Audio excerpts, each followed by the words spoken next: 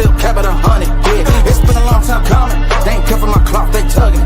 Putting up numbers, 99 problems, and I still kept it 100. Yeah, who don't play, boom, play, boom, play, boom, play. Who don't music licensing reimagined. Play, who don't play, boom, play, boom, play, boom, play. Who don't play, boom, play, boom, play, play. Who don't. Long time coming, black on the bottom of my feet from running. Cataracts under my eyes from hustling. Going from buying and selling to customers. Run up the business, God is my witness. Sun up the sun up from under the sun that we maxing our limits. My mind running like Tom Cruise on an action movie. Moving a mission, they say that I'm tripping. I've been told I need a vacation, I'm finessing a visit. Oh, what is up, everybody? Welcome to DFS by the Numbers, and welcome to UFC Vegas 116, kicking off in about 28 minutes. And yeah, I'm looking forward to this card quite a bit. Got a lot of action, a lot of plus money spots. I think it's going to be a fun night of fights, like all fight nights at the Apex are. They're always fun. It's always a really good time. So I wanted to come on here 30 minutes early, talk some last second line movement, kind of see where these lines have went throughout the week. And yeah, kind of answer any questions you guys have and just to chat a little bit before these fights start. Uncle Weezy will be joining me in a little bit as well. So if you guys could, let's smash the like button nice and early. Let's get those likes up. It'd be much appreciated. You guys have been killing the like button, so we do appreciate that quite a bit. All right, let's see what's up in the chat here. We got KL first comment. Eva? I'm wondering if Dan the Man will be joining us today. He might. We'll see. We'll see if Dan wants to come on again. That'd be cool. He came on last week. It was fun. We got Jacob. Everyone has a good Saturday. I hope so. I think it's going to be a good Saturday. I think it's going to be a fun night of fights. Pipe up the like button. Agreed. We got Steven in the building. Come on.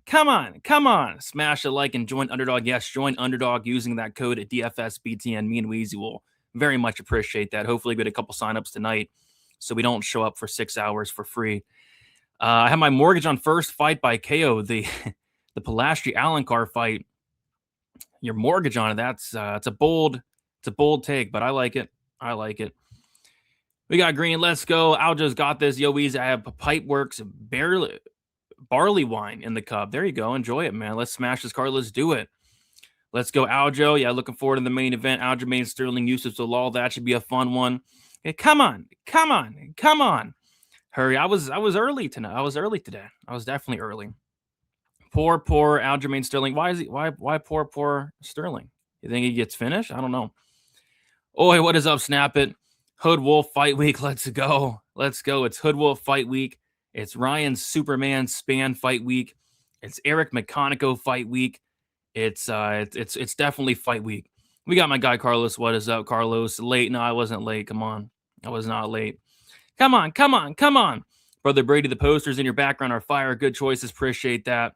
I had other posters at my last house, but I had to tear them all down and they like ripped.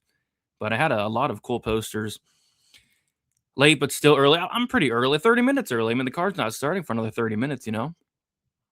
Guys, don't forget to get your free Montel Jackson money. I don't know if a Montel Jackson fight is ever free, but I do lean his side. No, I was not getting milked, unfortunately. Good evening to you as well, Kurt. Good luck to everyone today. You as well, Andy. Late as usual. I was not even late, though. I was actually early. We got Uncle Weezy. Oi, what is up, Uncle Weezy? Good to see you here. Filio by sub is free bankroll doubler. Don't jinx it now, but I think Filio by sub is on the table. We got Vinny. Let's cash out today. We got Dan from Half the Battle. Smash the like button for our brother Brady. Appreciate you, Dan. What do you think of Rodolfo Vieira over 1.5 takedowns landed? I don't mind it. It might only take one, though, is the problem. Like, if he gets one takedown, the fight could be over shortly after. But this guy's attempting 12 takedowns per 15 minutes. John D liking some violence. We can always get some violence at the Apex. I think we're going to get some violence tonight. Need a submission party today. Everyone's getting subbed. I see a lot of subs on this card. I don't see a ton of knockouts, really.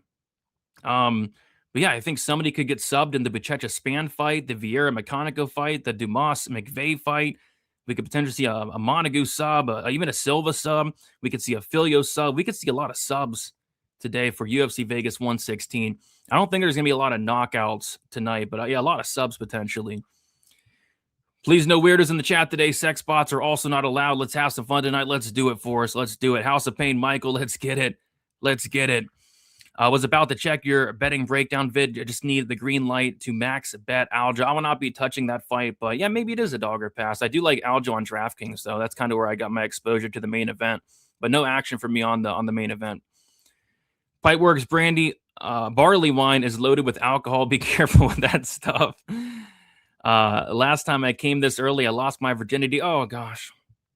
If Polastri doesn't finish, I'm ruined. Oh, can't even rebuild. Oh gosh. Oh my goodness. Scary. It's scary. Dumas by knockout. We shall see. This is Dumas fight week. Montel Jackson, most significant strikes landed, or Barcelos over 1.5 takedowns landed. I don't like the Montel Jackson most significant strikes. He's so low volume. And yeah, Barcelos can get 2 takedowns if he wants it, I think. Come on. What's up, Big Brady? You look very handsome in your sailor hat. Ahoy, Captain. Yeah, I'm wearing it for good luck. It worked out for Michelle Pereira. Hopefully it works out for me. Dumas via criminal intent. Oh, gosh. Oh, my goodness. Who's won? Nobody yet. The fights have not kicked off yet. Whenever Dumas fights, it's going to be a great card. And, yeah, it's gonna be a fight, man. I mean, the stretch between the Dumas McVey fight all the way through the Buchecha Span fight. I mean, these 3 fights, Buchecha Span, Vieira Meccanico, Dumas McVey, are going to be just extremely greasy. Just greasy fights. So it's going to be very interesting.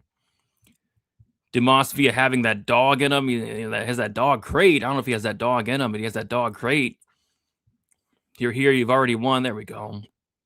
Filio ITD a lock for a parlay piece. Maybe. I mean, it's not the best number last time I checked. I kind of like the sub around a pick'em.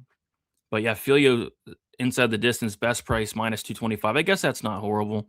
A lot of money's coming on the over today. I see in the Durden Filio fight. I don't know if I like that. I think somebody's getting finished. Prayer for Dumas's testicles. Yeah, we could see Jax McVey land some knees in the clinch to the testicles of Cedricus Dumas. But yeah, that fight's going to be interesting. I'm looking forward to that one. Dumas by prison milking. Oh, gosh. Yeah, I think somebody's probably getting milked in the Dumas fight, whether it's a Jax McVey early milking or whether it's a Dumas prolonged extended milking. I could see somebody getting milked. That's kind of why I like the fight. Ends by submission there. Dumas's lawyers on a 10-10 contract, 10 to show, 10 to beat the case. Jeez. Moose got a staph infection. You could see it on his belly. Then he started covering it with his hand. Yeah, I saw something like that out there. But yeah, I kind of think McVey, if he's winning, he's going to be winning in the first couple minutes anyway. But his cardio stinks anyway, so it's probably even worse now if it gets extended. McVey pipes Dumas. I'm hoping for a milk, but yeah, he could. He definitely could. Dumas has been piped a lot. We got Eileen Perez's butthole in the building. A card full of meme fighters. And yeah, tons of them. Tons and tons of meme fighters on this card. All right, let's talk some line movement. See if anything's sticking out. I thought the Dumont line was very interesting. Early on the week, Dumont got steamed all the way down to I think it was -240. Yeah, -240 earlier in the week. And Joslin got all the way up to +205. Which I thought was kind of weird in a fight that's, going to go the distance more than likely, and a fight that could end up being pretty close. But it looks like some late money has came in on Joslin in the latter half of the week. But yeah, Dumont at -240 was kind of wild to me. And then when me and Uncle Weezy were breaking down the Rafa Garcia Hernandez fight on Monday night, somebody dropped a bomb on Rafa Garcia. The line got all the way down to a pick'em, and then I think money came in a little bit on Hernandez later the week, and then now it is a straight pick'em pretty much. Rafa Garcia -107, Alexander Hernandez -113, which is interesting because I don't see a ton of people on Rafa Garcia. I know a lot of people on Alexander Hernandez, so yeah, weird line movement there, but yeah, pick him in the Hernandez Garcia fight. What else? Davey Grant was a dog. I wish I would have taped this fight a little bit sooner. He was a dog, April 19th. Which was 6 days ago. What was that, last Friday, Saturday? Would have not minded Davey Grant at plus money. Davey Grant's a guy that I do like backing as a dog, but now he's -120. And a little bit concerned about the age, 40 years old at this point. He's coming off of a finish loss, the first time he's been finished in a while. Martinetti is a super tough dude. I think it's going to be a fun scrap, but yeah, I kind of wish I got that plus money on Grant. Let's see. The boys, yes, sir. Yes, sir. Dumas in so many close fights. I don't like it. I think this fight could be close as well. And when you're laying minus 240 on a close fight, it's terrifying, especially when it goes into the hands of the crooked, corrupt judges and the crooked, corrupted Bruce Buffer. I mean, Bruce Buffer might even read the scorecards wrong. You never know. You never know. Dumbass is a dog, but he has UFC experience. What's going on here? Yeah, I kind of thought a lot more money would come in on Dumas throughout the week. It's just kind of stayed at minus 180 or minus 190 McVey all week. Very weird. But I personally like McVey, but it's hard to have confidence in either one of these fools. Wouldn't want to lay juice. No, I'm with you. I'm with you. I mean, maybe. I mean, if it was like minus 150 Dumas, I'd probably jump in there. You know, minus 150 seems solid. Need to lead it off the bat. Let's get it done. I am going the other way, but maybe Alencar is able to get some takedowns here. If that cardio holds up, she definitely has a path. Is Hernandez taking a dive? I don't believe so, but there was some weird stuff going on in his last fight. I think he was supposed to fight Michael Johnson, right? And then the line just crashed down. They actually pulled off the fight. I don't think nothing like that's happening here because it's been a pick'em a few times earlier in the week, and then now it's a pick'em again. I'm looking for Marshall piping. He's going to destroy this Brennan kid. I mean, I didn't tape the Marshall Brennan fight till like late in the week, and once I did, it's like Marshall should run this guy over. Marshall's so much better than this guy. Brennan's like a Ryan Hall, Kron Gracie. One of these guys with no wrestling, no striking, just a pure jiu-jitsu guy. Very good jiu-jitsu, don't get me wrong, but we're not going to see Brennan win a lot of fights, I don't think, at the UFC level, unless he gets like a good stylistic matchup where he's able to get the fight down to the ground. But here, I don't think so. I don't like this matchup for Brennan at all. Hence the big line. I'm low-key in love with Mara. Okay. All right. That's the Dumas fight day. Yes, sir. Dumas is practicing tapping in the back already. I went back and watched the Dante Johnson fight today. I don't know why I did, but I just felt like I wanted to go back and watch it today. Had some spare time. And the commentary gets me every time. Dante Johnson, he's not even going for a choke. He's kind of doing what he did in the Brundage fight, just getting in that front headlock. And Dumas, as soon as he gets on that front headlock, Dumas lifts up his hand to start the tap, and DC's like freaking out. He's about to tap. And then nothing's even locked up. It wasn't even a real choke. Dumas just started tapping. It was the most hilarious thing ever. And DC's like, look at the replay. It was hilarious. So yeah, I mean, all Jax McVey has to pretend like he's going for a submission, and Dumas will tap today. I like my plus money on Martinetti. Yeah, he's a much younger fighter. The Davies 40 years old at bantamweight. We don't typically see these guys at these lower weight classes having success, but I think Davey Grant, he's still fighting at a very high level, but the drop off and the fall off will come very soon. Brady, I got Marshall money line, Filio money line, parlay minus 180, and I have 5 units on it. I'm nervous. I think you should be fine there. I mean, I'd be pretty surprised if either one of those guys lost today, personally. Polastri 2-3, I like it. I hope it's not another one of those bad beats like last fight with Melissa Croden, where she was like a couple seconds away from getting that TKO. But you never know. I hope Jason Herzog's not in the Apex tonight. I hope Jared Vallel is nowhere near the Apex tonight. Hopefully Vallel is taking some time off and we don't see him in there. I mean, Jared Vallel should be ashamed of himself, letting Daria Zelnikova grab the cage 7 times, and I don't think he gave a warning. It was just a horrible performance from Jared Vallel. Pretty bad card. I disagree. This is the car. These are the types of cars that I love personally. I mean, I think this car is going to be phenomenal. On paper, yeah, the name value is not there at all, but these are going to be very fun fights. And I think next week's going to be fun too. I've already taped 10 out of 12 fights for UFC Perth next week. Next week's going to be fun, and I have some hot takes for next week. Some very hot takes for UFC Perth. The first one is, I think Junior Tafa might get a win next week, guys. He's fighting He's fighting one of the worst fighters in UFC history in Kevin Christian. That's my hot take for next week. A little early tease, but I have a couple of them next week, actually. Yeah, JDM Proches is one hell of a fight, dude. One hell of a fight. Brady, I scream like you when the ref is ignoring fouls. Yeah, I mean, it was just bullcrap, dude. I mean, Daria literally grabbed the cage to get back up when she was about to get her back taken. It was disgusting. Jared Valel is a disgusting person for that. It was horrible. Didn't even watch the round where the ref sold us. He sold big time, dude. It was just a horrible performance from Jared Valel. He should be in prison for what he did last week. Just in prison. Anyway, so what else do we got here? A lot of money coming on Marcus Buchecha. A lot of money coming in on Marcus Buchecha. Now down to 171. A lot of people liking them some Ryan Superman Spann this week. And yeah, I don't know, man. I mean, Ryan Spann, he showed. Look at how he showed up at weigh-ins, not looking too great. I think I have a picture of it. See if I can pull it up. He showed up at weigh-ins, not looking too great yesterday. There he is, Ryan Spann, tipping the scale, 264. Had to cut to make heavyweight. I don't know, guys. I mean, Ryan Spann, I think he might only have 2 minutes of cardio tonight, maybe 60 seconds of cardio. So, yeah, maybe Ryan Spann can get it done in the first couple minutes, but I don't know if he trained for the fight.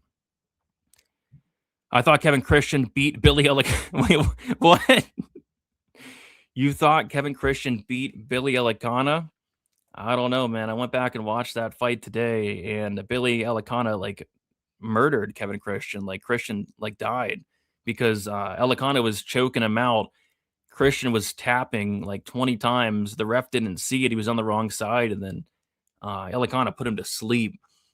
Kevin Christian's just brutal. Which fighters get finishes today? I think a lot of the fights on the main card actually go to decision, but I can see a lot of these prelims finishing. I think Marshall should be able to finish like Lucas Brennan. He's so much better than him. I think Filio could finish Duran. I think Montague could finish Silva. I think somebody's getting finished in the Dumas McVey fight. Vieira could finish Meccanico by submission. Buchecha, Spann, somebody's getting finished. Montel, if he tries, he could potentially get a finish. So I think there's a lot of finish potential on these prelims. The main card, not so much. Not so much. Yeah, after seeing that picture, I can't put money on Spann personally. I mean, they call him Superman. I don't know. Looks like, I don't know. The tights are a little bit too tight on Ryan Spann, it looks like. Decision -150 for Dumas. Don't love it. Yeah, I think that's probably the most likely scenario is Dumas decision, but I'm with you. I don't love it. I don't love it. I'm unsure how the Barcelos fight goes. I think Montel gets laid on again and loses. It all depends on, which Montel shows up. Is he gonna try or is he not gonna try? Completely random. What do you think the ceiling of far as I am is? I don't think see him as a champ, but he could be a guy flying under the radar, especially with all the 155 legends retiring. What I'll say about far as I am is this guy has made a ton of improvements. I've been very impressed with far as I am. He looks like a completely different fighter these days. I wasn't the biggest fan of his style, but now he's starting to finally flash some power. Starting to finally, work on that grappling. I definitely don't see him being champ or even maybe like a top 5, top 10 guy. Maybe like top 15-ish for Farzam could be the ceiling, but I don't know. He's getting better and better. I've been very, very impressed. He's superhuman, though. Yeah, he is superhuman. He has some superhero powers, but I think his powers might only last for a couple minutes, to be honest. That's Chris Barnett. No, it's not. It's Ryan Spann. Spann will put on a similar performance as Derek Lewis versus Blades. Spann by KO. It could happen in the first couple minutes, but I don't know. You don't think Spann stayed heavy to make takedowns harder? I don't know. He took the fight on pretty short notice. I don't even know if he trained for this fight. What gym is he at? I don't know. You go to his Instagram. There's nothing. I don't know if he even trained for this fight, but they never did put Ryan Spann on the damn game, on the UFC game. Yeah, we got to get him on there, and then we got to put him in a Superman outfit. Vieira round 2 sub. I would like it. I don't see Span doing well. He has a couple minutes, man. He has a couple minutes to land a big shot. Or get a guillotine, potentially. He has a nasty, nasty guillotine. Tresean Gore looking that amazing last fight. Where was that versus Vieira? I don't know, man. Vieira looked like phenomenal in the striking against Tresean Gore. It was kind of piecing him up. I think it was one of those instances where Gore was like too focused on the takedown defense, really wasn't letting his hands go, because Gore did stuff like 15 takedowns or something. I'm with you on the Zyme assessment, maybe top 8 at best. Yeah, I think he could be solid. I mean, he keeps getting better. I think he's still young too, maybe like 29, 30 maybe. So yeah, Zion he's definitely impressed me. He's definitely exceeded my expectations.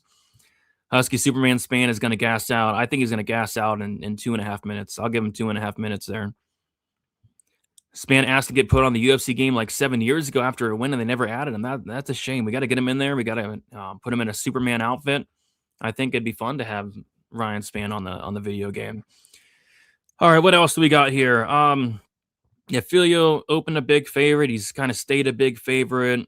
Some late money coming in on Montague, I suppose. She was minus 355 a couple days ago. Now she's minus 450. Outside of that, not a ton of notable line movement. Francis Marshall, minus 500. I guess the little money's came in on Lucas Brennan. Well, he was plus 475, now plus 375. The Valenzuela Griffin line's been around minus 130, minus 140 Valenzuela all week for the most part. So a little bit of late money coming in on Alencar. So yeah, not a ton of crazy line movement, to be honest. I guess the most notable line movement would be that Buchecha fight there. Minus 171 now for Marcus Buchecha. And then the Rafa Garcia being a pick'em. But other than that, not a ton of line movement. Usually we'll have some more crazy line movement on fight day, stuff like that. What else we got here? What's with the sketchy line movement with Hernandez fight, man? Bet your ass FBI got front row seats. I don't know. Is it sketchy? I don't know. I kind of see the fight playing out pretty closely, but I don't know. It could be sketchy. Yeah, he was plus money. He was plus 110, I think last Saturday. Now he's minus 117. So it's moved a little bit. It flipped, and now he's the ever so slight favorite. What do you think of Valenzuela? I think Valenzuela is going to be in a ton of fun fights. I think the matchmakers really crapped the bet on this fight. It's like, give Valenzuela somebody that's going to fight him, not skirt around the cage and try to be defensively sound. And Valenzuela is a killer be killed fighter, but I kind of feel like Max Griffin's going to try to avoid the fight a little bit, kind of use that veteran savvy, the movement. But yeah, Valenzuela, I don't think he's anything special. I think he's one of these guys that's just going to be in a lot of fun fights. He's killer be killed. He has all offense and absolutely no defense. But I just hate the matchmaking. Like, give Valenzuela somebody fun. He's gonna throw down with them, you know. Does Dumas get cut if he loses? I don't think so. The UFC really seems to like Dumas for some reason. So I don't think he's gonna get cut. I got Alencar plus 210 for my first bet of the night, and I need her for DraftKings, but I made like 50 different DraftKings lineups, so we'll see. Best of luck to you, Iceland Farts. I'm on the other side, but I think the first round could get a little bit hairy. Brady, you're the greatest announcer ever. Slight Glaze, appreciate that. I try my best. I try to make it fun. You know, I don't want to come on here and not be fun. I think my favorite spot this week is MBS Montague. Fight doesn't go to decision at plus 140. I'd be shocked if that goes 15. It could either finish, like you're saying, or it's going to be just like a horrible bad beat, I'm thinking, because I think Montague is going to pound Mara Bueno Silva's head absolutely through the canvas. So I think it all is going to depend on who's reffing the fight, you know, because Montague's ground and pound is vicious. She obviously has a good submission game as well. And if Silva's winning the fight, she's finishing. She's not winning a decision. She's getting an arm bar, a front choke, or MBS maybe can land a big shot on the feet. You never know. Jocelyn Edwards seems like a good DK value play. Yeah, I mean, she has the finish upside. This could be a close fight. She's super cheap. I'll tell you one thing. I'm not playing Norma. Norma's way too expensive. Absolutely way too expensive. Point to be deducted plus 2,000. What fight does that smack? Probably the Dumas. It's probably one of those fights, like one of these greasy fights, like Dumas McVey. There's probably a point being deducted. We could see a point deducted in Buchecha versus Span. Could see a point deduction there. Either for these point deduction props, you have to look at these very sketchy fights, Meccanico Vieira, or you got to look for cheaters. Are there any cheaters on this card? And as far as I'm concerned, there's no cheaters on this card. There's a felon on this card, but being a felon and not necessarily means he's going to go out there and cheat. So, yeah, I don't really see any cheaters, to be honest. It's probably in the Dumas McVey fight, if anything, if there's a point deduction. We got to remember these referees are pulling the trigger really quickly nowadays. Outside of Jared Vallel, who's an idiot, these referees are really starting to pull the trigger quite quickly. So we could see some point deductions. Yeah, and the point deductions, the points that are getting taken away, those will make there be a lot more draws. I think the amount of draws are going to go up this year quite a bit because these refs are taking points extremely quickly, again, outside of Jared Vallel, who's a bum. Do you favor fading the felon today? I suppose, but it's just like I bet Jax McVey a plus 140 when they were first supposed to fight. I mean, I think laying minus 200 on Jax McVey now is just irresponsible because Jax McVey is not a minus 200 fighter. So from a money line standpoint, it's a complete pass, but I think the fight ends by sub is very interesting at plus 140 because McVey's been subbed in both of his losses. And for McVey to get a sub, all he has to do is attempt one and Dumas will tap. And then even like the under 1.5 at minus 120, I think is better than laying minus 180 on Jax McVey. Because I think all of Jax McVey's finish upsides in the first 7.5 minutes, even 5 minutes.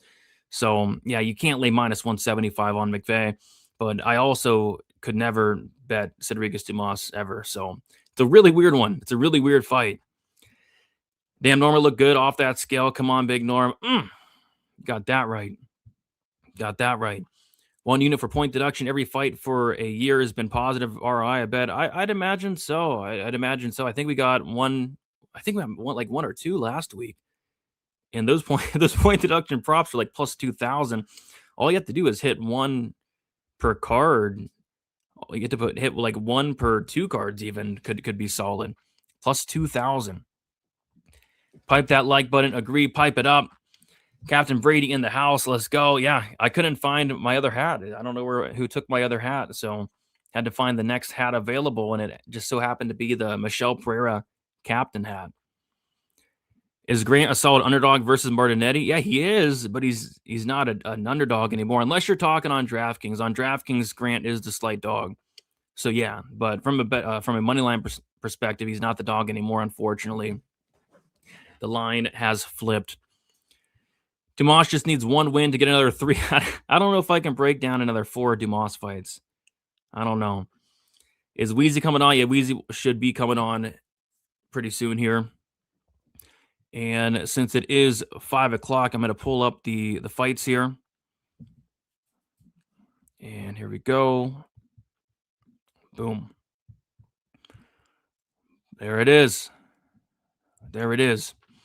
Got 2 bets today, both being parlays. Zalal Dumas, okay, and Zalal Hernandez, not confident at all, so I got these fingers crossed. Well, you just need Zalal to get it done. Best of luck to you. I lean his way, but not a ton of confidence for me. I think it could be a close fight. Johnson looked good too, though. Damn, these cheeks got my vision clouded. Oh, gosh, yeah. I mean, it's some of the best cheeks in the UFC going at it tonight. It's going to be a very fun fight. It's one of those fights where I don't have any action on it. It's going to sit back and enjoy the view, Got to enjoy the view. Put a bunch on Davey. The other guy slaps like a girl. Davey should vet lessen the hell out of him. I lean that way too, Daz. I'm just hoping the age of Grant is not going to finally catch up with him. But this guy's been fighting at such a high level, 38, 39 years old. Hype for McVey Dumas. I'm terrified for McVey Dumas. I don't have a ton of action on. I mean, I have a unit and a half on it. It feels like it's a unit and a half too much on McVey Dumas, but I like the fight ends by sub there. If you faded everyone who got their ass beat on Dana White's Contender Series, win or lose, you'd be up bigly this year. That's probably true, right? Yeah, I think so. McVey first round. I think it's first round for McVey if he's going to win. His cardio's very bad. So is Dumas's, but McVey's cardio is probably worse, especially if he has staff like people are saying. Dumas McVey was the banger that was stolen from us a few months back. Yeah, my plus 140 was stolen. I had plus 140 on Jax McVey. Now he's minus 175. It's frustrating. It's very frustrating. All right, let me pull up Paramount. My favorite thing ever is whenever I pull up, it used to be ESPN Plus, now it's Paramount. I pull up the broadcast, right? And my favorite thing ever is when I pull it up and the fighters are already in the cage. So I'm hoping I put up Paramount right here. I click on the broadcast, and what I'm hoping for, guys, is that they're already in the cage. It's 5:02. We don't need to talk and mess around. What? Sorry to interrupt your programming, but the page you're looking for doesn't exist. What do you mean it doesn't exist? What do you mean it doesn't exist? It better exist. Trying to refresh here. Oh gosh. Okay. Oh, we got Jax McVey highlight tape. Dumas highlight reel. Got that standing Gilly on the Contender Series. Will that Gilly come into play tonight? We're about to find out. Semi-hot take, Sterling isn't the top 3 for 135 goats. I've never been high on Sterling. But you gotta give him some respect, man. He's been a champion. Yeah, I refreshed and it exists now, but if I was getting worried, it's like this doesn't exist. What do you mean it doesn't exist? What do you mean, Paramount? Seriously considering betting 1 unit per fight tonight on a point deduction to hopefully win 800. Yeah, all you need is 1, but it's one of those where it's like if there's no point deduction, it's gonna be brutal. It's gonna be brutal. I was able to catch the latter half of these. Why are they showing highlights for the Dumas McVey fight? Is that the featured prelim or something? It can't be. Why would they feature those two guys? Why were they giving McVey? So the featured prelim is actually Vieira Meccanico, which is another greasy fight. We got some greasy fights. The way Sterling won that belt, knock a grown man out, and they call him the winner. Yeah, man, I did not love that. That still stings to this day. That Piotr Jan fight was big on Piotr Jan and had that illegal knee. Gosh. Is the point deduction problem on Bet Online? I'm not sure. I know for sure. Well, I don't know if it's on DraftKings. I know DraftKings used to do it. I don't know if MGM does it. Dumas McVey is the people's main event. Something like that. We got Jason Herzog in the building. Hopefully you're here watching the Fight Companion and not in the Apex tonight, Jason, because I have some violence props. I need some stoppages tonight. He says, hi, Brady. Been out of the chat for a bit, but I'm back and ready for some fights. Move fighter. No, Herzog's been good this year.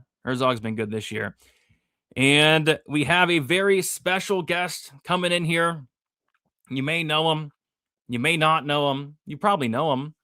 He's the one, the only Uncle Weezy. What is up, Uncle Weezy? You're looking forward to UFC Vegas 116, Cedric Dumas versus Jackson McVey. Yeah, how could you not be? I mean, we got the Hood Wolf in the building today, and that's when the bright lights shine in the UFC. And he is facing a kid with a beautiful head of hair in Jackson McVey. We got some good fights, man. There's a lot of veterans on this card, a lot of people with robust UFC resumes. So I'm interested to see how these fights play out, man. I like a few things here, but I did not go heavy on my bets this week. It just felt a little bit weird. There were a few things I did not pull the trigger on, and I'll let everybody know what those are as we go.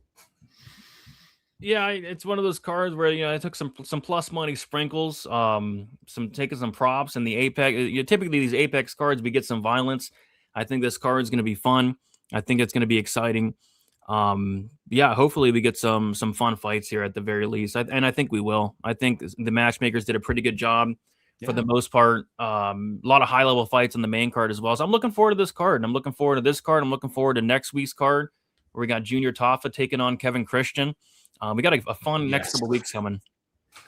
Yeah, man, we go to Perth next week, right? And then after that, I think we got UFC 327, or what is it? 28. 328 with Hamzat and Strickland. So I was just about to start putting together the stats package for that one tomorrow. So yeah, there are some good cards coming up after this Apex card here. We, 2 destination cards that are considered almost pay-per-view quality, especially in the case of 328. So yeah, and then I think we get one more Apex card and then a much needed break after like 14 consecutive weeks of UFC. Yeah, no, these next 3, I forgot 328's coming up too, and then wish they would have took the break after that card, but yeah, we have another Apex card after that. Yeah, it doesn't mean we have to do it. I'm not encouraging you to be a quitter like me, but like I might not do that last card before the break, man.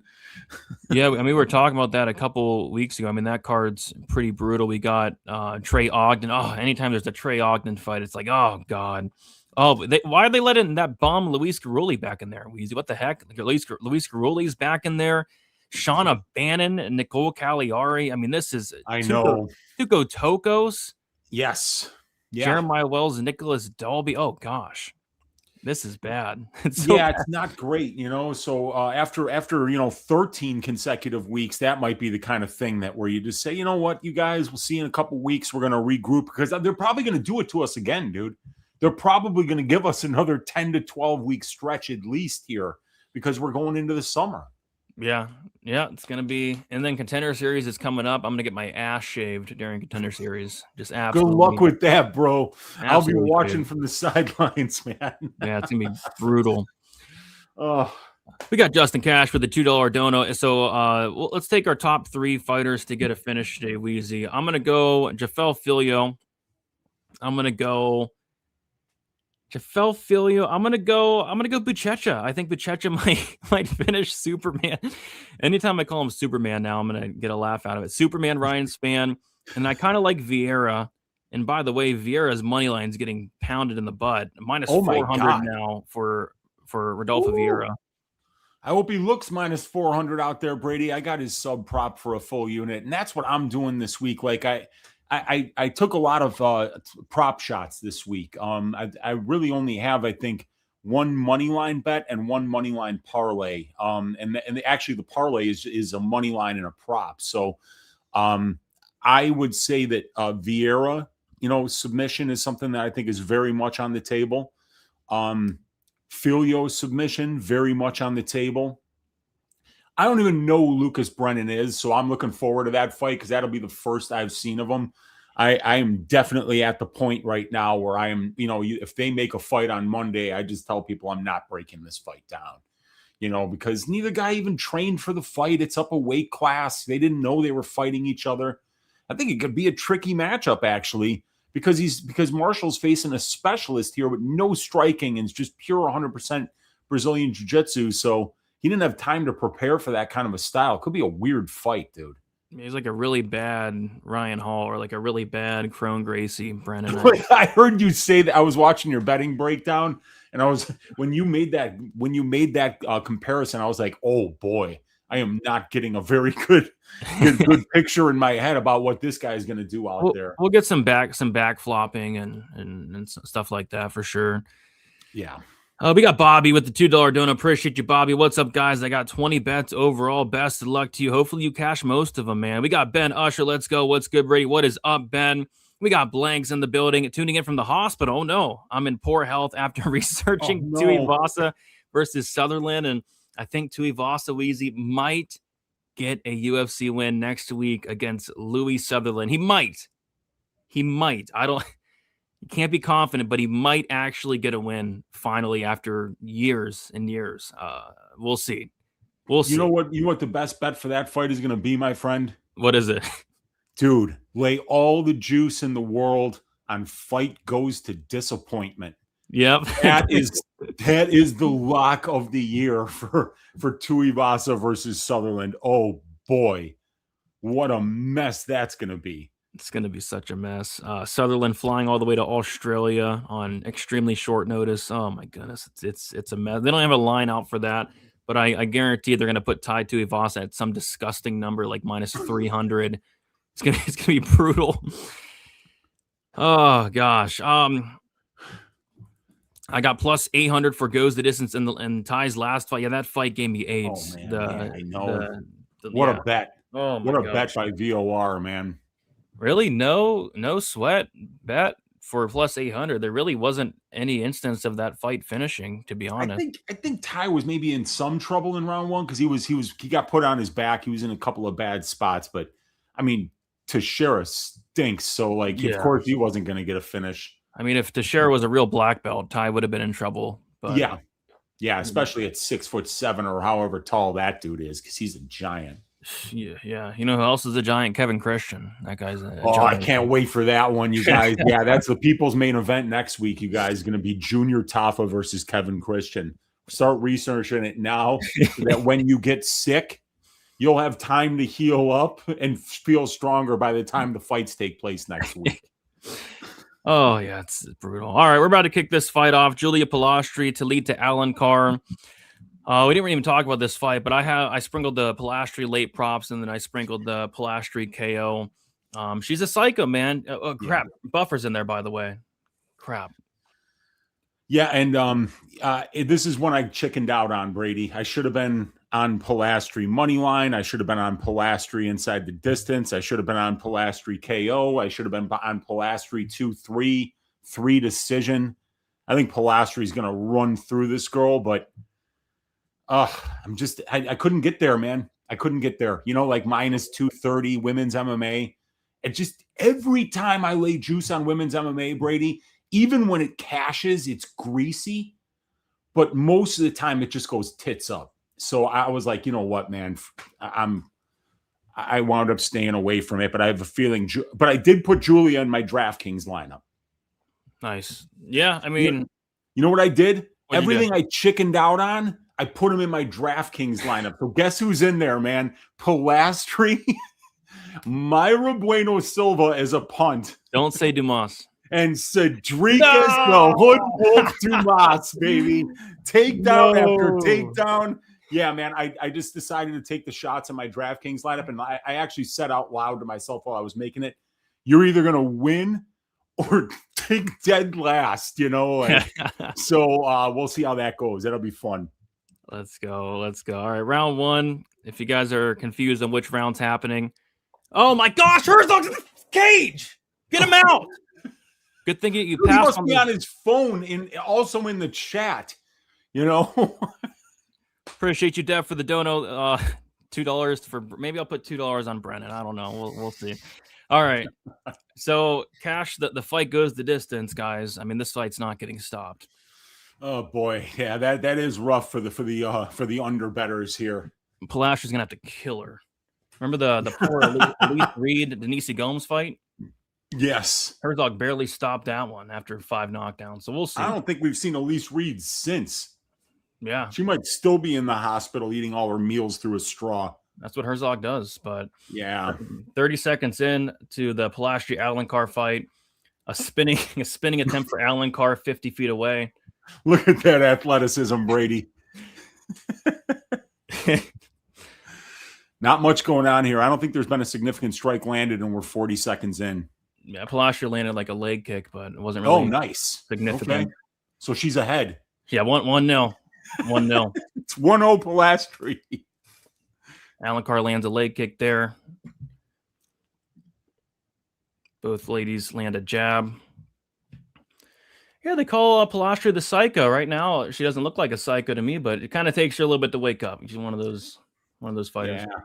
And you know that she's got to be careful about the takedowns, especially early from Alencar. So, you know, while they're both dry, you just don't want a multiple-time Brazilian Jiu-Jitsu world champion on top of you. Yep, for sure. No takedown attempts from Alencar. Yeah, nice body kick there from Polastri. That's the biggest strike of the round so far. So Polastri is definitely up right now. Yeah. Leg kick for Polastri there. Nice purple outfit there for Polastri as well. I like that color on her. Yeah. And I mean, like, purple is the official color of psychos worldwide. So I mean, this was a predictable choice for her. Just one of the ugliest kick attempts you'll ever see from Alencar. Ooh, did it land? That head kick? Maybe. I was talking about the kick before that, but yeah. Oh, okay. Yeah, the head kick for Alencar looks like it actually landed. Ooh, stiff left hand there from Polastri. Yeah, doesn't Alencar have like a 58-inch reach, something like that? 50? Yeah. She really kind of needs to explode into range, put combinations together, or throw kicks to have any chance of like closing the distance. And that's why it's hard for her to wrestle too, dude. Yeah. Because at this level, unless you're taking on Carnelossi or Demopoulos or Dos Santos, you need to set up your takedowns. Otherwise, they're just going to underhook you and throw you right off of them. Yeah, exactly. So Polastri had another one of those body kicks and a nice stiff jab there. Stiff jab for Polastri there. Good leg kick though for Toledo on the return. And Toledo's trying to put more than one strike together, and she hasn't, she hasn't had a chance to really shoot in with anything here. If she did shoot any takedowns, they'd have been from way out. I don't think she would have gotten anywhere near them. Yeah. Oh, nice jab there from Polastri. She's starting to pick up her volume a little bit now, Brady. Yeah. I think she's going to really pick it up 2-3. Yep. And even though I think Polastri is going to be way better in the clinch, I don't think she should spend time there. I really don't. That's just going to give a jiu-jitsu player a chance to get those judo-type takedowns that can put you in a bad spot. Nice right hand there for Alencar. That was her best strike of the fight. And then another big right hand. And then now they clinch up.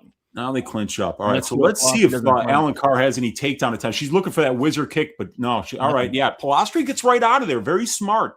Yeah, and now she's on the pressure a little bit. Now she's on the pressure, Brady. We haven't really seen it yet. Kick by Alencar there. There's a takedown. Oh, there it is. Knee tap for but Polastri almost gets her off. Let's see if she can stand up here. Brutal up kick for Polastri. It lands. Another one. No, yeah. Some nice up kicks there from Julia. Yeah, she's got to get up here, though. She cannot let Toledo settle on top here. Yeah, this is definitely good for... It's actually not good for Toledo because she's eating up kicks to the face and body. She hasn't gotten into top position yet, and she's actually eating all the damage from here. Yeah, these are the most damaging strikes of the fight off her back. Yeah, Toledo can't... and Polastri tries to get up, and then Toledo jumps on top of her. She's looking for a far side. Well, no, she's not anymore, but she is in side control here with 20 seconds left. Yep, 20 seconds. Julia's just got to play defense here. She can't give her an arm. She can't give her anything that she can go for here with 10 seconds left. Yep, and I think she'll be safe here. 8 seconds. Nice elbow from top position for Toledo there about 3 or 4 seconds ago. She just missed with her right hand. And round's over. Good end of the round for Alencar. Polastri showing a little bit of bad fight IQ there, but yeah, she got a kick caught, and it was a nice knee tap takedown there, where you have the opponent's leg, and then you can kind of push on their shoulder while you just get your hand behind their knee while they're taking that leg back, and it dumps you on your ass every time. Yep. All right, what do we got for the live line here? Wow, Polastri minus 125, Alencar minus 105. So they're probably thinking maybe Alencar won the first round. But let's see. What do they have on the live line? Like minus 120, minus 125 for Polastri. That's interesting. I gotta have a live betting screen dedicated to just one here. Or I gotta move this. I'm sure the fight will pick up. We'll see. It'll pick up. Alencar got that round. Yeah, I think she could have got the round, potentially. Yeah, she might have stolen it at the end. Yeah. So hopefully we see some urgency from Julia. All right, round 2 kicking off here. Appreciate that, Milkman. Hopefully that lit a fire under the ass of Polastri, and she lands a jab there. Okay. Head kick attempt for Alencar, nothing there. Big right hand from Alencar.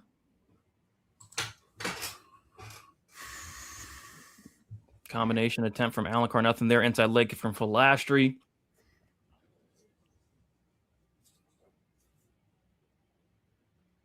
Swing and miss from Alencar. Another swing and miss.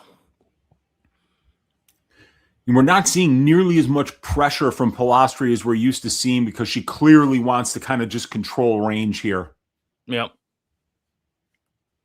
Oh, Alencar thought she was going to try. Oh, Polastri tried to land an elbow on the way in. Missed it, though. She lands something like that. That could open a big cut. Yeah, it could be 99. Oh, yeah. Alencar went for a half-ass takedown. Not a great look. Everyone that she misses from here on out, Brady, it's just going to – because she's never had good cardio, and this is why a lot of people were betting Polastri 2-3. Yeah, Polastri. Oh, nice body kick from Alencar there. Boy, my thing is slow, dude. Getting a lot of buffering on my Paramount Plus. That's not good. Alencar is doing some good work on the feet here, though. Yeah, she's got to stay in Polastri's face, and Polastri's doing a good job of just not standing right in front of her. She's circling, not like really circling, but she's continuously showing a little bit of lateral movement here so that, Alencar just can't really walk her down and find her way into the pocket where she can find those takedowns. 22-22 to significant strikes.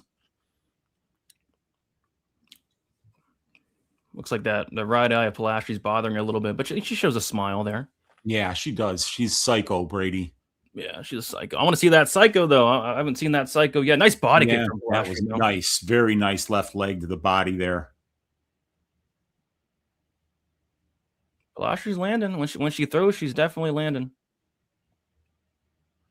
Yeah, she's just clearly a little bit reluctant to be very aggressive because of the wrestling threat of Alencar. Yeah, but now she's pressuring a little bit, but eats one or two. Nice left hand for Polastri there. Alencar goes in for a half-assed single leg. Yeah, I don't think the wrestling's going to be there for Alencar. She almost eats a head kick, does Alencar. Polastri just missed.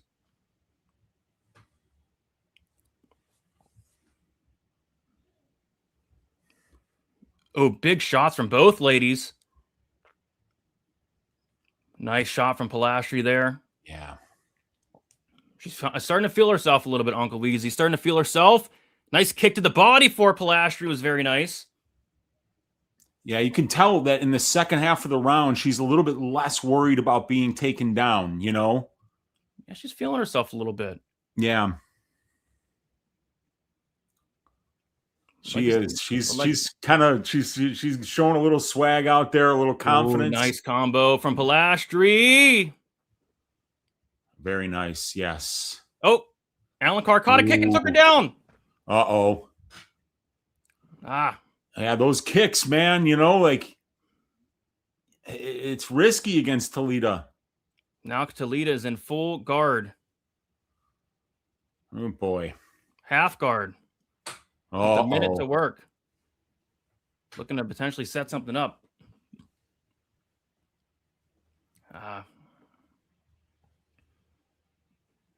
Let's see if Polastri can stay safe for another minute here. Alencar looking to land some elbows here, looking to get that. Oh, back of the head, Herzog? DQ? Question mark? Dude, she's landed two big shots to the back of the head. I know. So Polastri, if you're Polastri, just chill out and wait till the third round starts. But yeah, absolutely. Not a great look for Polastri once again at the end of the round. Gonna lose. Yeah, Alencar might be winning this fight. She could. You never know what these judges are gonna think. Yeah, right now I got it. Alencar is -125, Polastri -105 on Bet Online live betting. Wow. Yeah. Two very close rounds. Polastri's gotta wake up a little bit. She does. Nice elbows from Alencar. Damn, man, this thing is really buffering on me. Oh no. What do you guys have in the chat? I don't know. It could be 1-1. I don't know. Yeah, it could be 2-0 Alencar. Yeah, which could be which should be wild, which should be disgusting. But yeah, it could be. Yeah. Could be. Alencar might need a finish. You never know. I think it's maybe 1-1, but or Polastri might need a finish. 2-0 Talita Smolencar. Smolencar. Potential 2-0, 1-1. 2-0 Alencar, 1-1. I don't trust the judges either. I don't trust them either. So hopefully Polastri finishes this fight and cashes the MMA community another round 3. But she's just Yeah, not. I know everybody's on her, and at this point, if I'm in her corner, I'm telling her you're down 2-0. You got to go out. You got to go out and finish her. Even if I thought it was 1-1, I'd still tell her she's down 2-0. She needs a finish. Bring that psycho out, Julia. Yeah. She doesn't look like a psycho tonight. And I'd tell her body shots and uppercuts. Don't nothing but hands. Don't, because she's getting those kicks caught. Yeah. She cannot be throwing kicks to the body here. And when she's throwing her hand, she's definitely landing. And if she could put Toledo on the back foot, it's going to be way harder for her to wrestle. You could see Toledo's taking big, deep breaths. She's never had good cardio. No. Alencar 61% on Pauling market. Yeah, makes sense. So hopefully Julia shows some urgency. Yeah, now she's minus 238 on Bet Online here. Yeah, so Julia might need a finish. Yes, I think so, dude. Spinning back fist attempt for Alencar.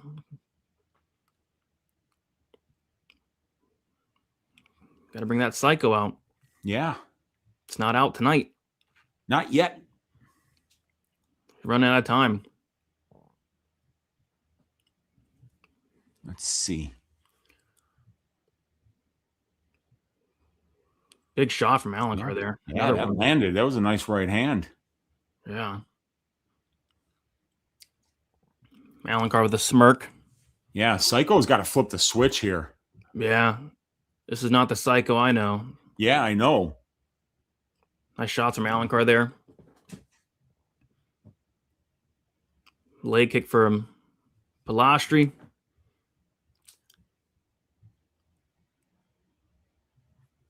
Yeah, Polastri's kind of giving this fight away a little bit, letting Alencar off the hook big time. Jab from Polastri. Leg kick from Polastri. A little bit of pressure from here finally. Oh, good left hand from Polastri. That was nice. Some no elbows from Polastri yet. Maybe a nice elbow. Oh, spinning back fist attempt from Alencar. Partially landed. Good counter from Polastri. Pretty nice. Oh, but she cheats a big right hand. Yeah, she does. And Polastri's kind of running out of time here. 2 minutes and 46 seconds to go. Round number 3.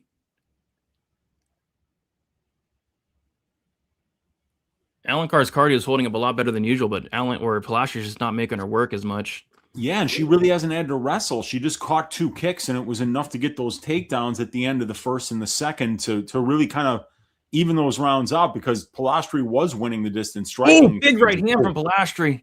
Yeah, and like Alencar landed one right before that, but Polastri ate it and just returned beautifully right down the pipe. That was big. Yes. I'm surprised Alencar ate that so cleanly without, that looked like it should have given her big problems. Yeah. Even Polastri hasn't thrown since then. She's like, how did she eat that? Might have broke her hand on the face. You never know. I haven't seen her throw a right hand since. Some big deep breaths from Alencar. Polastri circles out, but Polastri's got to get going, man. I mean, this is kind of embarrassing at this point. Yeah, she's winning this round, but yeah, and she still hasn't thrown the right hand, Brady. Nice left hand from Polastri there. Another left. Kick to the body. Another left, right kick. Does Polastri know she might be down 2 rounds, potentially? I don't know. I don't know what her corner told her. You're up 2-0, Julia. Circle and move. Circle and move. Oh, boy. Well, if they told her that, oh, boy. And that was a nice right hand by Toledo Alencar. Yeah, it was.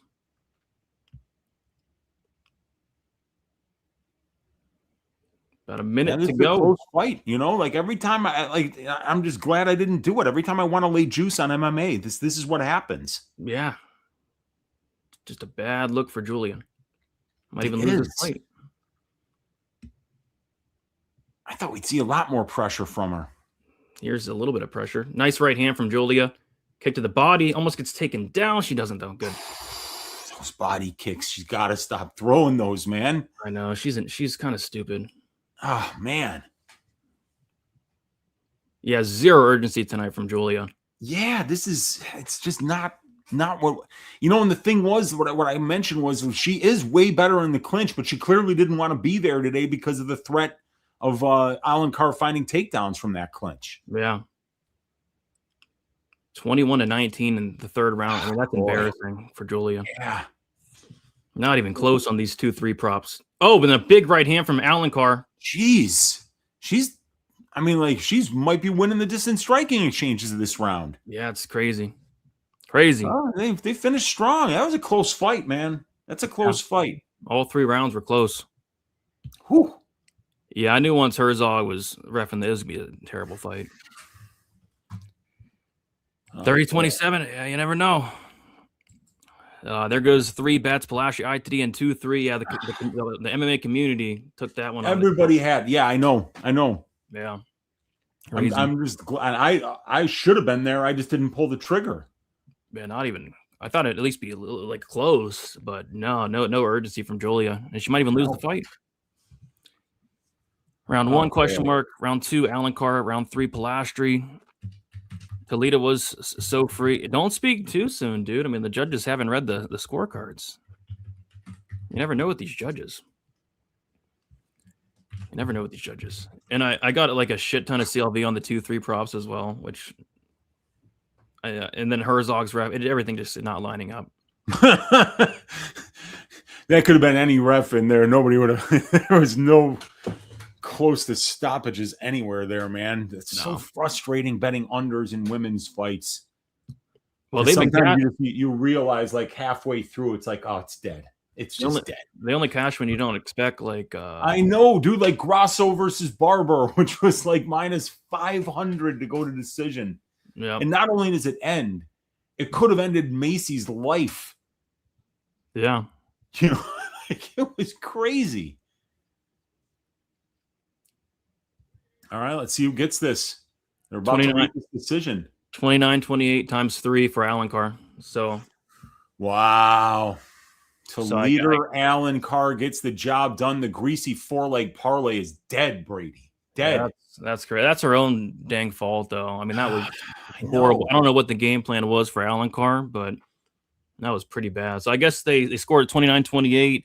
I guess what round they gave to Julia. I'm guessing round 3. Yeah, probably round 3, but even Alencar landed some nice shots on the feet in round 3. I know. Yeah, and read Brandon's comment there. That it's a very, very good point. Yeah, that's all you need to do is win the last 30 seconds of the round, and Talita did that. So, yeah, man, I'd be telling my fighters that all the time. Like, hey, 30 seconds left. Let's go. Let's land something big here. Don't do anything until the last 30 seconds. Yeah, and just wait. Wait and circle. Yeah, that was bad performance from Polastri. Bad fight in general. Toledo was free. There you go. Yeah, she was. There you go. Now it was free. It was a great bet, man. If you got Toledo Alencar plus 200, you made a hell of a bet. 100%. Cardio looked good. Didn't have to work much. No pressure from Polastri for 15 minutes.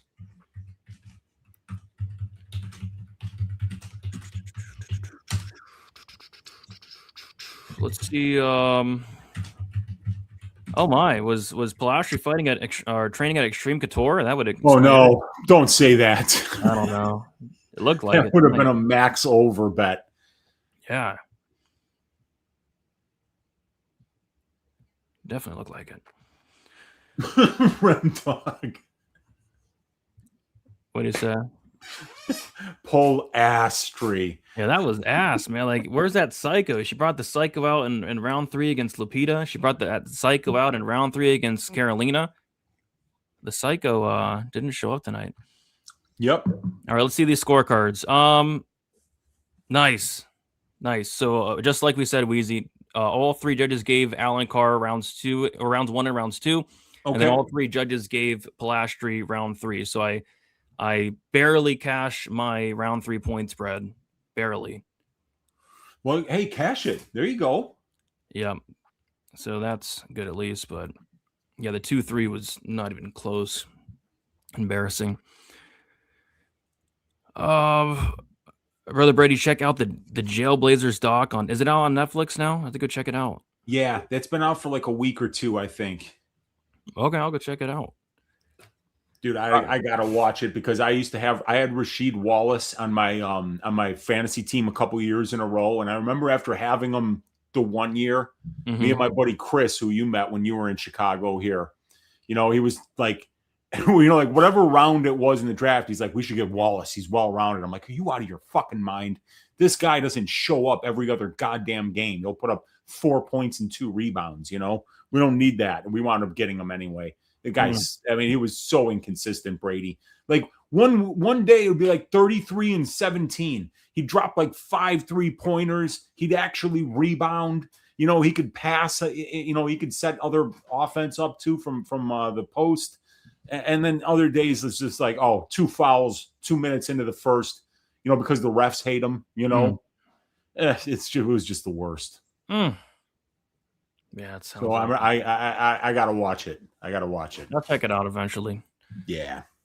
So this fight is probably, I don't know, could be a banger. It's a Valenzuela fight. I'm really upset with this matchmaking. Like, give Victor Valenzuela someone fun that's gonna stand with this guy and bang.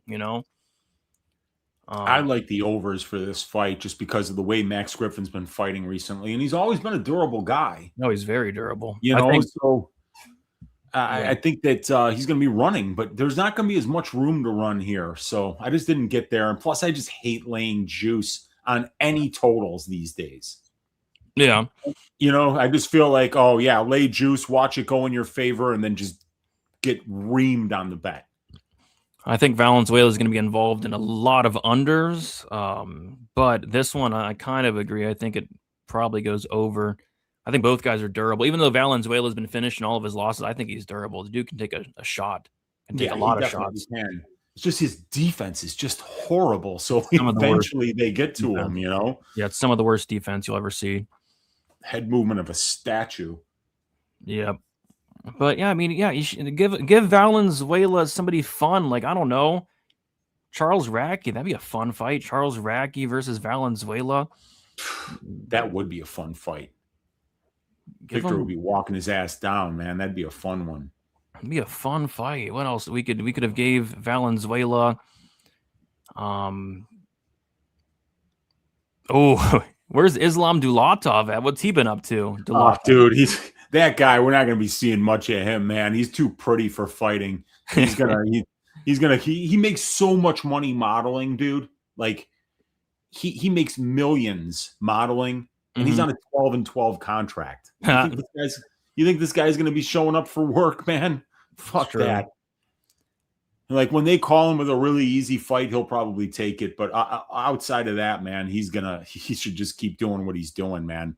A lot more money in modeling than there is in getting your face smashed open by professional fighters. Which is a shame because that dude's fun. He's awesome. All right, so I got nothing here, but I'm nothing rooting for me either, dude. Should be a fun fight, though. Hopefully, everybody has fun in there. That's what we're hoping for, my man. Just have fun. Griffin, green liking the over. Dogs are barking early. Griffin is a lock here. We'll see. We got a couple 40-year-olds on this card. Griffin's the first of them.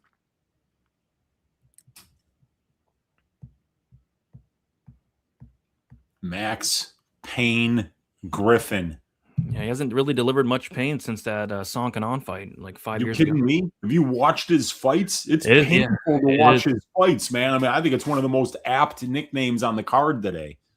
Yeah, it's very painful. I'm expecting some skirting around, some veteran savviness from Griffin.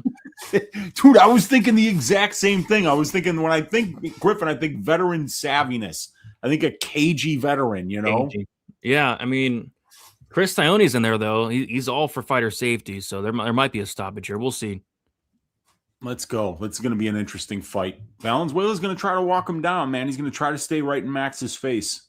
Yeah, let's see how aggressive Valenzuela is going to be, but right now it's Griffin coming forward early on. Nice haircut there from Valenzuela.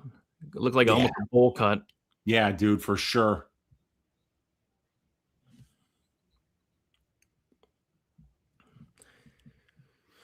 Yeah, Griffin on a little bit of pressure. A little bit. That probably ain't going to last for long.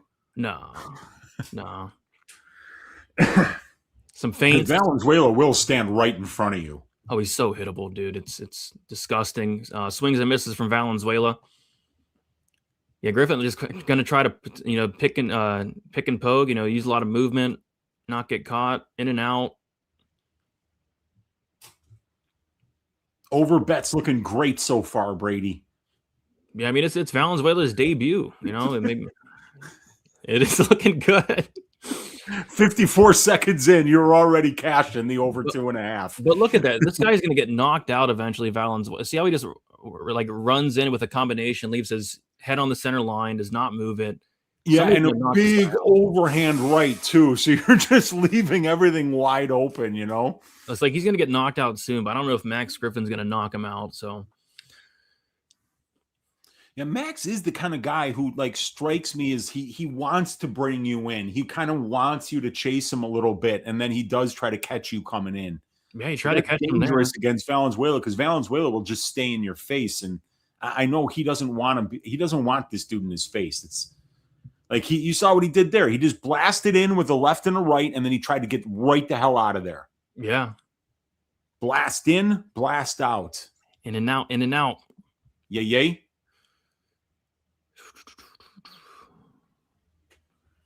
Yeah, and they're just kind of standing in the center of the cage here, feinting a lot.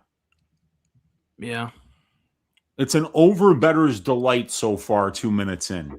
That's why, I hate the matchmaking. Like, Valenzuela's going to be a fun fighter, but I don't know. Yeah, but he's not going forward either, though. You could tell he's really respecting, the experienced veteran that he's got in front of him here. And he's got to. Max Griffin doesn't look 40, dude. No, he doesn't look 40. He's in phenomenal shape, man. He does not look 40.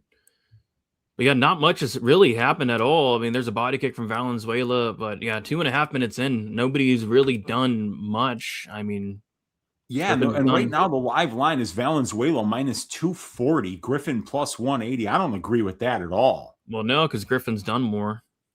Yeah, I don't know why Valenzuela is such a big favorite here. Nobody's really landed anything of significance. Nobody's really landed anything. Yeah. Griffin landed there. Nice left hand on the way in. Yeah, Valenzuela tried to take down. Griffin said, "No, son. I think you're way behind. I think you're way behind, dude. I'm at 151 left in round one. Okay, that's not as bad. I'm 146. Okay. Little spinning attack there from Valenzuela. AJ worse. What is that? Horse shit fight. Yeah, I mean, it's not great so far. However, AJ, if you have bet the over, you are loving the pace of this fight right now. So Max, we got to sometimes put a positive spin on things here because this has been a Max Griffin fight through and through. Who was that? Who was that one guy? Was it Griffin versus Wells or Wells? Oh my God, man! I think I bet an under in that fight, and I wanted to put my head through the wall. Yeah, both guys combined for 50 significant strikes. It was awful, dude. It was awful. I mean, nothing is happening. Yeah, sorry guys. This is where if you were watching a baseball game, they'd start telling you about the pitcher's parents, and the struggles that he faced in Venezuela, Well, there's a jab from Griffin. Big left hand from Valenzuela, the biggest shot landed of the fight, but Griffin eats it, showing that durability. Yeah. And now Valenzuela's getting a little reckless and gets taken down. Okay. Trying to get back up, and he does. I remember when Max Griffin used to wrestle. You remember that, dude? It was 2020 or 2021, but he used to do it. Back in the day. Yeah, man. Real ones remember. So that was the most exciting moment of the fight. Without big question. shot from Valenzuela. I don't know. Yeah, I don't know, man. I mean, nobody really did much, but Valenzuela landed the biggest shot, so maybe give it to Valenzuela, but Griffin, I think, outworked him a little bit. It's another close round. And Valenzuela talking just a little bit of shit there at the end of the round. For what? Yeah, don't know what I think he did land I think that's his round, man. I mean, like the live line is like minus 240 Valenzuela plus 180 Griffin. So, the market definitely thinks that that Valenzuela won that round. Yeah, you landed a strike. We'll give him the round. You landed one big strike. I think that probably did it in a fight like this. Yeah, I don't know. Valenzuela toying with. I don't know if I agree with that, but I don't know. He's put up some middle fingers there. Yeah, it looked like he was just saying. I didn't see any middle fingers, but I definitely saw him. He was talking to Max with like 2 seconds left in the round. Jeez.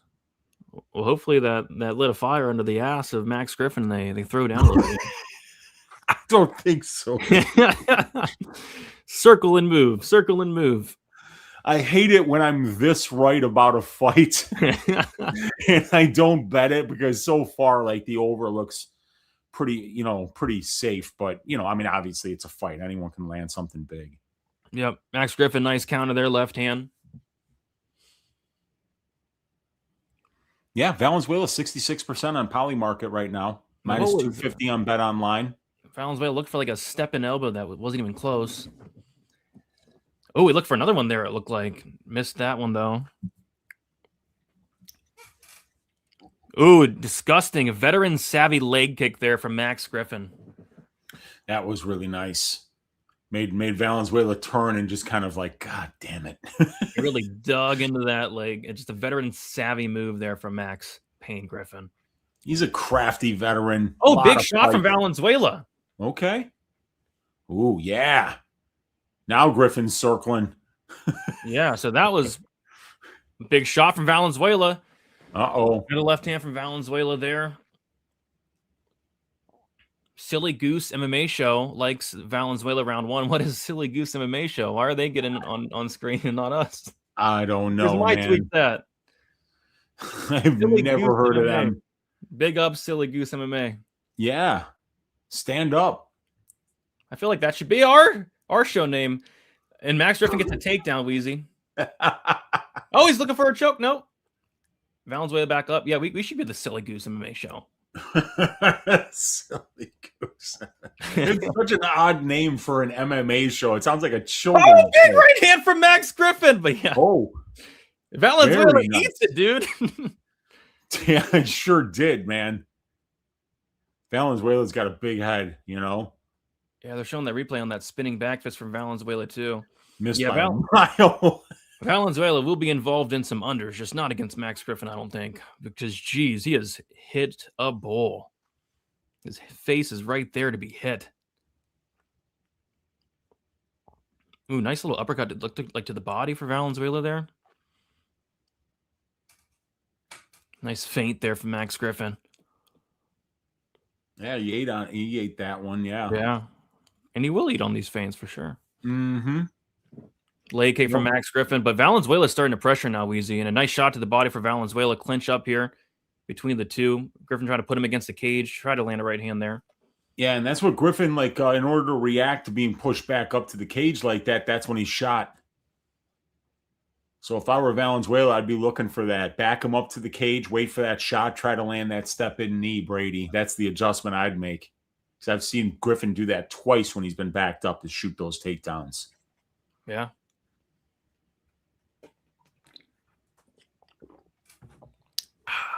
Ooh. Valenzuela almost landed an elbow on the break. That was close.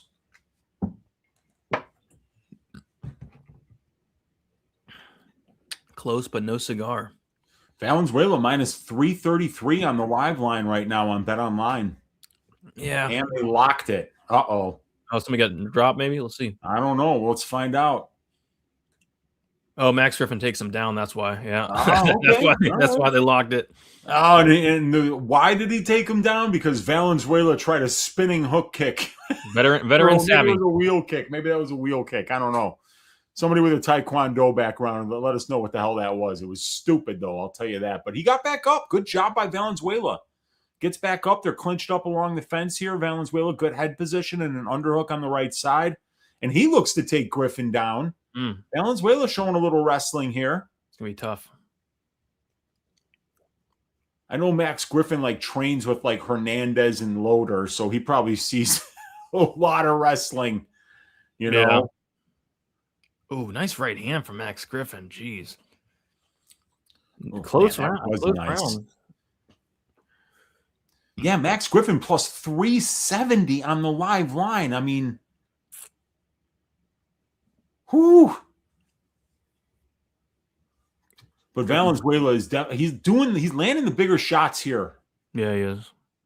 He is. So, I mean, I think he is winning this fight. It's just he's not looking minus 500 by any stretch. He looks minus 150. Yeah, a barely winning each round type thing. Yep. Yeah. This is not a clear fight by any stretch of the imagination, and you never know what the judges are seeing. So I would say that the smart bet right now, Brady, would just be to take the plus money, play it super small, obviously. Yeah. But yeah. And it depends on what side Vegas needs sometimes too. I thought this was a silly Goose MMA show. Me too. Max has nothing to offer to Valenzuela. Max by split. They might read the wrong scorecards. We'll see. more prediction market chicanery, Brady. Yeah. All decision card. If it's an all decision card tonight, I'm going to get waxed. Yeah. I've got a unit on Filio's sub. I got a unit on Vieira's sub. It won't be a good night. I got a quarter unit on Jocelyn Edwards KO. Fire hasn't won one. Some violence. Yeah. Fun Still fight. Got the live lines locked though on Bet Online. That's kind of weird. That is weird. Put $10 on Max at plus 600. I don't mind that. 600? You never know what these crooked judges are thinking. Yeah. But yeah, two back-to-back kind of lackluster fights to start the card. I actually thought the Alencar fight was a little more exciting than this, to be honest. Yeah. Yeah, but you know, when we kind of, I don't know if we knew that the Polastri fight should have been more exciting. This Valenzuela hurt Griffin there. Oh yeah, he did that. Oh wow, big elbow from Valenzuela now. Valenzuela's getting really reckless here. Oh, he just ate a big right from Griffin. Oh my, Max Griffin takes him down, tackles him like a football tackle. Wow. Ends up in full guard. That was a sack. He just ran him over. Like Myles Garrett out there. I was just going to say that was Myles Garrett right there. Griffin's on the neck here, Uncle Weezy. Uh-oh. Valenzuela's up. Just tackled him. Yeah, he did. You got to give it to Valenzuela. Every time Griffin's taken him down, he's gotten right back up. Yeah, very impressive. Nice shot there from Valenzuela as well. Leg kick for Valenzuela. Yeah, Valenzuela definitely landing the much bigger shots. I mean, it's clear. This guy's a lot of power. He's going to get a lot of finishes, I think, in the UFC. Yeah, that one, he landed that one early in the round. You could tell that Griffin was stunned. He felt it, man. He did.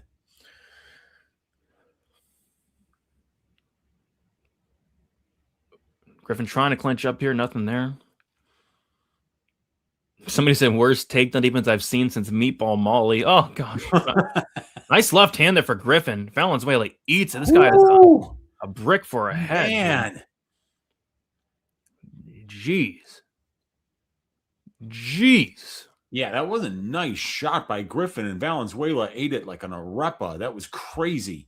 Step in elbow from Griffin and a nice counter from Valenzuela. Griffin's kind of breathing heavy, big deep breaths. Tony's saying there was a head clash. Uh-oh, yeah. Something's bothering Griffin for sure. He's breathing super heavy. Nice shot there from Valenzuela. Double jab. Really nice. Might be a cut on the face of Griffin, but a big right hand and a left from Max Griffin. And another right. Ooh. Valenzuela's tough.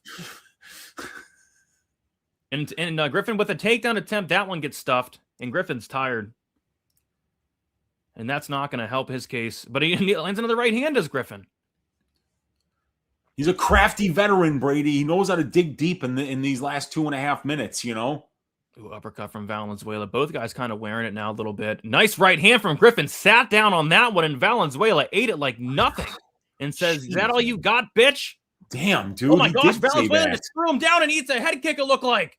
Oh my God. Wow. Elbow from Valenzuela and a knee, Uncle Weezy. Yeah, he's putting pressure on him right now. Big, giant, deep rest from Max Griffin. The biggest He looks deep like rest I've ever seen. You can read the thoughts in his mind, and it's, I'm getting too old for this shit. Yeah, that's like those Nicholas Dalby type deep breaths. Yeah, man. Those are some deep breaths, man. And Valenzuela with a little bit of steady pressure here. A little bit of pep in his step. Ooh, you just missed by a mile with an uppercut there. Let's see. I mean, over 2.5 came through for the over bettors. Yeah, that was Let's see if pretty the fight easy money. Fight goes to decision bettors get paid out. We'll find out. It's gonna be a little bit of spot it here. was like minus 150 for the fight goes. They are both trying to finish, that's for sure. Yeah.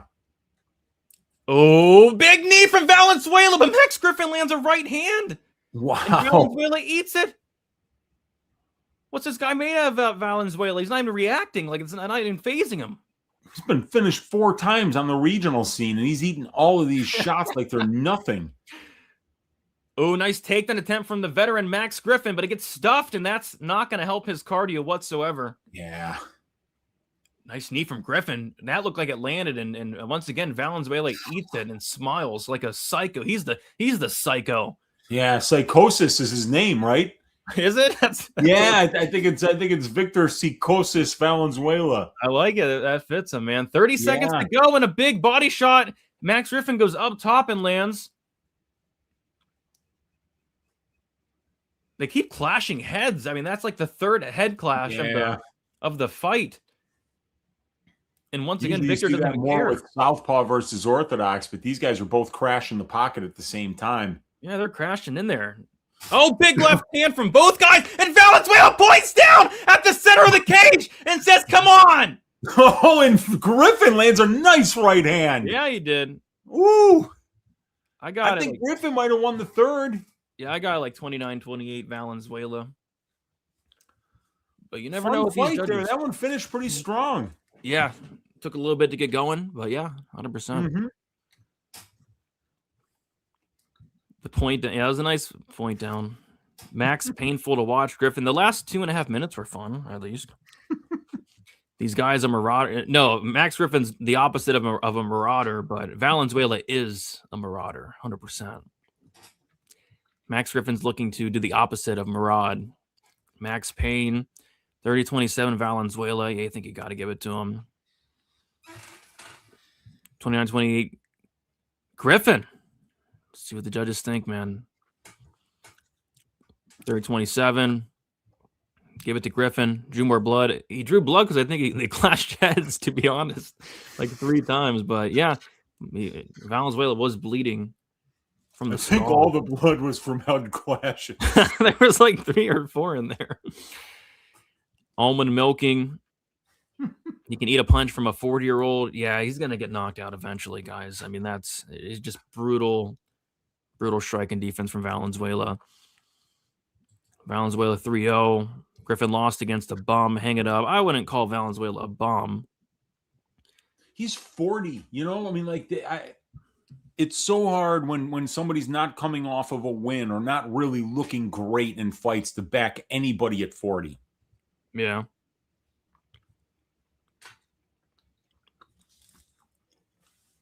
All 3 judges 29-28. Let's see. Did they get? Yeah, Victor Valenzuela. That's the correct decision. Yeah. Valenzuela, yeah. He did. He landed the bigger shots. You know, he landed the bigger shots. Yep. And I think they probably gave Griffin round 3 on all the scorecards. Probably. That's what I think, at least. Which round did you have Griffin winning? I think round 3. Yeah, that makes sense. Maybe. Yeah, I'd say round 3. Yeah, I think that's what I think too. Yeah, I'll let you know. Round 1 was kind of tough to score though. Then and there's not a bunch happened in round 1. I thought round 2 was pretty good for Valenzuela though. Yeah, it's just he landed the biggest shot. What's he saying here? He's reading like a note.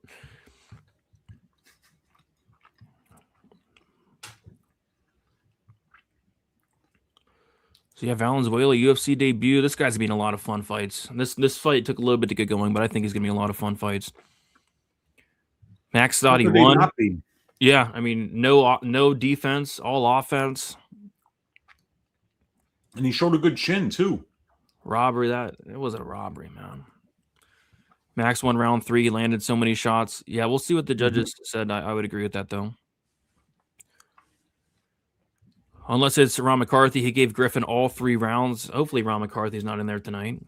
Our guy, Ron McCarthy. All right. Did they post these scorecards up yet? No. Yes, they did. So round 1. Wow, Wheezy. Round 1. All 3 judges gave Griffin round 1.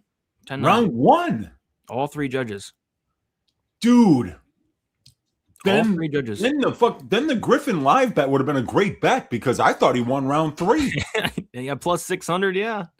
Yeah, man. That's why I was surprised to see Valenzuela be minus 250-ish after round 1. I was like, man, I don't know if he won that round. And turns out they all gave it to Griffin. That's wild. That is wild. I don't know about that. All 3 judges round 1. That's kind of crazy to me. I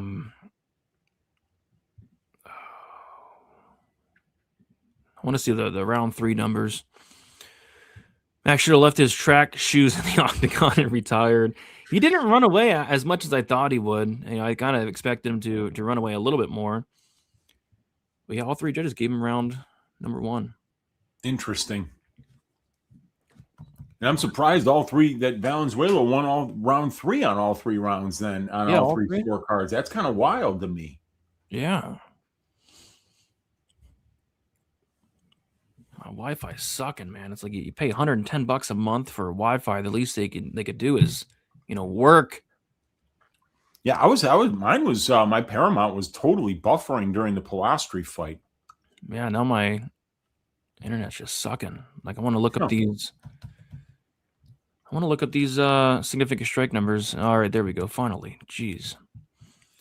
While I do that, Francis Marshall, Lucas Brennan. I didn't tape this fight until like Thursday night. I'm like, okay, might as well look into Lucas Brennan. And Desea was not impressed would be like an understatement. It's like Brennan, all jiu-jitsu, very high level jiu-jitsu player, but just no wrestling, no striking whatsoever. I mean, Marshall's going to beat the brakes off this guy, I think. I mean, Marshall's a big favorite. I think he's a big favorite for a reason.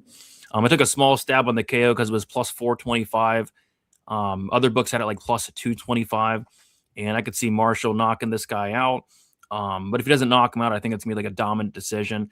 I think for Brennan to win, he's going to have to like pull off something out of his ass, man, like a heel hooker. He's not going to get that against Marshall. He's training with Grant Dawson every day, So for me, it's Marshall. I think Marshall should roll here. Hopefully knock this guy out. I think he's going to knock him down a couple times because this guy, Brennan, will get hit and kind of flop to his back. But, I mean, if Marshall loses this fight, it'd be pretty bad look in my opinion. And like you didn't tape Brennan. No, I didn't even tape him, dude. No, like it was. And then this is up a weight class. It's short notice for both guys, and I just like to stay away from those fights. I think they're really high variance fights. I think these are the type of fights where it's not a bad idea to be a contrarian, because you don't know what's in both fighters' minds because neither one of them was really training for the fight. So you kind of got to just go in there and fly by the seat of your pants. And maybe that's what takes you into that sparring mindset a little bit more than a fighting mindset when you get these late notice fights. Yeah. You remember Brundage versus Meccanico? No, I don't want to. They made that fight on a Tuesday, and it was like, terrible. Wait, what? What are you doing? Why are you making this fight on fight week? And they went out there and they did nothing for 15 minutes, both of them. Well, that's every Meccanico fight, but yeah, that was horrible. That was terrible. And you see it all the time. Like it either somebody gets knocked out in 30 seconds or it's a shit fight that goes the full 15. Yeah, I think this fight's going to kind of stink too if Marshall's not finishing him. Valenzuela outlanded Griffin 53-40, and in the third round, Valenzuela outlanded Griffin at 29-20. Griffin got a takedown there. Okay. Round 1, Valenzuela outlanded Griffin 12-10. Okay. But yeah. Come on, Brennan. Big dog. Well, I think the biggest dog on the card, first or second biggest Probably, dog. right? Second biggest behind Cody Durden. Oh, okay, yeah. Yeah, Fire Marshal should style here. I think he actually pays off this price tag. It just for Brennan to win, he's going to have to get like a heel hook or something. Just something like very low percentage. I mean, it's a fight. Anything can happen. Anybody can slip on a banana peel. And, when you get these fights, these are the kind of we talk about the steakhouse bet. We talk about Michelle Pereira. The captain's hat that Brady's wearing is definitely something that fits into that narrative. When you get these last minute fights, and the favorite is like minus 1,000, so which means that they can win however they want. They're that much better than their opponent that they can be like, hey, I could drag this to decision if I want to. Yeah, and these fighters don't make shit. So no, it's a weird fight they put together on short notice. Like really weird fight. very Bobby weird. with the $5 dono. Appreciate you, Bobby. Thoughts on this multi? Francis Marshall by decision. Alexander Hernandez by KO or points, 15 to win, 71. The problem with the Marshall fight is like he can win by submission, he can win by knockout, he can win by decision. And I think the decision is the worst line out of all three of those outcomes. But yeah, I don't hate it. I guess I think he could win a decision. I'm just hoping he knocks him out because I got that big plus money number. No polls for this fight night. We could do some polls. Just remind me. It's hard to do the polls, and I got to put the round things up. It's a lot going on. He's not only the star of the show, he's also the producer. Yeah, got to produce it and read the chat. Brendan, but yeah, that's pretty much his money line. He's not. I don't think he's ever winning a decision in the UFC, and he's definitely not knocking out Francis Marshall. That would be wild if he did. We're due for some violence. 3 decisions in a row. Can Marshall go out there and finish this bum? Lucas Brennan. He's not a bum, but kinda. I'm not a fan of these pure jiu-jitsu guys that have nothing else to offer. And I'm sure Marshall sees a ton of jiu-jitsu on the daily, rolling with guys like Grant Dawson, Mateus Rambecki, guys like that. Oh, even like Moicano and Moicano. There's some really slick grapplers over there at ATT. 100%. Here we go. Expect some flop into the back for Brennan. Marshall with an inside leg kick. He's going to flop to his back at least once or twice. And Marshall's job is just to stuff the takedowns. No need to wrestle here. Oh, big right hand from Francis Marshall. Holy crap. Brennan did not like that one. Nice leg kick from Marshall. Is your broadcast buffering a little bit, dude? No, it's not. Okay. It's not. It was giving me some problems at the beginning. Like it was saying it wasn't showing up. Marshall with a nice right hand. Little slip there, but gets back up.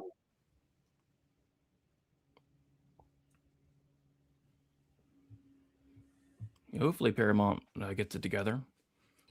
Yeah, man, they gotta keep it together. Very nice combination from Marshall. Brennan in on a takedown, and like I said, if you're training with Grant Dawson, you should be able to stuff this takedown, and he does stuff it for now. But Brennan's in deep here, very deep, very deep. Marshall doing a great job, and Marshall's about to take him down, and he does, and right in the side control. And if you're Marshall, I guess you could stay here, but might as well get up.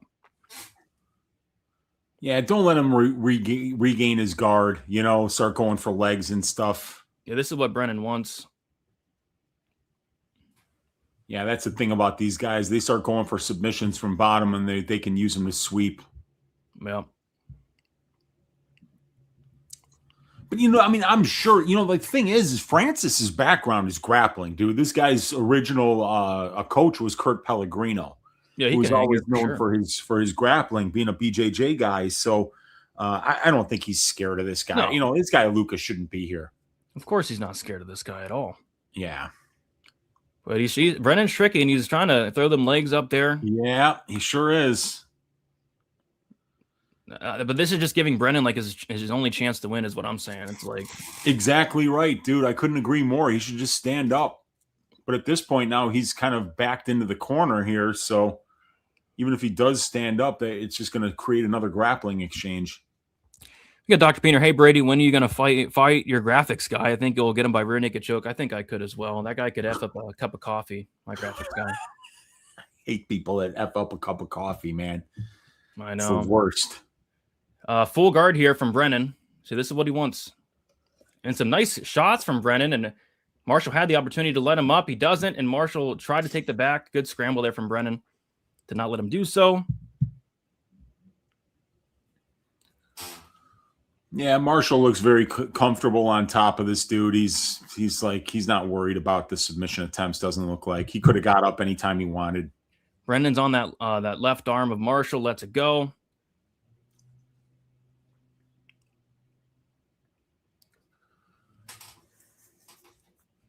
Marshall just on top here, dominating with 1:35 to go. Half guard there for Marshall. Marshall's just much bigger, much stronger. Yeah, and once you settle into half guard, the guy's options for offense from the bottom. What are you going to do? You're going to get him in a buggy choke, Yeah. Marshall's trying to get to mount there, but Brennan's guard's kind of tricky. Nice little inside punch there from Marshall. And then Brennan was trying to roll for a leg, and he's rolling for a leg here. And this is what Marshall can't do, man. It's like, This is Brennan's path. Yep. Well, that's kind of, yeah. He's got looking for a heel hook. Yeah, see, Francis could have got up anytime he wanted here. So now he's in a I don't think Brennan's gonna be able to do much with that. He's fine now. But just stand up and beat this guy up. You know, man. You're a much better striker than this guy. But Marshall's able to escape. And looks like he's going to end this round on top.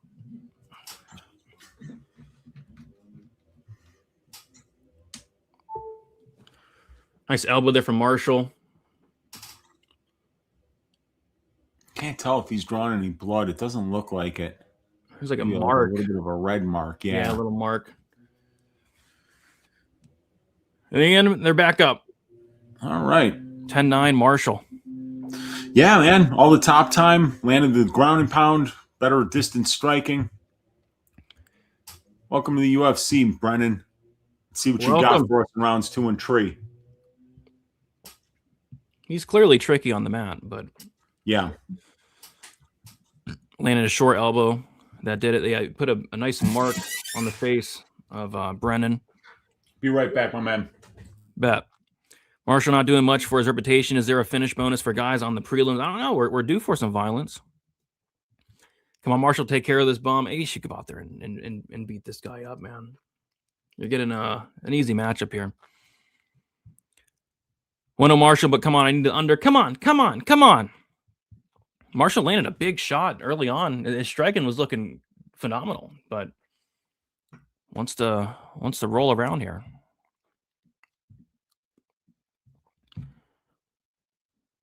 Round 2. Get the round 2 banner up.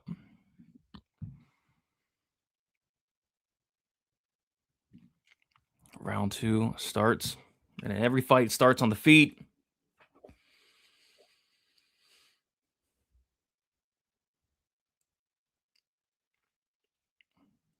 Big overhand from Marshall lands.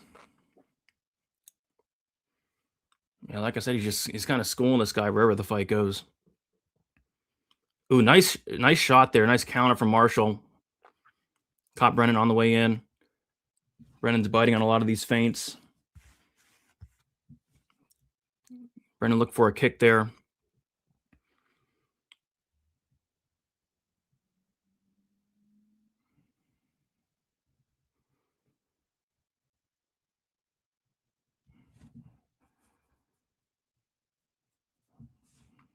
Lots of movement from Brennan, just not much. He's not doing much with it.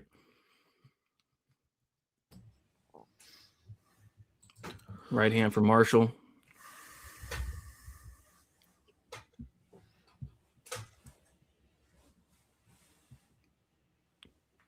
Come on, Marshall. Oh, big right hand from Francis Marshall, and another. Looks like Brennan might be a little bit rocked. and he shoots in. Big shots from Francis Marshall. Needs to stuff this takedown circle away. Oh, he stuffs the takedown. A big elbow from Francis Marshall in the clinch. Break away, Francis. Whoa. Break Get away, out of there, Francis. You got him. Break away, Francis. Get the hell out of there, nephew. Landed a big shot, but now he's playing the Brennan game. He's clinching up here. Brennan's holding on to him for dear life. Make him pay with elbows, Francis. Yeah, get out of that clinch. What are you doing? He's effing this guy up at distance. He was just hurting this guy badly at distance. He doesn't need to be in there. No. Nice, nasty knee to the body for Francis Fire Marshall. Man, that was nasty. And now what is this, Francis? Why are we doing this? Why are you let him off the hook a little bit? Yeah, maybe his decision prop was the one that paid the most. No, it actually paid the least. Oh, really? Yeah, it was like plus 120 or something. And now he got reversed. I mean, play stupid games, you win stupid prizes. You got that right. That's how life works, you know. And now Brennan's gonna look to get this fight down to the ground. It's like some of the fight IQ of these fighters. Julia Polastri, like, what are you doing, Julia? Francis, why are we willingly grappling with this guy? And now he reversed the position, but now you got to break away, Francis. And he gets a takedown. And this is where the round will end. 2:07 left. Yeah, I mean, like, he must be very comfortable down here because it's, I mean, like, he almost knocked him out on the feet. So, I mean, for me, this is not good fight IQ. Yeah. Not at all, Brady. This is not good, man. I mean, Brennan hasn't landed a strike at distance. Yeah, dude. I mean, you're giving him his only chance to win by going down here with this guy. Yeah. I mean, it's going well. Francis is really only that knee bar was you know. Yeah, he can do whatever he wants here. He can mess around. He'll win this fight. Brennan doesn't have a chance in this fight. Yeah, maybe he can get to a dominant position and land some big shots and find a finish, you know? You would hope so. I mean, you're not going to get a much easier matchup than this for the rest of his career. Yeah. Yeah, and it's a good chance to get some cage time and just kind of coast, you know? Yeah, screw the finish bonus. Screw getting extra money. Who needs money? Who needs money? Not Francis. I guess not Francis, yeah. He's in side control here, but he's just not doing anything. No elbows. It's like, I don't know. Well, both these guys, I think, are part of the same management. So maybe that's what. Had they trained together? Did I hear that? I don't know. Maybe, but I know they're like, I think, part of the same management. I don't know which management that is. If it's Iridium, then that would make sense. Yeah, you never know, dude. But I don't know. But yeah, I mean, clear 2018, Francis Marshall. Landed a couple of big shots. Hurt Brennan. Took him down.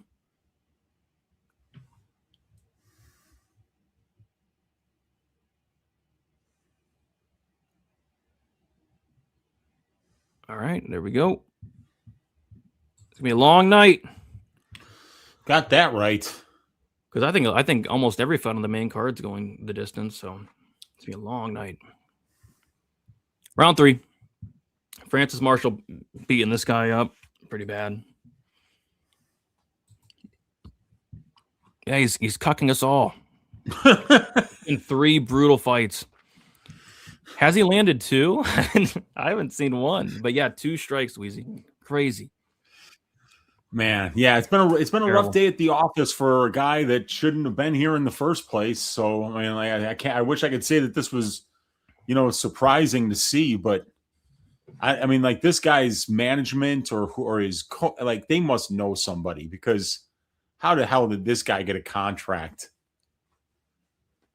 He didn't go through Contender Series. He was never even booked there. I don't know if he'll want to fight in the UFC, to be honest. I mean, maybe he's 2-2 in his last 4 fights. Maybe he can be he's like about to be 2-3.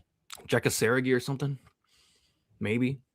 Yeah, but at least Sergey was on the road to UFC and made it to the finals. So, you know. Yeah, Marshall kind of just playing it safe and getting that win. Yeah. He'll probably try to find some kind of a finish here. You know, I mean, he knows that there's money on the line if he gets it. So I don't think people know that, actually. I don't think. Big overhand right misses for Francis Marshall. Yeah, it was nasty, man. But nice body kick for Brennan, and he's going to get taken down. And Marshall left him back up, Wheezy. Look at that. Smart. That's smart.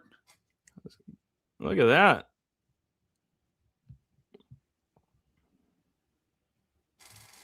Little head kick attempt from Marshall there. It looks like it partially landed.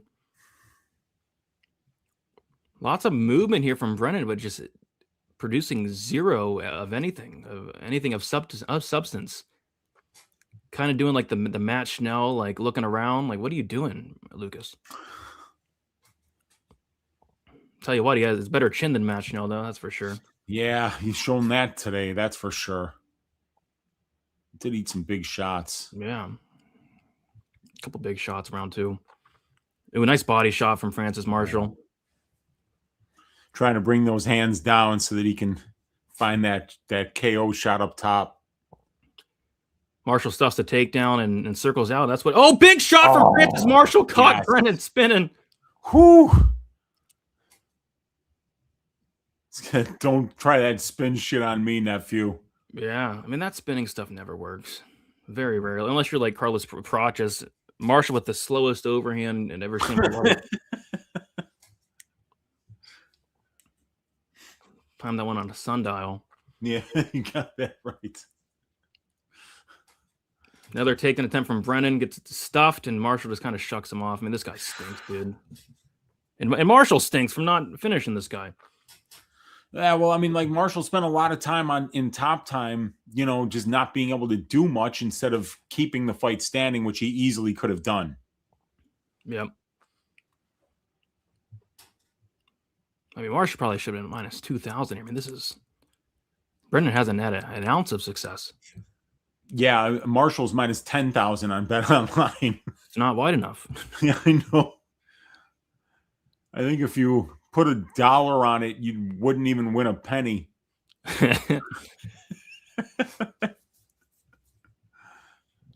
Oh. You put $1 on it, and your prize is you get your dollar back.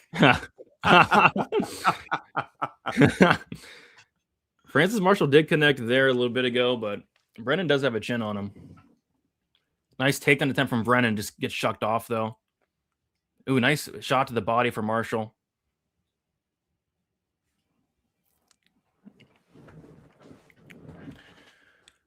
No urgency tonight from anybody. Yeah. Oh, big overhand from Marshall. That landed. That was nice. That did land. This guy, Brennan's got a chin on him, man. He does. The one time you hurt him, kind of let him off the hook. You can't do that. Can't let him off the hook. At least they should start walking out the next fight already. Walk out Duran and Filio to get them all greased up and ready to go. Yeah, man, because that's one we kind of need a finish in, dude. I would hope so. Nice left and a right. That was nice. If he could like just start like throwing, like get this guy out of there easily, but playing it safe, all good.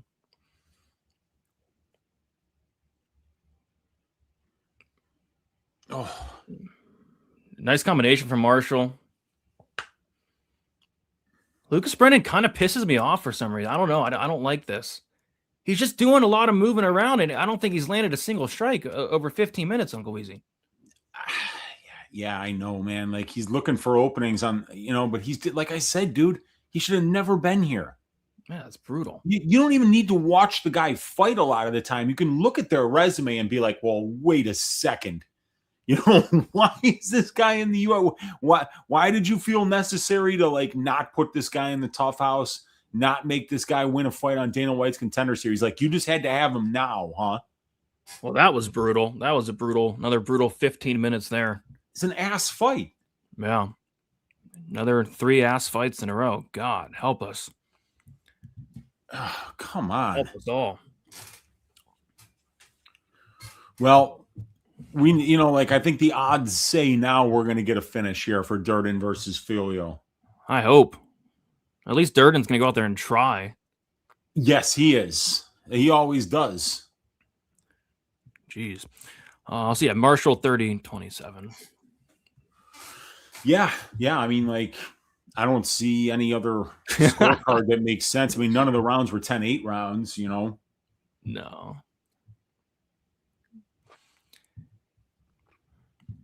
Marshall should move down the rankings for that. I mean, you're not going to get an easier match. He did 30-27 him, though, but... Move down. Put him one notch above Brennan at the bottom. If Brennan had the skill and athleticism in the match's toughness, he could be something. And if my aunt had addiction, yeah, that's how it works. Some striking, some wrestling. I don't know. I was watching this guy's tape and I just started laughing. I'm like, what's going on? What are they doing? Who does this guy know? That's my question. Yeah, I don't think Lucas Brennan would even have success in the NFC. Maybe he would. I mean, no. You can get wins in the NFC, I think. The NFC is a tough promotion. Yeah, but, Brennan's a crafty veteran, Brady. He's got 13 pro fights. This is his 14th. Now he's got UFC experience. I think he can go in the NFC and find a takedown and a back take, maybe. Yeah. Yeah, I'm kind of falling asleep. This is the apex. Wake up, guys. Wake up, Francis. Yeah, wake up. Wake up, Julia. Let's go. Wake up, Valenzuela. Oh, and Francis Marshall, decision bettors, stand up, Brady. Stand up. Francis free. Marshall wins by decision. Sweat free. No controversy there. 30-27. And if somebody scored it otherwise, they should be in prison. I might have. Yeah, if this next fight's boring, I might get AIDS. That would not be good, dude. Because I think this is Filio Durden. Yeah, if this fight goes the distance, I'm going to definitely get AIDS. Weezy, I know you have a bet here. I have a bet here as well. I'm going to take a quick pee break. What do you got for this one? Yeah. When I was talking with Brady about when they were going to open the props for Filio Durden, and I do a Plus EV prop betting show for my Odd Shopper subscribers every week. And I was telling Brady, I was like, oh, man, they haven't released props on either the Brennan fight or the Filio fight. And I was actually kind of hoping that they wouldn't, but he got me looking at it. And as soon as it opened up, I saw Filio at sub at +1, Filio buy sub at +125. And I think it's a great look. The guy is a really talented submission grappler. He can find a number of different submissions, chokes, arm bars, kimuras, triangles, leg locks. He's got it all. So, and Cody Durden is a guy who's been submitted in 4 of his 8 UFC losses. And he's also been put in a really bad armbar by Jake Hadley in their fight, a fight that he won, and he gutted his way through the armbar. So Cody is somebody that we've seen be put in a lot of bad spots by really high-level submission grapplers, and Jafil Filio is exactly that. So I took a 1-unit shot on Filio to win by submission because when Brady and I were talking about where we thought that would open, he was like, how ass do you think it's going to be? And I was like, man, I'm thinking like -175 was what I was actually thinking because I was seeing Filio at the time at like -700 on the money line. But when I saw +125, I was like, all right, I'm just getting in there right now. I'm writing up like a 2-sentence bet write-up and getting it out to my subscribers. Oh, no. Somebody DM'd me on Twitter and they said, dude, you are literally dog shit at calling fights after the Polastri fight. Well, Polastri's dog shit for that performance. Like, how is that my fault? What's this guy talking about? What, they're DMing you too? Like, I mean, yeah. That's weird. God. It's very weird. Well, I mean, like, congrats to the Alencar bettors. I hope I'm gonna have to check my DMs because he might have DM'd me too because I had Polastri. I picked her to win that fight. Yeah. I mean, I didn't tell Polastri to go out there and do nothing for 15 minutes. That wouldn't have been our strategy if we were her coach, Brady.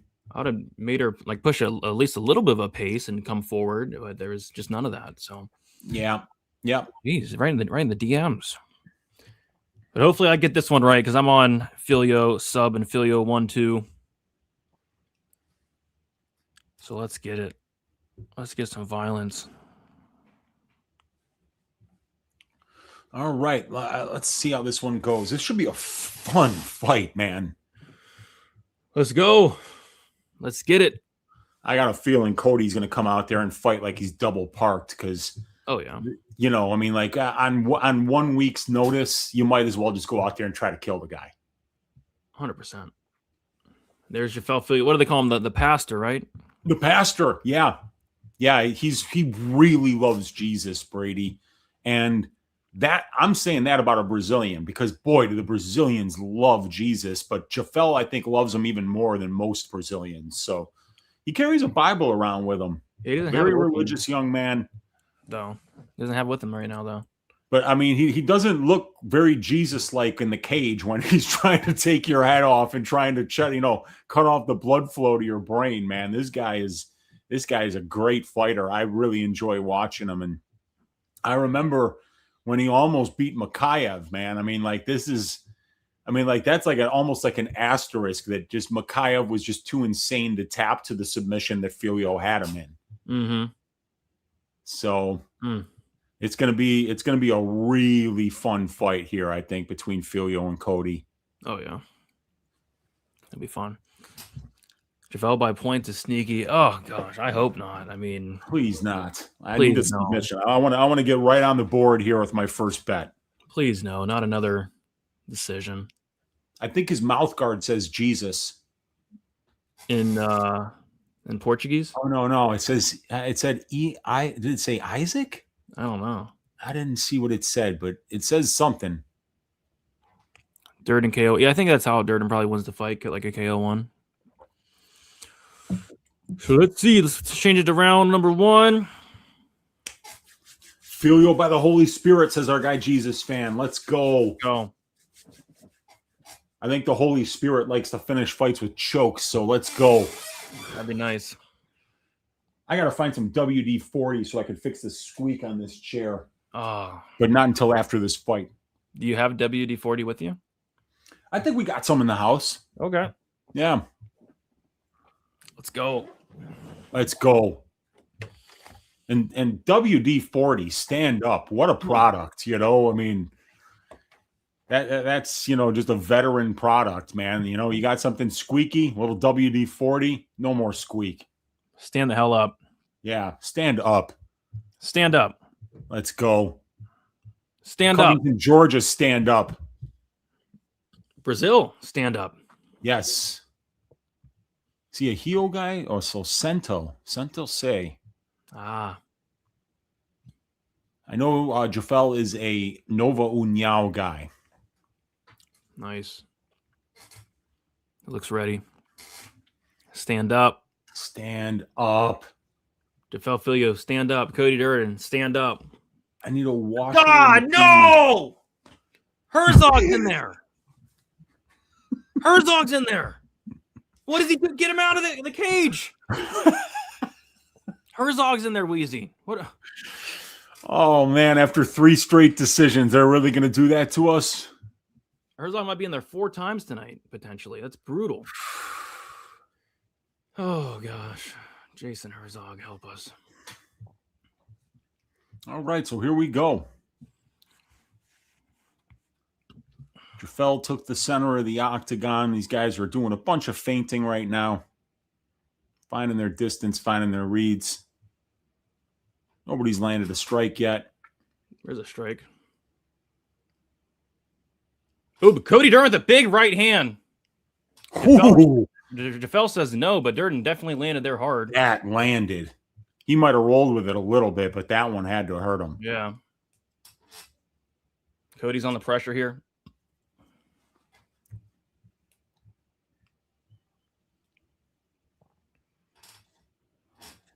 Head kick attempt for Durden. Looks to go up top.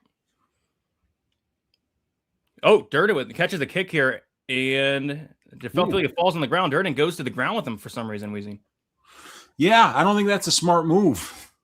That's what Jafel wants, man. And Jafel's deep half here. Eating some shots, though. But yeah, Jafel's he is. Cody's got good ground and pound, man. Really good ground and pound.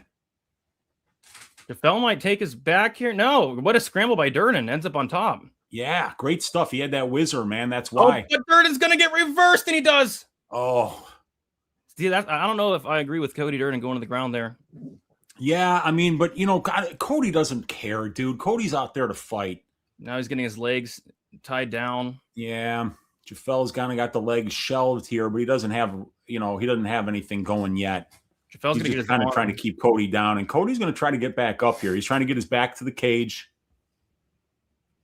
He's just got to be careful that, if he does stand up, to not give up his back to Jafel, because that's just not going to go well for him. And Jafel's already starting to turn the corner here, Brady. And Cody, really smart, just kind of flat backs the fence. Looks for, the whizzer again for Cody's working. Yep. Oh, nice ground pound from Filio there. Filio's to the back here, one hook in. Yeah, I was going to say that whizzer, you better keep it. Otherwise, you're going to get your back taken. And that's exactly what Jafel's looking to do here with one hook in, Brady. One hook in.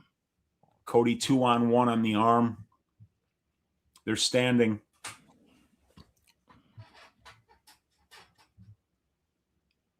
Yeah, they're holding on that right arm. Filio's kind of figure fouring his legs, standing up here just a little bit, trying to just hold on to Durden's right leg so that he can continue to kind of try to look to get to his back here if Cody makes a mistake. He's trying. Yeah, Cody's got 2-on-1 here, but, he's got to be real careful. Now Jafel goes to the other side and gets his left hook in, but Cody's got his right hook hip up against the fence here. Little takedown there for Jafel. Nice. But Cody's looking to stand right back up. Yeah, Jafel just kind of sticking on him here. Yep. Landing a little bit of ground and pound, but Cody's doing a good job. Cody's making him work. And they're back at distance. Cody just misses with a big elbow. I know.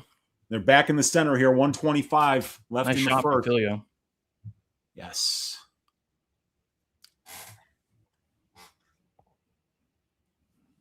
So Durden survives the early grappling exchanges. Yeah. Good job by Cody. He's a good grappler, good wrestler. Didn't let Jafel get to a dominant position. Leg kick for Durden. Jab for Durden. Durden's going to get a takedown here. If he wants it, he gets it. But he's going to end up getting his back taken almost. Oh, my God. Yeah, he's got that. Yeah. Let's see if Jafel. Oh, boy. Jafel basically. Oh, good job by Cody. He's going to end up on top here. Yeah, he is. In half guard. Oh, nice ground and pound from Cody Durden there. Big elbow from Cody Durden on top. Great first round for Cody. Yeah. Surviving the bad spots, getting a couple of takedowns of his own. Jafel looking for a leg here. Looking for maybe a knee bar. Yeah, something like that. He doesn't have the ankle underneath his armpit, so he's nothing there for him there. Durden's looking to get to the back now. Yeah. All right, round one, Durden. Yeah, I think so. Big dog. Let's see. Durden did take this fight on short notice. Yeah, that's the thing. Let's see what the gas tank looks like, because that was a lot of scrambles there, a lot of takedowns, a lot of up and down there. So definitely a grinding round.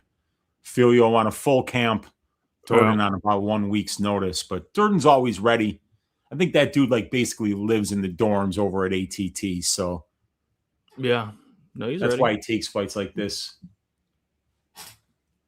Let's see if Filio's ready. Yeah, man. That was a hard round for him too, Yeah, 100%. Yeah, probably 1-0 Cody, I'd say.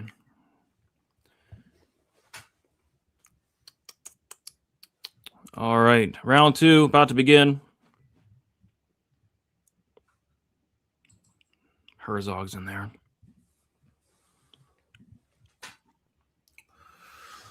Yeah, we need a submission finish, You got fight ends by sub, right? No, just Filio sub. Okay.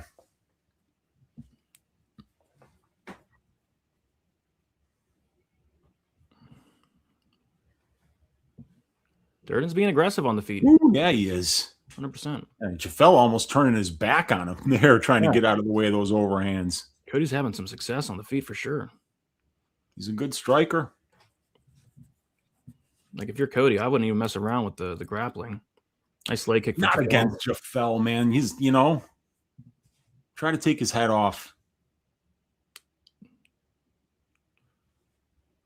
Leg kick fell.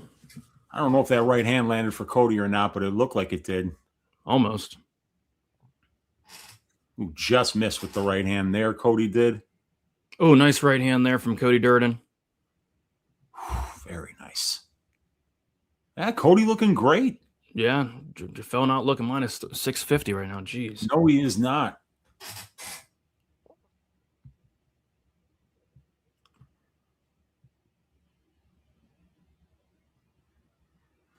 Let's see when Jafel tries to initiate the grappling. That'd be wise. Right? Trying to grapple with Durden here. Some feints between the two.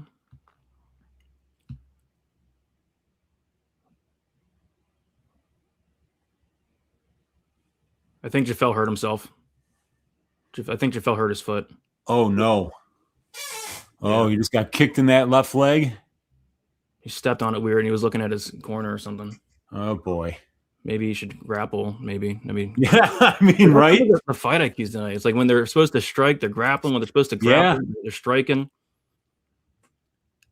Cody Durden in on a single leg and gets it. Big up kick for Filio. Durden smartly lets him up. I think Durden might win this fight. He might, dude. Jafel's got to grapple. I don't know what he's waiting for here. Fell in love with the box. Oh, and the takedown for Durden. Durden lets him back up. Smart.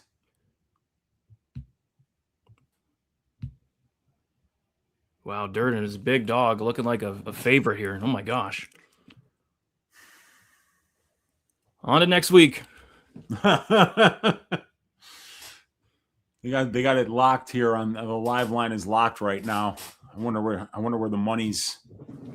Oh, wait, what just happened here? Up a kick to the balls. He kicked Jafel in the balls. I mean, Jafel's not even grappling. I mean, he's a grappler. I don't understand at all. Oh boy, yeah. Just he did the kind of like the stomp kick, but right to the nuts. Tell you what it was. An axe kick almost. It's a veteran move by Durden. Veteran move. You take a little breather here. Yeah.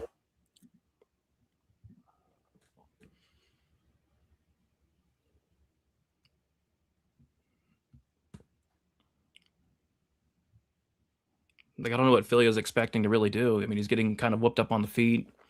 Yeah, I'm like surprised he's not trying to initiate any grappling here. I know Cody's a really good wrestler, but still, we all know what Jafel's really good at. Yeah. It's the grappling, and I don't think he's even attempted a takedown. I don't think he's attempted one takedown. It's really weird. And I know he's got good striking. Like, I think he won his Dana White's Contender Series with a knockout, didn't he? He's decent strike. I don't know. Oh boy, big swing and miss by Filio. Yeah. Whew. All I know is we might get another decision. We sure could, man. Wow.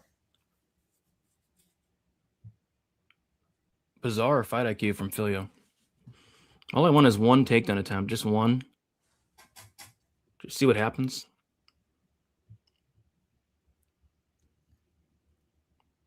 Yeah, Cody's winning this round too, man. I mean, Cody's gonna be up 2-0.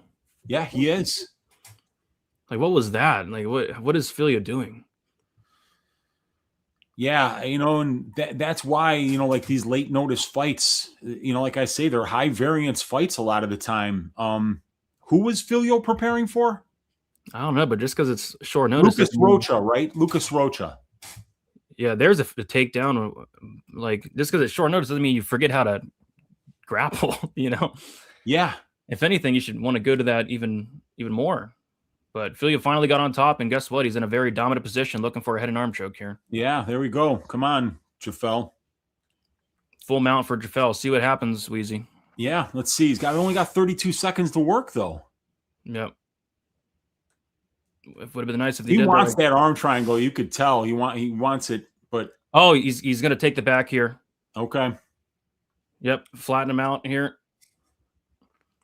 He's cranking on something. No. Okay. He's got that. Does he have that? No, fuck, he doesn't. What happened? Why'd they call the round with 10 seconds to go? There was 8 seconds on the clock. Did they screw up when because there was the nut shot? They didn't pause it. What the heck, dude? Oh my God. Oh, wow. There we go. I think it was probably a 5-minute round, though. Maybe they just didn't stop the clock when there was that nut shot. Could have used that extra 10 seconds and could have used Filio doing that takedown a little bit ago. Oof. Yeah, I mean, he gets a takedown with 30 seconds left in the round and mounts him. Yeah, I mean, it's just bizarre. What is he waiting? That was bizarre. the first takedown attempt, too. Come on, what is he doing? Yeah, it's like, I don't know. Jeez. Yikes. Big yikes. Holy crap. All right. Well. No, I don't think they stopped the clock whenever there's a nut shot is their problem. Yeah. I think we're not saying the round didn't last 5 minutes. We think it did last 5 minutes. They just didn't stop the clock, so. And it's funny how it happened when Filio was in a dominant position at the back. I know, man. I know. God. Just funny how that works. Yeah. All right. Here we go. Let's see if Filio gets a takedown, for the love of God. Yeah. They gave you a hug. That's nice. They should give each other a kiss, too. Filio should have kissed him on the cheek. Just wild. Nice leg kick from Filio. Now, if I'm in Filio's corner, I'm saying, dude, take this fight to the ground, you idiot. It's like you're not the better striker, Jafel. It certainly hasn't looked like it today. No. Cody still looks fresh. Yeah. He's not breathing out of his mouth. He's moving pretty well. I think Filio's like his ankle's hurt or something. He's moving on it really weird. Needs a big shot, too. Another big shot from Duran. Big shot from Filio. Filio trying to trip him there. Nothing there in the clinch. Trying to trip that leg there. No.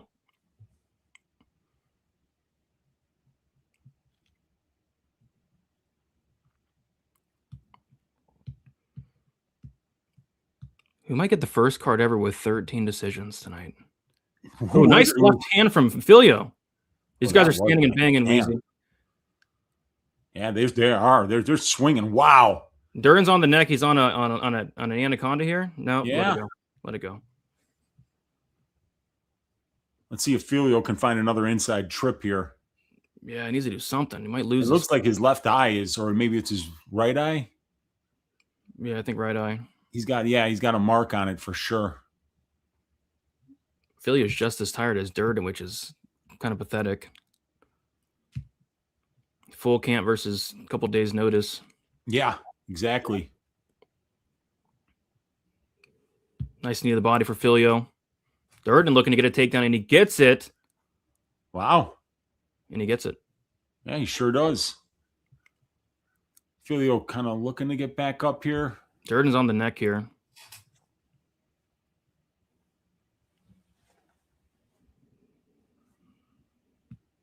Cody Duran. Stand up. Big, I think biggest upset of the year. If Filio doesn't get going.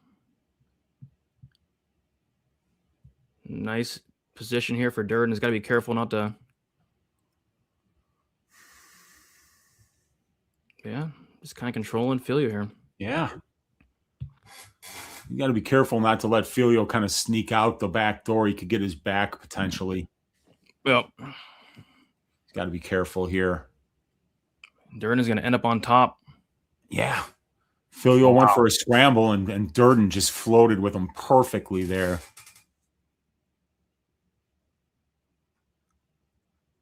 Wow. Looks like Duran has the better cardio. What a performance by Cody Duran here. Maybe this is why Filio didn't want to wrestle. Maybe he thought he was going to get out wrestled by this dude. Nah, he's an idiot, Filio. No. Filio's tired. He's flopping to his. Yeah. Oh my God. Wow. Filio's giving up almost. Yeah, he gave up. Oh my God. That looked horrible. All I needed to do is like get a takedown with like a minute and a half and round. Yeah, Filio just gave up here. Yeah. Wow. On to next week. Gonna win this fight, man. Holy shit. On to Perth. Let's go. Wow. I might as well start doing my breakdown for Perth right now. Unbelievable. Cody Durden on 4 days' notice goes out there and beats Jafel Filio, who's a minus 700 favorite. Hopefully he finishes him here too. He might get it, yeah. He's looking for that neck. He's looking for this choke. He's got it. No, it's my DraftKings lineup's already dead. They're both exhausted. Durden's going to try to tap him out here. Nope, Durden mounted him, though. Oh, big elbow to the back of the head for Durden. Now he's going to the side of the head. Wow. It's been a night thus far. Yeah, this is one of those nights where, you know, if you were heavily invested in the card, it's probably not going well because these have not been what we would call predictable results, you know? Where was this against Niam Jargle 2 minute to barrel, Cody? I don't know. 2 underdogs out of 4 fights have won so far. Yeah, Cody just kind of whooped his ass there. Wow. Yeah, he did. Cody Durden. 29-28. I mean, even a 30-27. I don't even see how you could give this fight to Filio. There's no way he won 2 of those rounds. Round 3 was all Durden. Round 1 was Durden. Round 2 was close. Yeah. Well, I have AIDS. Cody Durden is 1-6 in his last 7 fights. 1-6, Brady. Stand up. He just saved his job. 2-6. Now he's 2-6, and it was, man, this guy. What a win! He just saved his job. Just saved his job there. Oh my God! Wow. He sure did. Wild. Oh, I have AIDS, and we're not even we have 3 AIDS fights on this card: McVey, Dumas, Meccanico, Vieira, and Buchecha, Spain. We're not even at the AIDS fights yet, and I already have AIDS. Oh.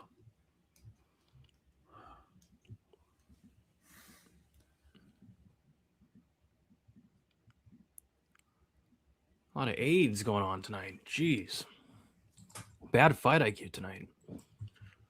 Yeah, that was terrible fight IQ for Filio, without a doubt. Got a takedown, insta mount round 2. I know. What the fuck was that? I don't know. All right, let's see what the scorecards say.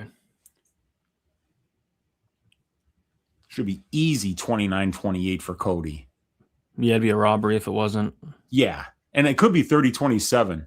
Yeah. Filio's taking off your gloves. Good. Take him down. Take him off. Yeah.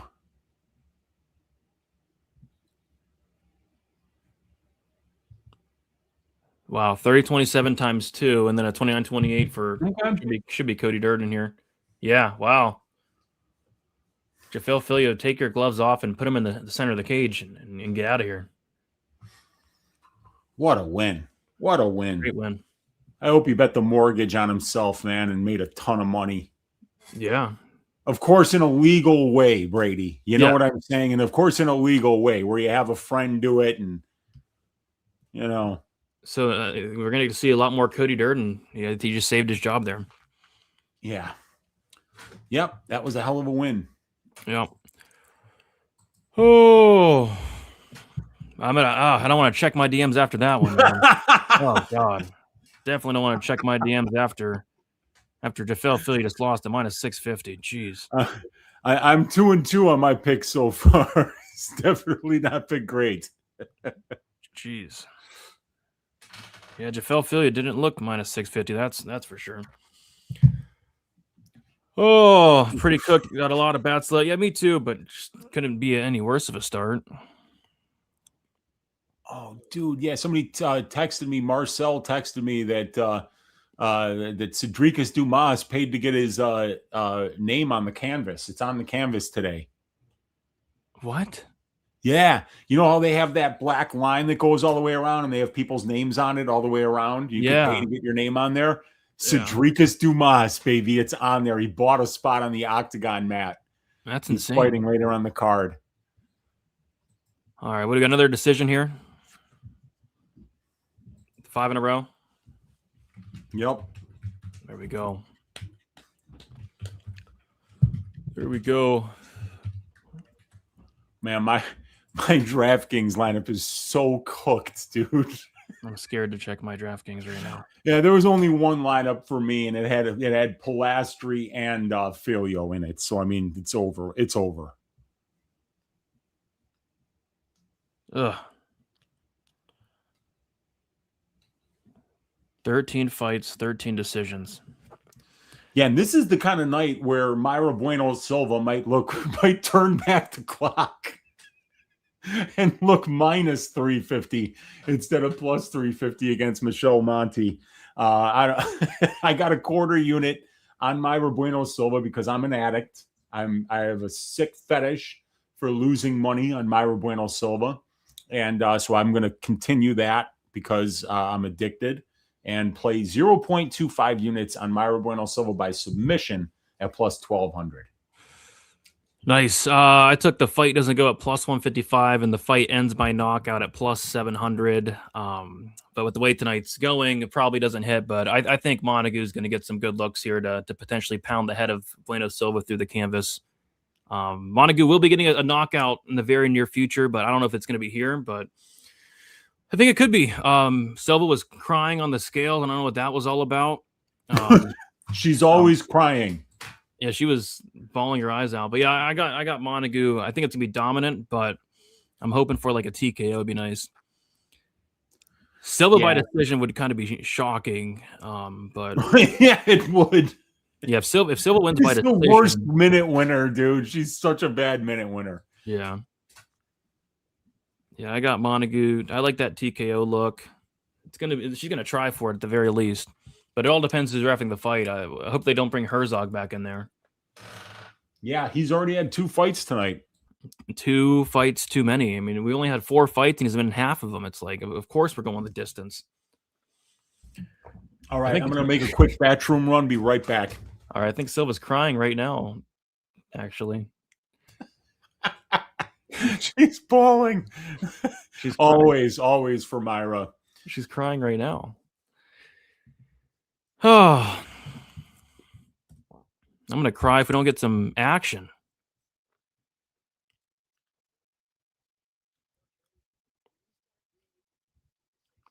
Getting my butt wiped right now.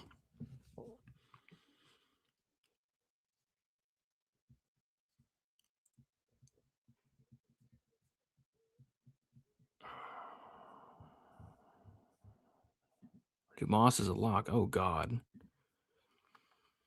Yeah, she needs her Adderall, man. Yeah, I know. That's why I played Ends KO, because it was better. I don't know why she's crying. It's weird, though. No bonuses yet. 4 fights. No, not even close to a bonus yet. But maybe we'll get a good performance here from Montague. Let's see. Let's see.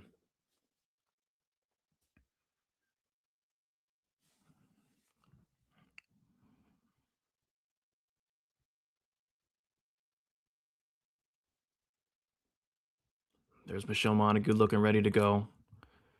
Can we get an Uncle Weezy story? Potentially. Potentially.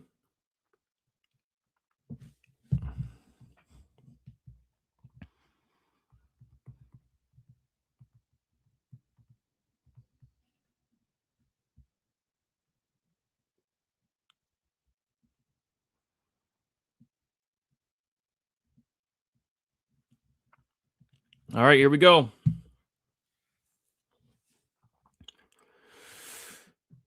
Yeah, Montague's getting that South Florida sun, if you know what I mean. American top team.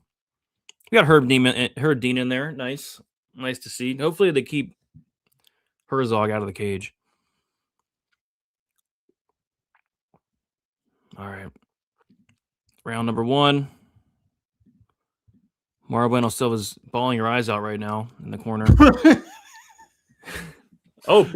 Montague comes forward with a big 1-2 and a big takedown from Montague. Oh my gosh, Weezy. I think dear God, right into side control. I think MBS might not be ready for this fight.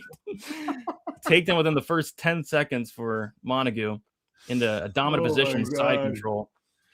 Bueno Silva's contesting something. I don't know what she's contesting. She just got thrown on her ass. She's looking up at the ref like, yeah, you just got taken down, bitch. Yeah. Yeah, she's getting smoked already. Somebody's saying, yeah, something does seem off about Silva.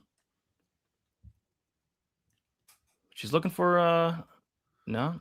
Yeah, she's going to look for submissions, but as long as she's, in side control there, Silva's not going to be able to do anything. So she's got to be careful here. She got to at least try to get half guard back. Yeah. She can't give this girl her back. That's one thing she can't do, because that's a nasty hammer fist on top of Montague. Whew. Good ground and pound for Monty. She has some good GMP. Oh, she's looking for an arm. Here's Montague. Nothing there. Yeah. Elbow from Montague. Nasty elbows from Montague. Man, looking great so far. Looking for the neck there is Montague. Looks like Silva's going to get half guard. Or almost get it. She's got the underhook on the right side. She worked to a hip, so she's at least doing some of the right things here. She's at least trying. Yeah. But that takedown from Monty was so easy. But that's the thing. She needs to be in, half guard, side control, mount, back control. Because you don't want to be in Mayra Bueno Silva's guard. She's so aggressive from there. Silva goes down to her hands and knees. A little roll there from Silva. It rolls to her back. Yeah. And eats a couple elbows. Yeah, she does. For her trouble, Brady. And now her left arm's pinned down here. Now she got it out.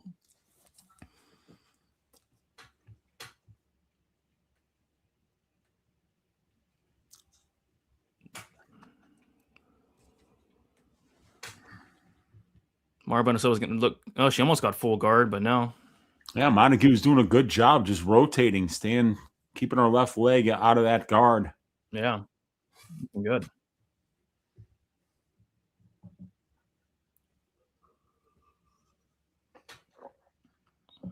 Dominant performance thus far by Montague. Oh, nasty. Oh, full mount for Montague. Yes. She took the back, but she let go of it. Interesting. Yeah, okay. I think Mayra kind of went to like looking like she was going to go to her knees, and then she went right back to her back. So, yeah, I mean, this domination thus far. Trying to pin that arm down. This is American Top Team versus American Top Team as well. I know, but it looks like Montague's the only one getting that South Florida sun. Look at that. Yeah, it does look that way. Ooh, nasty elbow from Montague. Ooh, good ground and pound there. Very. Really nice stuff from Michelle Montague here.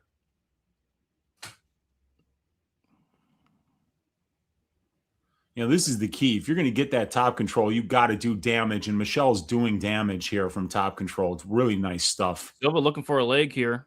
Yeah, that's going to be her chance, is to try to find something like that, but it's also, very risky. Yeah. Because like with the ground and pound that Montague has, she's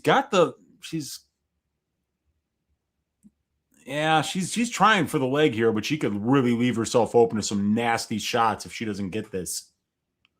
Side control. Yeah, Montague's doing great. She's floating on top, staying out of trouble.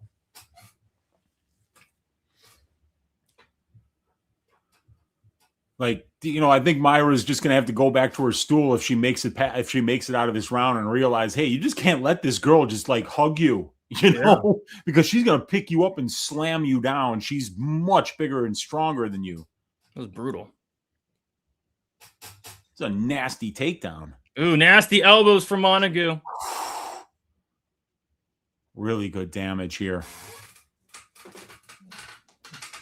Oh, right to the back of the head. Jeez. Yeah. back of the head elbow. But you don't get punished for that stuff, so. Nope. I mean, borderline, like almost a 10-8. I mean, that was just some nice ground and pound to end the round there.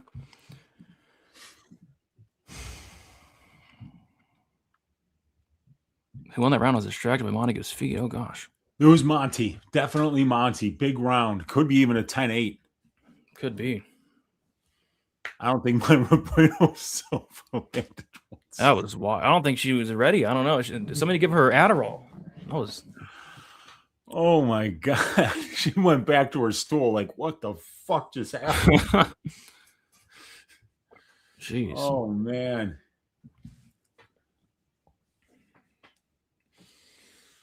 Oh. Yeah, she better figure out how to keep this fight standing or at least get her guard so that she can attempt submissions. Yeah. Stacks has got a 1-0 Silva. There you go. I'm sure the judges do too. 40 strikes to 0. Jeez. You missed a super chat. Let me go check.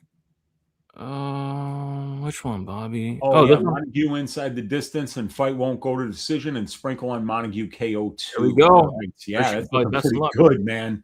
Hopefully you can get it in this round. Silva's crying. Getting backed up right away. Oh, big left hand from Montague.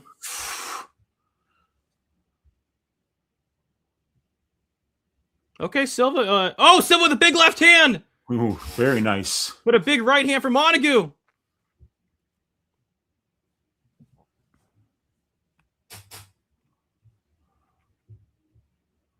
Yeah, Silva looks pretty puffed up already, man. Like, wow, Mara stuffed the takedown, Weezy. Yeah, wow. Good for her. Yeah. Kick to the body for Silva was nice. Very nice, yeah. Montague act like she was going for a takedown, didn't get it. Oh, nice right hand from Montague. Yeah, another one. Popped her head back. Good. Half-ass takedown attempt from Montague there. Buena Silva looking for that neck. Yeah, you don't want to let her get in on a ninja choke. That's for sure. She can finish that. She's looking to get her arm through there, man. Montague, oh boy. Oh boy. She might got it. Oh, she might have this, dude. Oh, she let it go. Oh, good job by Monty. Monty had to sell out and go to her back there. That was a good attempt from Silva. It was, man. That's my plus 1,200 there that almost cashed. I'd say there's some value on that. That was fully locked in. Yeah. Monty did exactly what she needed to do there, and she knows that Myra gets that choke. You know, we've seen her get it twice, actually. She got it on Holly Holm, and she got it on Dana White's Contender Series. Yeah. Ooh, nice combination from Montague. Her striking is like improved or something. Or Silva just stinks, one of the two. But nice uppercut from Silva. Silva stinks. Shot to the body for Silva. But Montague's striking stinks, and that's why I was saying, like, you know, at the line, it was just a really wide line for such a narrow path to victory. Silva doing some good work on the feet and a panic shot. I mean, I think Silva might win this. Yeah, fight. Dude, she's going to give up her neck if she keeps shooting like that, man. Yeah. Because Myra's going to keep trying to get that arm underneath her chin. Wait, what are you doing, Myra? What are you doing there? She's trying to get over the back. Your leg. Oh, wow, she gets the – okay. I was just going to say, don't let her get your leg, and she just let her get her leg. Yeah, what the fuck are you doing? You're giving her a single leg, you dumbass? See, this is why you can't bet her, man. She's trying for a Kimura, but this isn't going to work. No. Now my shit's like starting to go down.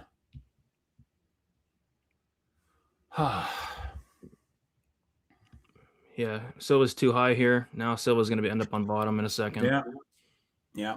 Now Silva's inside, or Montague's in side control. See, it's just brutal. I mean, like, I don't know why when I saw when she was trying to get around to the back, I'm like, get your legs out of there. Don't let her get a hold of one of your legs. And she just gave it to her. Oh, brutal. And now Montague's going to start doing damage here because this is not something where you can get submissions from. And she's too heavy. She's too big. Montague's on the neck here. No. Silva flops to the back.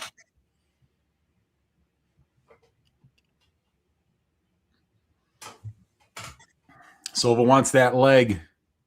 So now Silva's just content to be in full guard. Yeah, well, I mean, if she's in full guard, it's a lot better than the alternatives.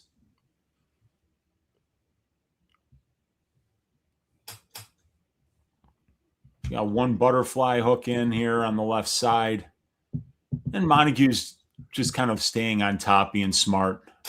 Oh, gosh. Silva's doing the... Oh, nasty upkick from Silva. But it's illegal. No, that was legal. That was legal. I don't know. That was legal, dude. She was on both of her feet. Herb, you better fucking review that. That was legal. Call it a TKO, please. No, let's see. No, she's on a knee. She's on a knee. Oh, yeah. Damn it. I thought that knee was up. My bad. My bad. Oh, that was definitely illegal. That was definitely illegal. Michelle, take the DQ, please. Yeah, she's fine. Yeah. She's not going to take the easy way out here, man. All right. So I wonder if they're going to take nope the position from her. Yeah, they'll take the position. Wow, they took the position from her. Shouldn't have Montague been able to start that fight on top? I don't know. I mean, I don't know. That's kind of messed up because, like, Bueno's the better striker, so they should have given her her position back. She's the one who got fouled. Classic Herb. Yeah, it really.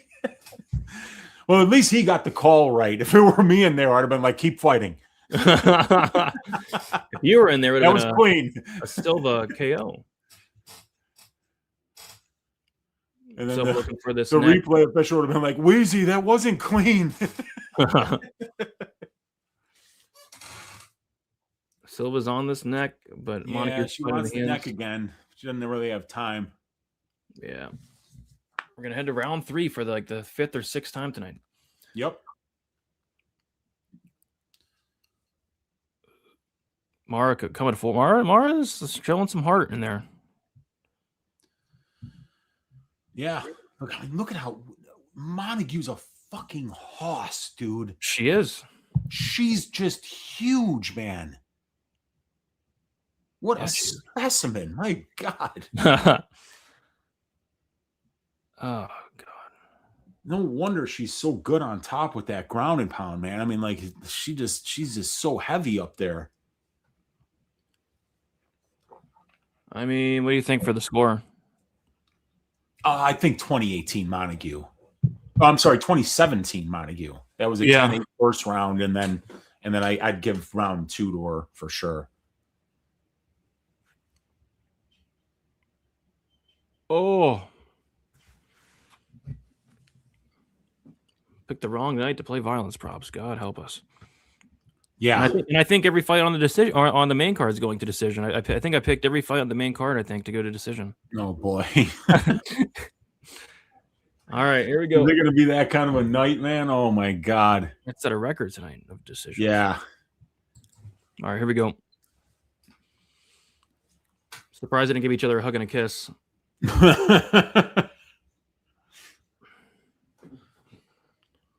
Montague's striking has looked a little bit better than it did against Luana Carolina. Oh, yeah, I'd say a lot better. I mean, against Carolina, it was terrible. Some leg kicks from Silva there.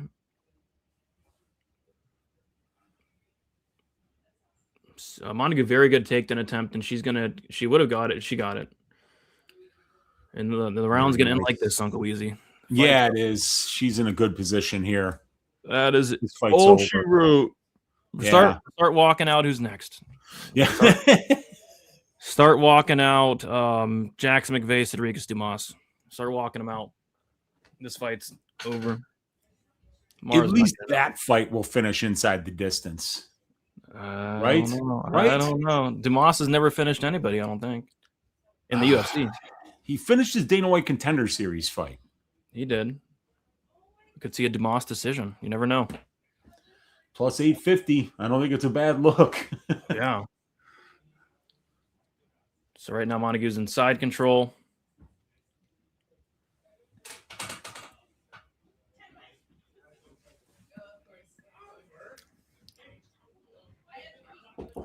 Yeah.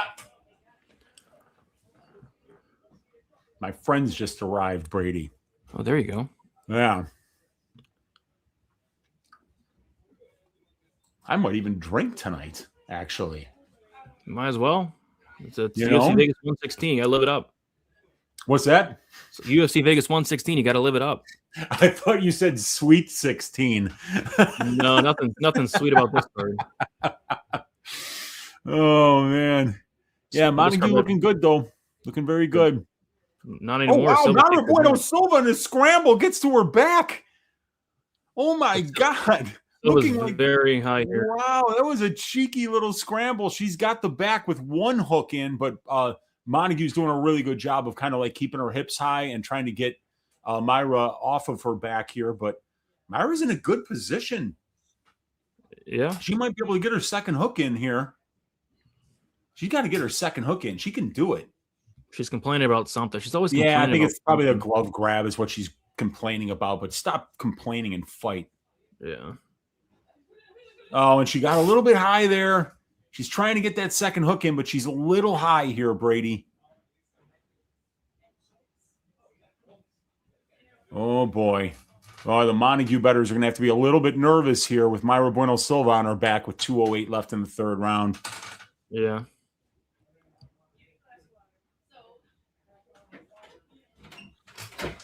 Oi! I'll be out in a sec. I want to go to the beer temple to pick up some drinks. Okay. Oh, boy. They want to go to the beer temple, Brady. There you go. I think the audience wants Drunkle Wheezy.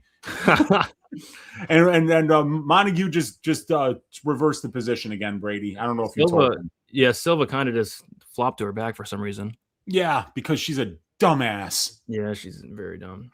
I don't feel horrible about the plus 1200. That ninja choke was close. She got to her back once, but you know. I was feeling great about my fight ends by KO in the first couple minutes. Yeah, still a minute 20 left here, and Monty's in a pretty dominant position. I mean, she can get mount whenever she wants, but I don't think she wants it. Good ground pound there from Montague. Yeah, start bringing out Dumas. I mean, this card's going to go till midnight. Oh, my God, man. Some nasty elbows there from Montague.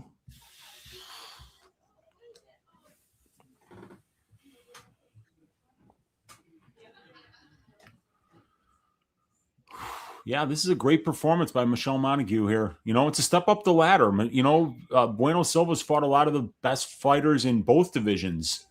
Manny Fierro, Raquel Pennington, Holly Holm.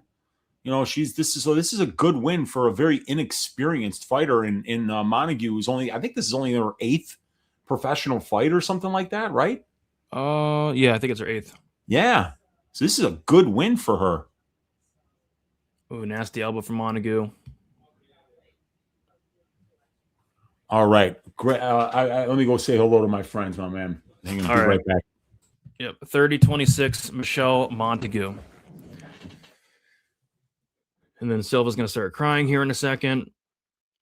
Oh, I think this might be the worst card of all time. Montague came out hot.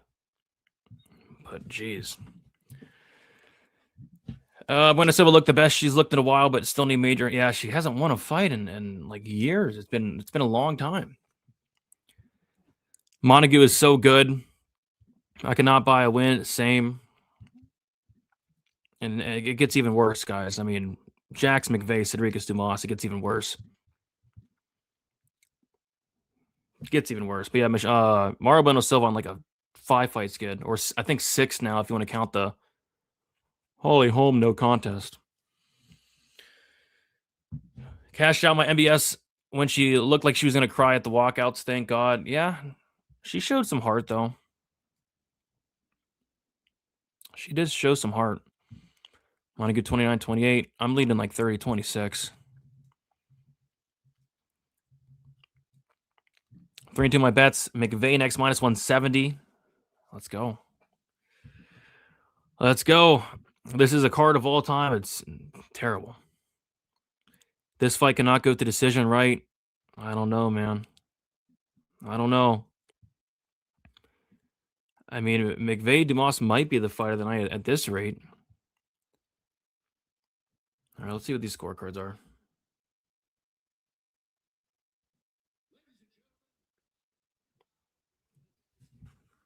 Surprised Silva's not crying.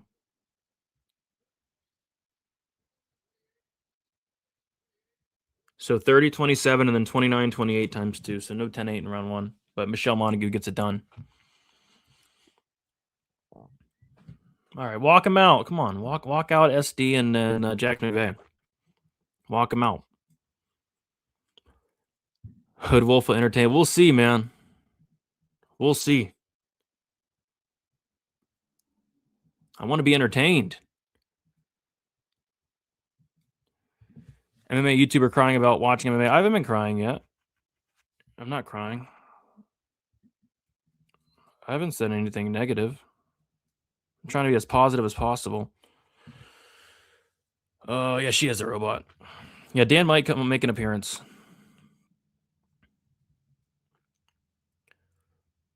But tonight's fight of the night. The next one, maybe, man. We'll see. Not much to compete with. How's that not a 10-8 round? I guess because she wasn't really close to finishing, but I mean, she outlanded Silva 40 to zip. 40 to zip.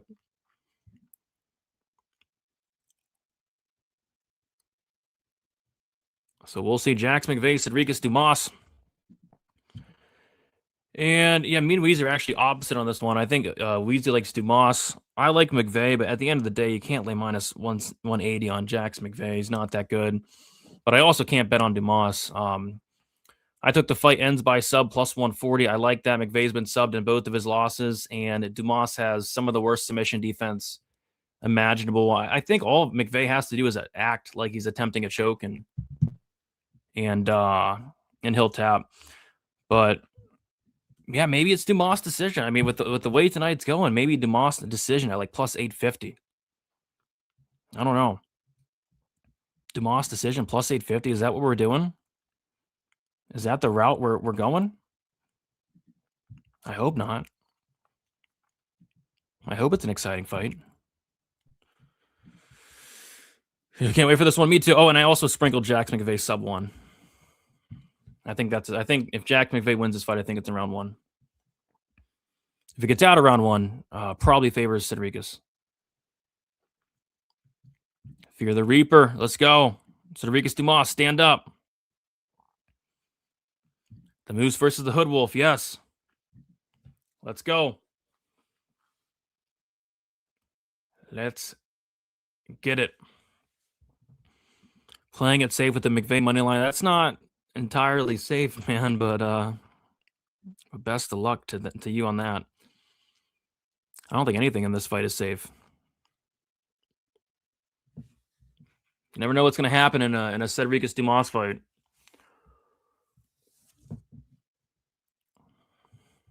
You never know what's going to happen.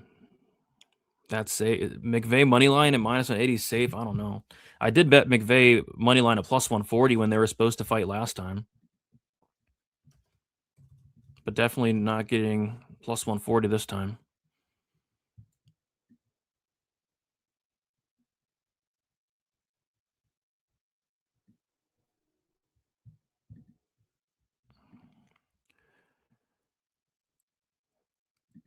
British things of hope. Absolutely not. Absolutely not. There's something in my eye.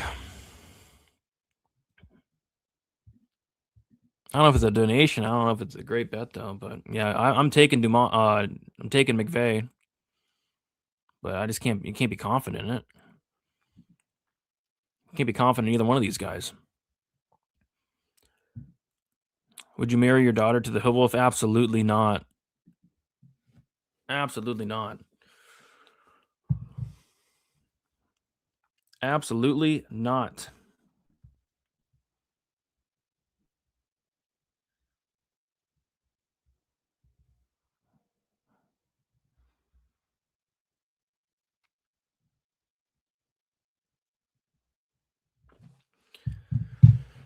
All right, here we go. Let's start it up. I'm confident Dumas is the best UFC fighter that trains out of a... Yeah, is he even training at a gym? I don't know. I don't know. All right, here we go. Fight's about to start. Uncle Easy's gonna miss out on the best fight of the night. Oh gosh.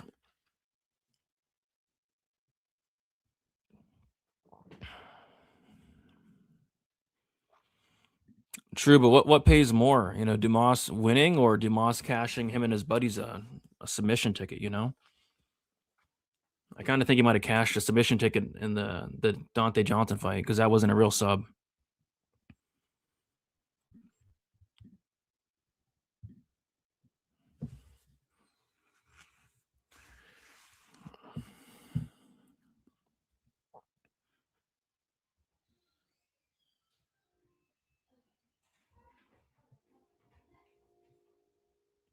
Dumas is ready. Dumas is ready. Let's see if McVey's ready.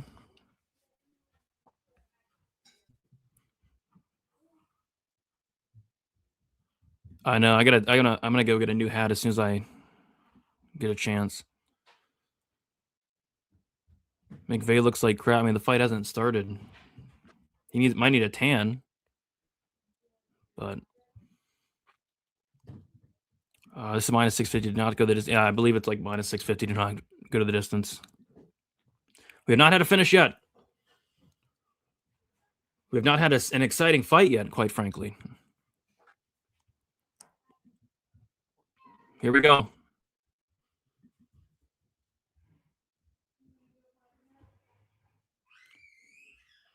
They clinch up here. McVey looking to get this fight down to the ground. Dumas reverses.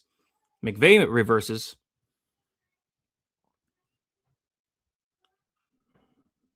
I mean, if you're Dumas here, you don't really want to be in the clinch with McVey. That's probably where McVey's the best, and he's landing knees here. Is McVey.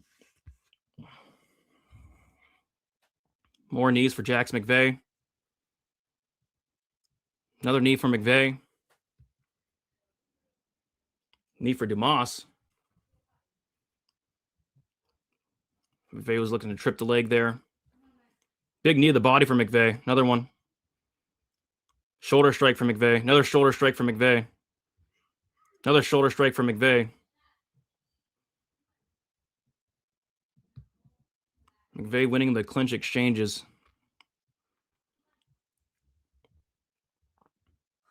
Knee to the body for Dumas. Knee to the body for McVey.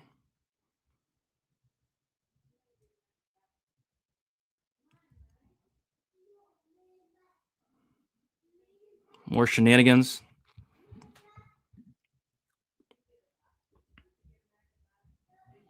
Shoulder strike for McVey. Another shoulder strike for McVey.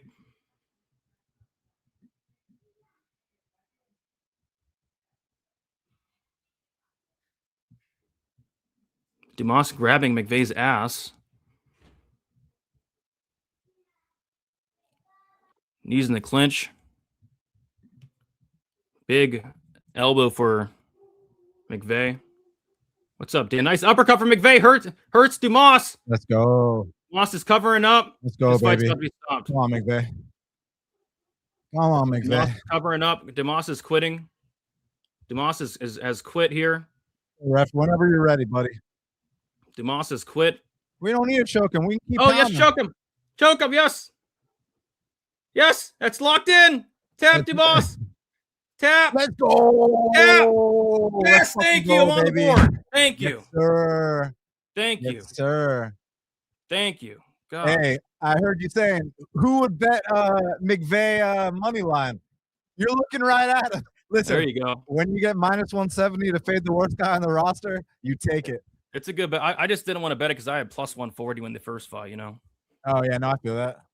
But I had sub 1 for McVey at plus 550 and then end sub at plus 140. So that was big. Man, Just let's like- go, McVey. Just like I drew it up. Shout out to Tayoni for not stopping the fight when Dumas was quitting.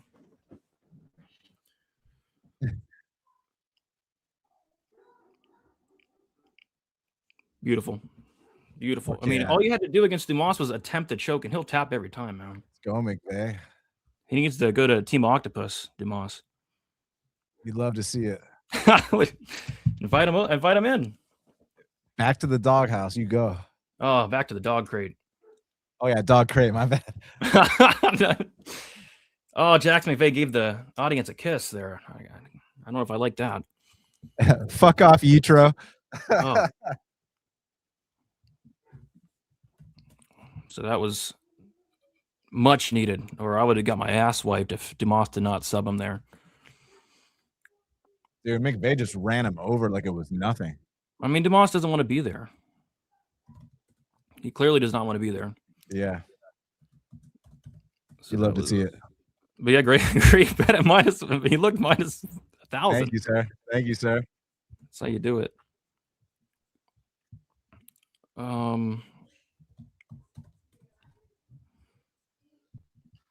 So that was big. Uncle Weezy missed the best fight of the freaking night.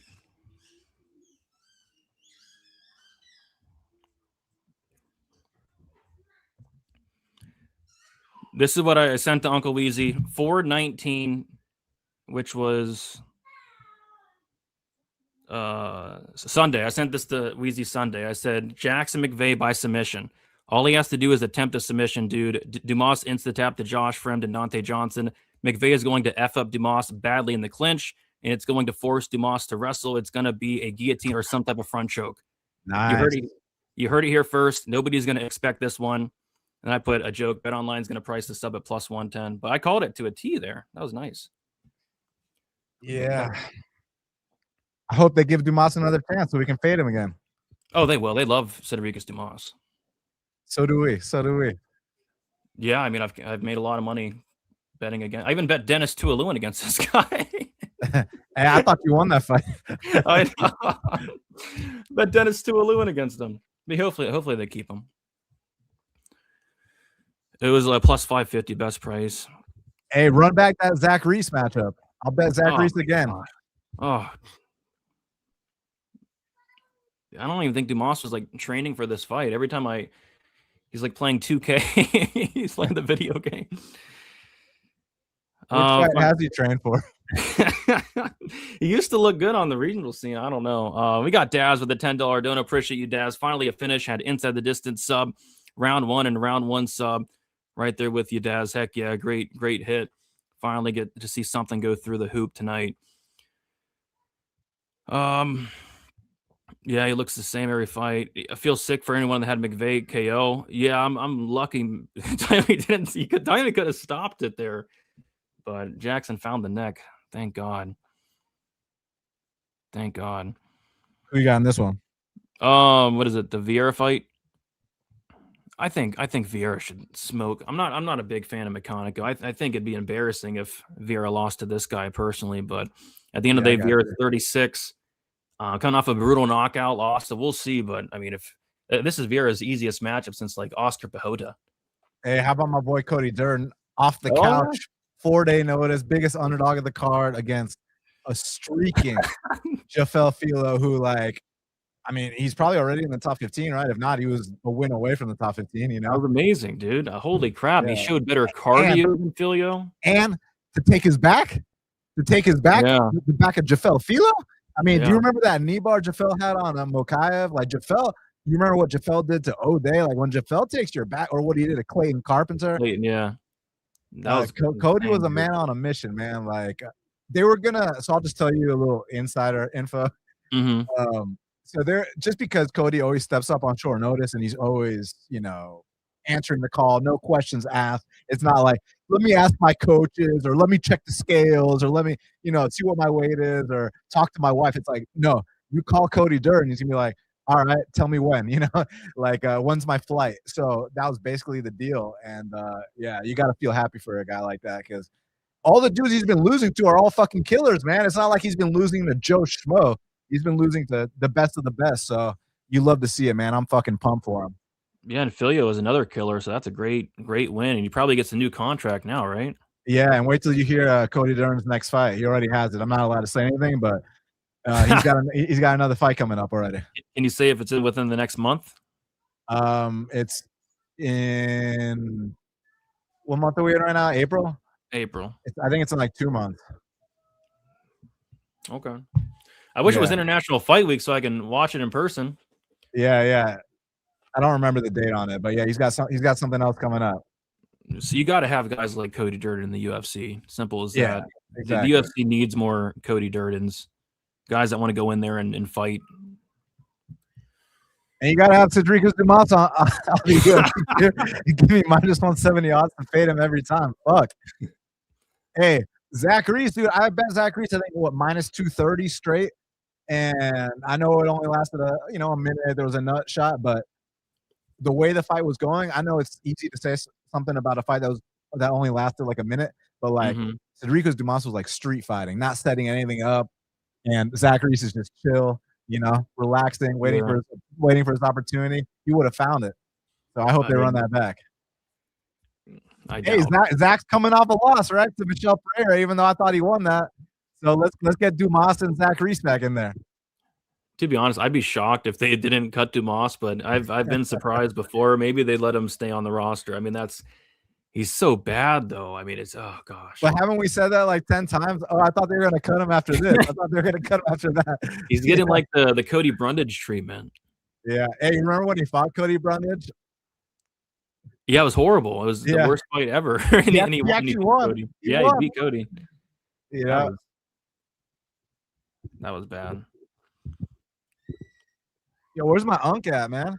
I don't know. He left. Like he was pumped up about the Dumas fight and the Dumas Jackson McVey fight. He was pumped up. Maybe he's still partying about that result. Yeah, I don't think he bet on Dumas. I mean, I hope not. But no, he wouldn't do that. I know my unk better than that. I think he made Dumas his dog pick of the week though. I don't think he bet it though. I think he played it smart.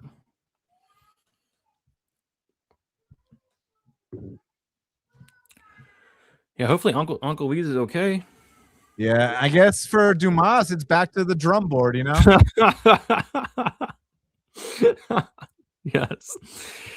And then after that, the dog crazy. Let's see if Vieira can get back to the drum board here. He lost to Bo Nickel. He's taking on Eric Meccanico. You have a bet on this one?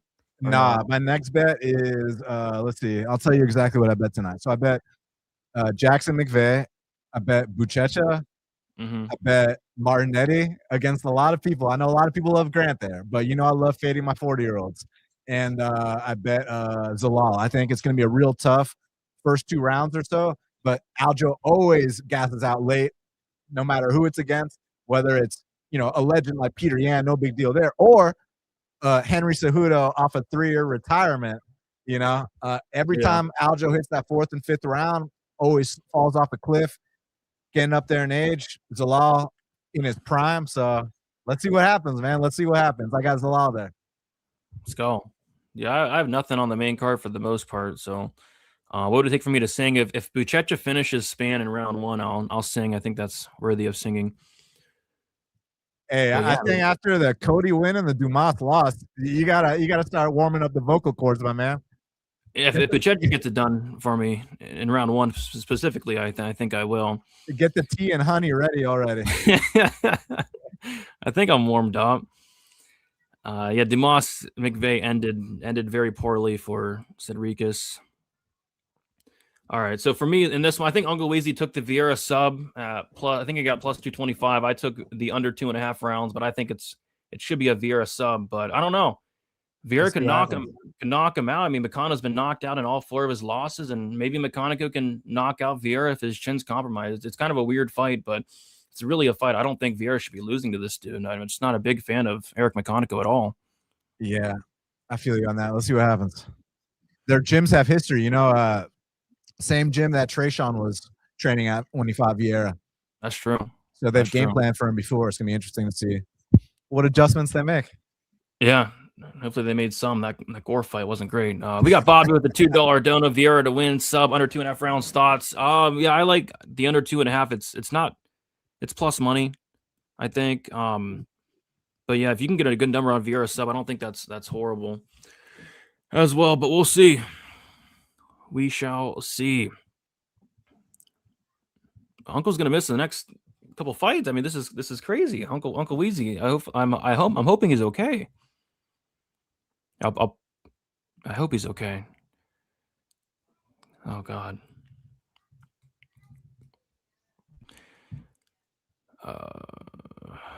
Bobby, I got Vieira sub 2. Okay, let's see. Let's take a look. There's Kerry Hatley. When Dan back in the last room, you gotta love it, man. All right, here we go. Round 1 kicking off. Rodolfo Vieira, Eric Meccanico. Dude, what happened? I already missed the Dumas fight. I mean, Jackson subbed him in round 1, man. Like I said, like I told you. Yeah. Did you lose? Oh, Rodolfo Vieira knocks down Meccanico, takes his back. Let's go. Meccanico's so chinny, dude. He's so chinny. He gets dropped by Rodolfo Vieira with the first punch that landed. Now Rodolfo's on the back and on the neck. Oh, he's on the neck tight. Bad position on it, but he's cranking on it. And he's going to fall on bottom, but he's going for a triangle and armbar. Oh, my God. Tap. Oh, he's going for the armbar. It's tight. He's going to tap. He's going to break his arm. He's going to break his arm off. Whoa, Meccanico gets out of it. How? Wow. Oh Meccanico dropped at the first punch that landed, Uncle Weezy. Unbelievable. Meccanico hurt Vieira, I think. Oh, my God. I That was can't all even right. see this. Like this, my fucking Paramount Plus isn't working. My gosh. Vieira in on a takedown. He's in deep and he gets it. And he's to the back. Yeah, refresh this. Insane start for this fight. Anyway, Man, Meccanico is going to get, or I mean, I should say Vieira is going to get tired. Yeah. Anyway, so Dumas was just like eating shoulder strikes, and then he just covered up, and then Tony didn't stop the fight, and then Jackson locked up a anaconda or a darce or something. Wow, Meccanico gets on top, huh? Yep, Jeez. Vieira pulls him on top of him.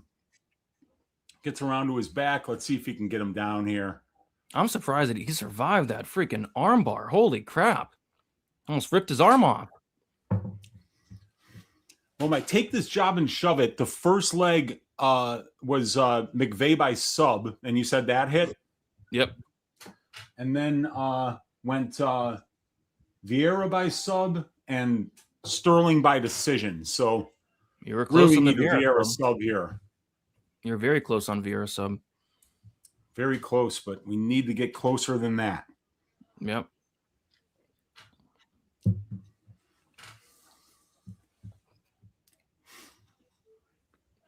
And now the fight's just slowing way down.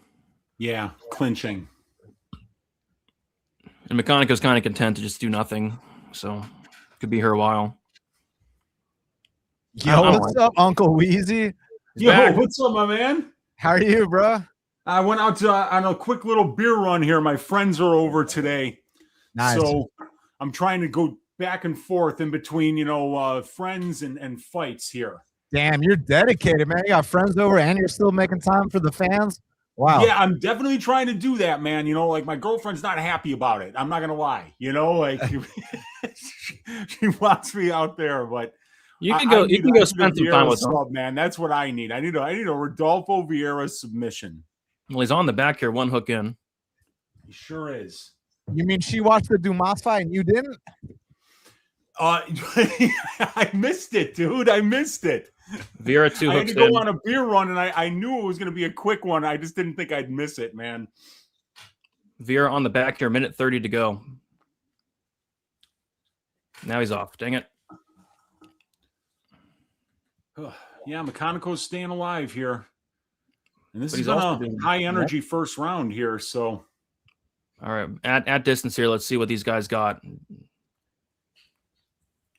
Head kick attempt for Meccanico. Looks like he got through.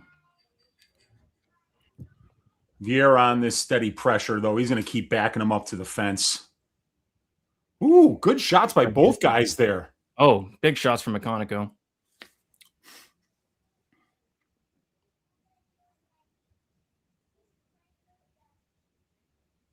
I think Vieira is going to calm down the rest of the round. That was a high pace first 3-4 minutes, so he's probably just going to chill. Yeah. Rodolfo's boxing's come a long way. He's like jabbing to the body now and stuff. Nice. Man, I mean, has it ever, dude? I remember him when he was fighting Fluffy, just like how terrified he looked to be at distance striking range. He's like finally becoming a complete MMA fighter at 36 years old. But I feel like that's one of those things where, you know, he doesn't have that much mileage on him because of the jiu-jitsu background. Yeah. So he's still like transitioning. I'm curious if Buchecha will show that like same kind of maturity in his fight. Yeah, he's going to have to get through a very difficult round 1 against Ryan Spann. That's going to be very tricky because Spann is so dangerous early. But I think if he just gets out of round 1, did you see how big Spann looked? Yeah, I thought Spann ate Spann. Like I don't understand that. Like, He did. So clear 1-0 Vieira, and like typical Meccanico, he did nothing for 5 minutes. my boy Meticulous that makes all my graphics and stuff, he's amazing, but he never makes like predictions like this. But he told me the first time he saw Eric Meccanico, he's like, this guy does not belong in the UFC. No, he's so bad. He looks so comfortable in there. Like he never looks like he's at any kind of urgency or, you know, aggression. It's just so weird. He just looks like he's waiting in line at the DMV, Meccanico. Yeah, someone told me he's in a fight right now. The DMV. You know, that's like the last place I want to be in. I guess this is the last place he wants to be. So it checks out, you know. It checks out. Exactly. All right. Round 2. Round 2. Let's go. See if Brady, you Meccanico got to switch that thing on the bottom, man. It still says round 1. Crap. Yep. This is the highest tech, you know, fight watch along that you can find here. So we're continuously upgrading the graphics. Yep. Ooh, nice Good left hand there from from Meccanico for sure. Yeah. Good right hand for Vieira. Meccanico just doesn't have that urgency. He's trying to be too slick with it. Yeah. That's all his fights, man. He's comfortable in there, but he just doesn't really go for it. Yeah, he doesn't. Nice uppercut and an elbow from Meccanico. He got hurt again there. Yeah, his chin is not good. If Vieira is sparking you, that is not good. So I think Vieira might be slowing down a little bit though. Yeah, it was a high pace first round. Head kick for Meccanico. Lands. Oh, nice left hand from Meccanico there. Stunned Vieira. Meccanico showing some urgency for the first time in his career. Let's see if Vieira can push through this fatigue. Nice right hand for Vieira. Oh, he got cracked. Yeah, he got cracked. And again, body head from Meccanico. Meccanico's on the pressure. Yeah, Rodolfo needs a breather. Another head kick. Yeah. Meccanico is looking good on the feet here. He's throwing way more volume than I'm used to seeing him throw. See what happens when he lets his hands go? Good thing. Good jab by Vieira.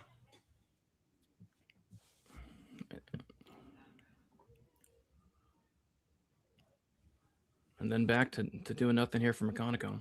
Yeah, Vieira being economical with the takedown attempts here. He hasn't tried any yet in round 2. Yeah, I was gonna say that. Like unless he gets badly hurt, he's probably gonna save it for the next round. Yeah, I think so, dude. Because it was like we said, high pace first round. He can't fight at that pace for 3 rounds. There's no way. That was a nasty elbow from Meccanico. Yes, it was.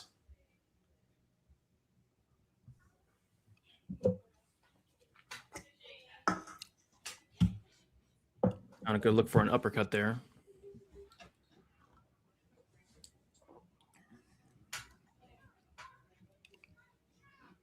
Punch to the body for Vieira. Vieira now shoots in for a takedown. He's going to get it stuffed. Yeah, he does. But he's in the clinch here, so let's see if he can find anything else. But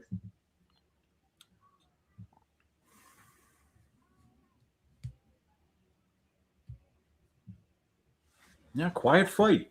Not surprising for a Meccanico fight. Yep. Vieira trying to take him down. No. Oh, trying for it. Oh, yeah. Give me a second, you guys. I got to see a man.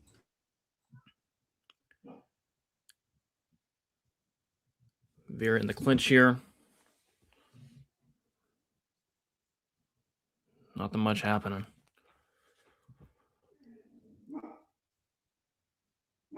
See if Meccanico can break away. No. Vieira with the double underhooks.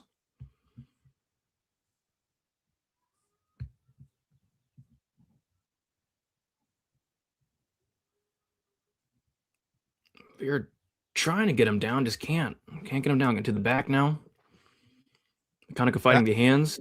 At least this can give him hopefully some time to recover, not take as much damage, get that second win. Yeah, a nasty foot stomp there for Vieira, and he's like kicking the calf from the back.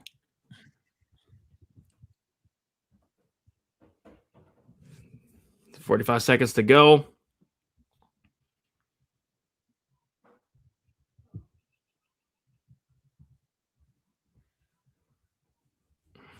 And this is what Meccanico is content to do. Just nothing.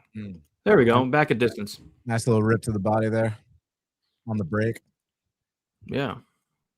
When he lets his hands go, he's not bad.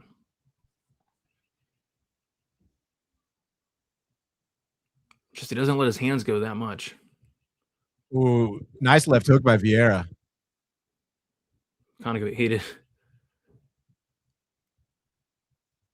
Yeah. Hopefully Vieira gets a second win out in the third. Maybe one big attempt for the takedown. Yeah. Let's see. Let's find out. But it's probably 1-1. I know what judges we're dealing with, but like it's between you and me, it's 1-1, right? I'd say so. I think it's got to be if you're favoring damage because Vieira did nothing in the clinch, just held him there. There's just no way it's 2-0 Meccanico. No. I'd say it's 1-1. I mean, you got to ask these things because you've seen some of these recent scorecards, so. They've been brutal. So you never know with these corrupt judges. Vieira's gassed. Yeah, I don't know why he kind of went out there and kind of blew his load early, but we'll see. Ooh, the high kick was just short. Yeah. Like it was like foot. If that was shin, it may have done what Bo Nickel did. Yeah. He's landed that a couple times.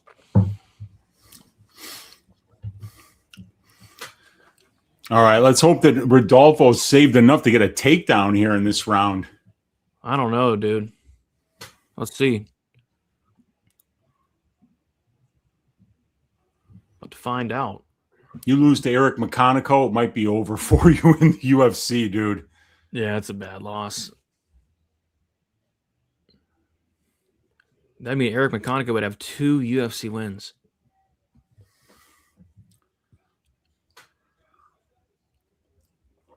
Cedricus Dumas has 3. Crazy. 3. Absolutely anything crazy. Is possible. You're not wrong. Some jabs at the body from Meccanico, jab up top. Another jab from Meccanico. And here's the thing. This is what I was saying all week.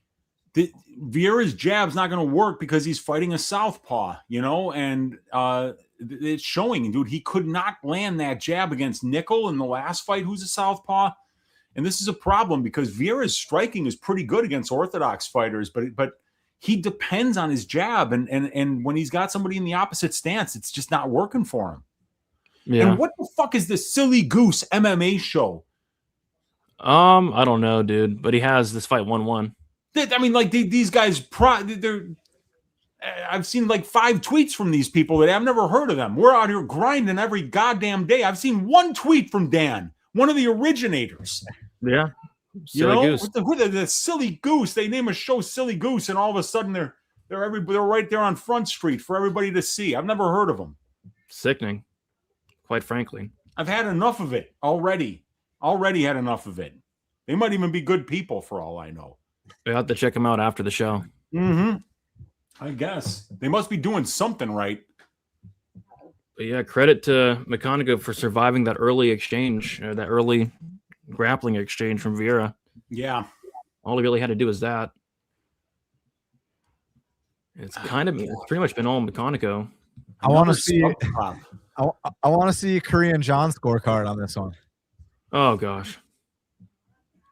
Yeah, they show him all the time too, but Korean John's been around forever, you know?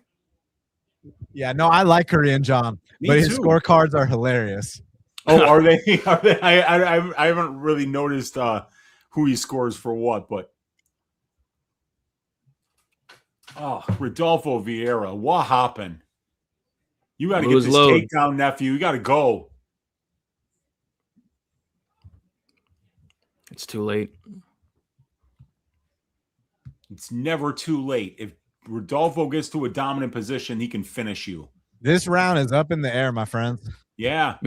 Rodolfo needs a takedown because if he can finish this round on top, he won round 1, right?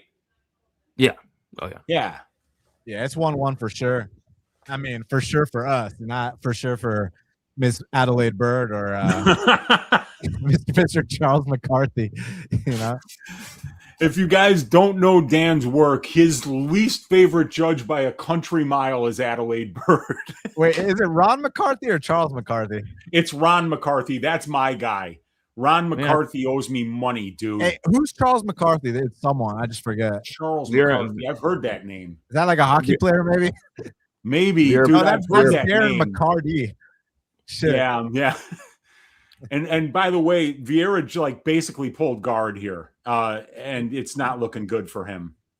I mean, he basically just gave up and gave away the fight right there.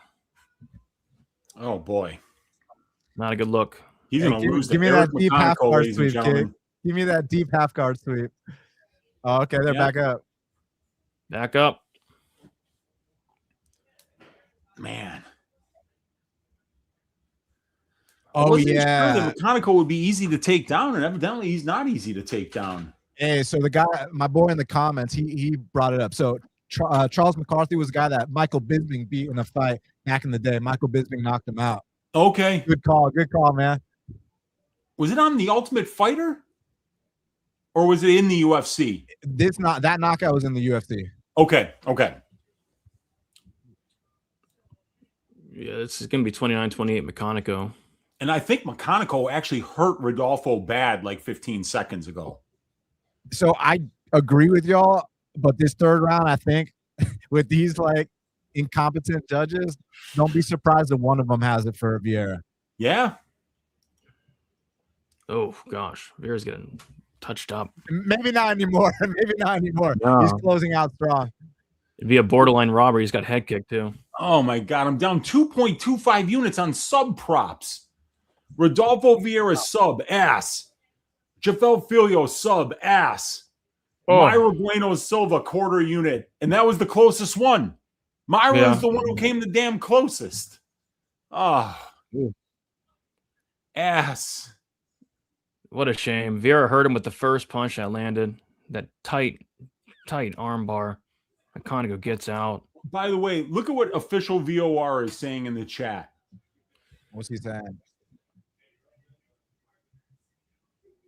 Wow. Yeah, I don't know how it works, man. Yeah, neither do I. Meccanico gets Twitter game admittedly needs to improve though. So I'm not bitching that my tweets aren't on there, but kind of feel like they're missing a lot of the big guns in the community, not giving them shine. Agreed. Oh wow, Buffer's volume's off. Oh no, Eric Meccanico won. It's a Eric Meccanico decision, ladies and gentlemen. Wow, love to see it. Unanimous. A unanimous what were the scorecards? 29-28. Even Ron McCarthy nor Charles McCarthy could fuck that up. Yeah, that was bad. There we go. Yeah, a lot of people took Eric. I mean, Rodolfo closes a massive favorite. Money poured in on Rodolfo today. I saw him at minus 400. Yeah, massive numbers. I was thinking that maybe there was something wrong with Meccanico, and damn, he almost got him out of there. Yeah. He almost got him out of there right away, dude. Close. Well, it sets up a nice fade coming up, you know? Wow. Yep, unless they give him William Knight or something. Crazy. Okay, man. how about Wait, are they teammates, Meccanico and Gore? Fuck, never mind. All right, let's think of something else. Oh man, yeah, Meccanico's at the lab, and so is Gore. So yeah, Hey, I got it. I got one. How about let's let Mansour Abdul Malik bounce back? Okay, I'm down for that. No, I gotta veto you. Okay. Dude, can you imagine how boring that fight might turn out to be? Oh, you think so? Dude, I mean, like, come on, we've seen some of these Mansour. Do you remember the Brundage fight? I was at that fight. You no. So you probably don't remember it. You probably blocked it out completely out of your head. I like have like friends there. I'm like telling them, hey, this is like my top prospect. This is the sport I love and all this stuff. And I'm like, just wait, and it's Cody Brundage who, quits every fight and then it goes down like that. Like, wait, this is the shit you like? Yo, Dan, when I was visiting my dad in Florida some years back, we were watching the fights, and right before the main event comes on, I'm telling my dad what a banger of a main event this is going to be. Thiago Santos versus Johnny Walker. I'm like, Dad, you got to sit down. You got to watch this. These guys are going to kill each other. And I remember like 2 rounds into it, he was like, what the hell is wrong with you? You know? Like golf was like more entertaining than that. How you think something's going to play out a certain way, and it just goes the opposite way. Yeah, that's wild. Man, back in the day, there was a fight between Frank Mir and Crow Cop that was like that. Oh, really? I don't remember that one, but it was really boring, huh? So check this out. So on that card, it was just one of those cards where like most of the fights sucked, right? Okay. So I don't think there were any finishes on the card until the main event between Frank Mir and Crow Cop. And like Frank Mir and Crow Cop have this like boring ass like 3-round clinch fest, like nothing's happening. And then like with 2 minutes left or something like that in the 3rd round, Frank Mir knocks him out with a knee. And there were no other finishes on the card, okay? Yeah. And that fight was so boring that the only finish on the card didn't get a knockout of the night bonus. Yeah, I remember that because that was back in the day when you would get submission of the night, knockout of the night, fight of the night, right? Right. Yeah. Oh man. There's been some bad fights over the years, definitely. And, I mean, we don't need to revisit all of them, obviously, but I'm pretty shocked by what I just saw there from Rodolfo Vieira. Yeah. But I mean, when you think about it, he went hard for the grappling early. And oftentimes when a guy that credentialed and that just committed on taking the back and choking you out, when you can't get it, you know how it goes with these jiu-jitsu guys. They tend to fatigue, gas out badly. You saw it with Damian Maia back in the day. And even you look at a fight between more recently, like let's say Gabriel Bonfim and Wonder Boy. Okay. So the first minute of that fight, Gabriel Bonfim is like about to dangle off the neck of Wonder Boy. He's got him exactly where he wants him. And like by the grace of God, Wonder Boy survives. And then people arguably thought that Wonder Boy won the next 2 rounds. With these jiu-jitsu guys, when they go balls out and they sell out for that early submission, sometimes things like this happen, man. I remember saying to all of my subscribers that week that like Thompson's the bet for sure, but it's just so hard to trust him just because he's older, and he obviously Bonfim is a killer in the grappling. And I thought he won that fight, man. I thought Thompson won that fight. I really think he got screwed on that one, man. Dude, you saw it's coming up pretty damn soon, I think. Bilal and Bonfim are fighting. That's a fucking great fight. That is a great know fight. That. Yeah, Bilal and Bonfim, Apex main event, dude. 5 rounds, baby. I like it. Oh, that's great, dude. How good is that? Dude, you and I are both huge Bilal Muhammad fans. So, I know, like all the way up to his run, man. I was on him every fight up until the JDM fight, man. Like he was a money train at one point. Oh my God, dude, cashing at plus money over and over and over and over. I think there were 4 straight plus money cashes at one point, and I was like, dude, these guys, you can't keep. Usually when you cash once at plus money, the market takes notice and starts putting money on you, but they just never believed it with Belal, man. He's such a smart fighter. I mean, except for the JDM fight, obviously, that was not his finest hour. Yeah, you just gotta consider that Belal, he's finally, 37 and had a long ass run, like really clawed his way up to the top and in such a respectable manner where he was counted out in most of the fights. And like you said, there was zero recency bias on his betting odds, zero market overcorrection until he won the belt. That's like how long it took. But him and Bonfim both present like really interesting challenges for each other. On the Bonfim side, he can dish out a lot of damage, which all the guys that have beaten Belal, minus Ian Gary, have all beaten Belal via damage. Jeff Neal, Alan Juban, Vicente Luque, right? And then and JDM too, of course. But with Bonfim, the way we saw him lose was via a guy that can push the pace, and that's what Belal does. Nick Dalby. Yeah, so that makes it such an intriguing fight for me. Like, I love it, man. I love looking at paths to victory. How does a fighter win? How does a fighter lose? And then you match that up with the matchup. And sometimes you see things that matter. Sometimes you see things that just don't matter at all. And you realize, oh, okay, yeah, this is, striker versus grappler, or it's striker versus striker. And it's going to come down to who lands the bigger shots. And sometimes those are the trickiest fights to cap. Yeah, no doubt about it.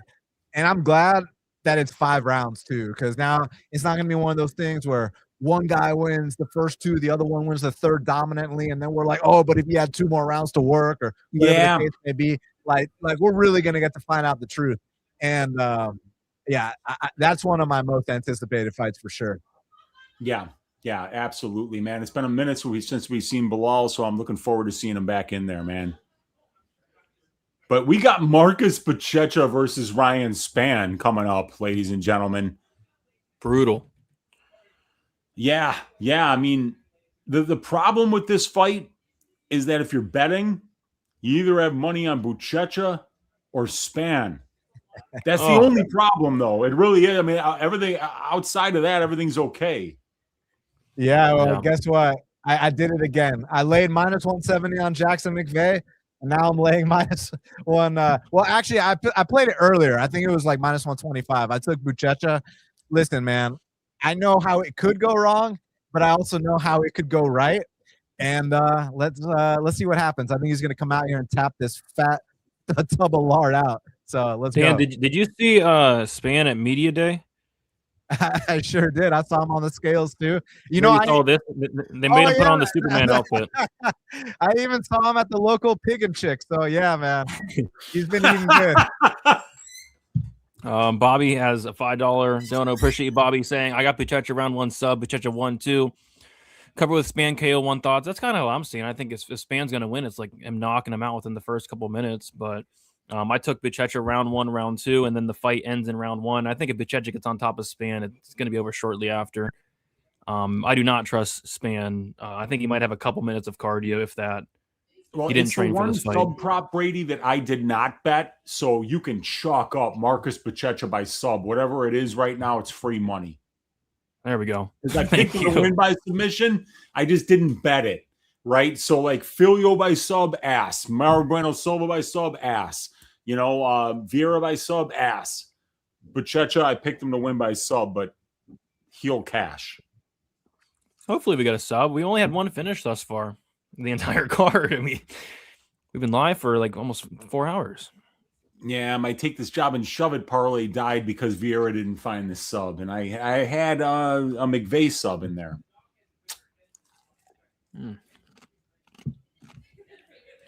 I don't know what the hell Ryan Spann's smiling at. I don't know, man. I'm surprised they didn't let him walk out on that in the backstage room. Yes. Would they let him fight in this? Would the athletic commission approve it or no? Or the shorts or the tight too tight? Hey, Chris Barnett fought in the UFC, so I think anything goes at this point. That's fair. I think the tights might be too tight. He'd be the first male fighter to be out there with a rash guard.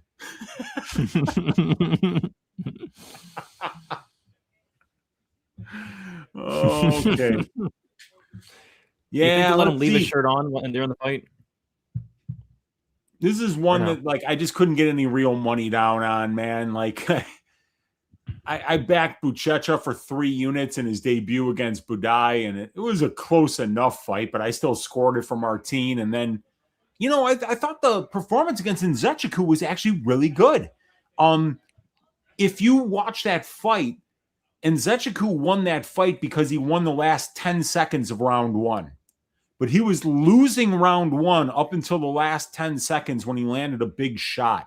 And that's why that fight wound up being a draw instead of a win for Buchecha. So I do think that I just think that Nzechukwu is way better than Ryan Spann because he's got cardio and because he's got heart. Yeah. Well, let's fucking go Buchecha, man. I bet him, so I hope you're right. You know, I also bet him against Kennedy too. And even though we didn't get the win there, it was a step in the right direction from the Boudet fight. So, hey, you got the loss, you got the draw. Now it's time to get that win. So let's go. Yeah, like I say, you know, I mean, if you score that fight and remove the last 10 seconds of round 1, it's a clear win for Buchecha. Right. Yeah, exactly. So, yeah, I mean, hopefully he doesn't pull a Rodolfo and we get this done. Yeah, let's see, man. That being said, has Ryan Spann ever won a decision? Actually, he has. You guys know against he's won right? 2, hasn't he? Alvey, right? Against Sam Alvey. Yeah, I Sam Alvey. I repeat, a split decision against Sam Alvey. But no, there was another one, right? There was like, didn't he win one like against some nobody way back in the day? Oh, yeah, and he should have won one against Anthony Smith the second time, but you know. Yeah, that was a close enough fight, but God, losing a decision to Anthony Smith when you almost finished him earlier in that fight too. Yeah, I mean that's bad. That's really bad. You want to talk about one of the worst minute winners to ever do it? it's Anthony Smith, and you lost 2 out of 3 rounds to that guy. You know what I mean? You can blame the judges all you want, but you know that was not good, dude. So who was the guy though? I'm trying to for some reason my UFC stat, like my internet connection is just horrible today. Same. It might have been on the regional scene. Ryan Spann only won 1 decision in the UFC. Okay, I thought that there was some random Brazilian guy that he won a decision against, like Luis Enrique or something like that. But no, I don't think. Yeah. All right, come on, Buchecha. Need some violence here. My God. This card's gonna be done at midnight. Help us out, you know, or 1 o'clock in the morning. Longest card in UFC history. I'll be right back, you guys. All right.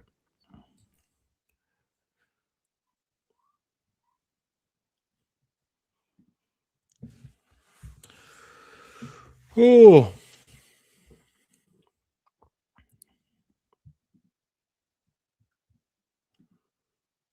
$264 for Ryan Spann. Tip the scale.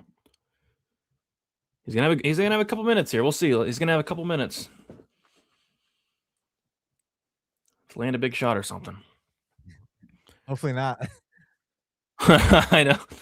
I think 1 takedown. I mean, the fight should be over. I mean, we'll see though.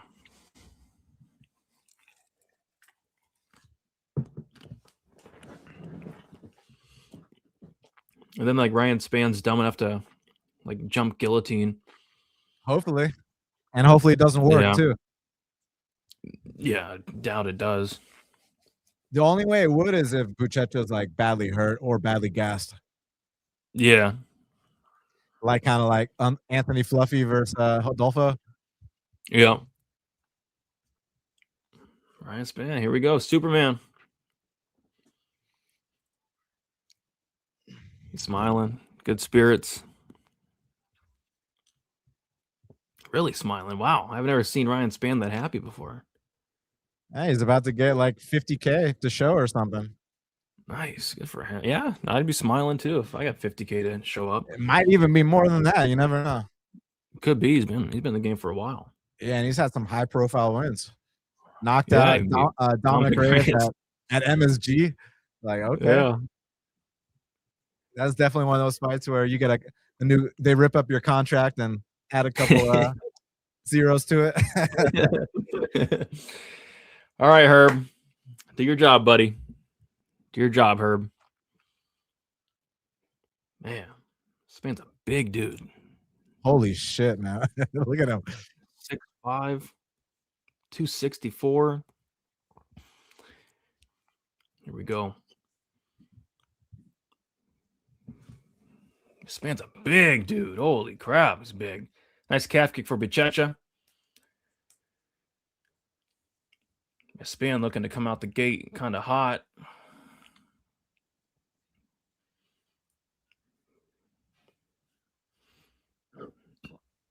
Oh, big right hand from Ryan Superman Span. He said it was an eye poke. Okay, we're back. Buchecha in on a... Oh, Ryan Span did jump the guillotine, and Ryan Span's going to end up on top here. Oh, big shots from Ryan Span on top. Buchecha's going for a leg here. Ryan Span is on top of Marcus Buchecha. Not an ideal start. No. Ryan Span's looking to potentially get to the back here.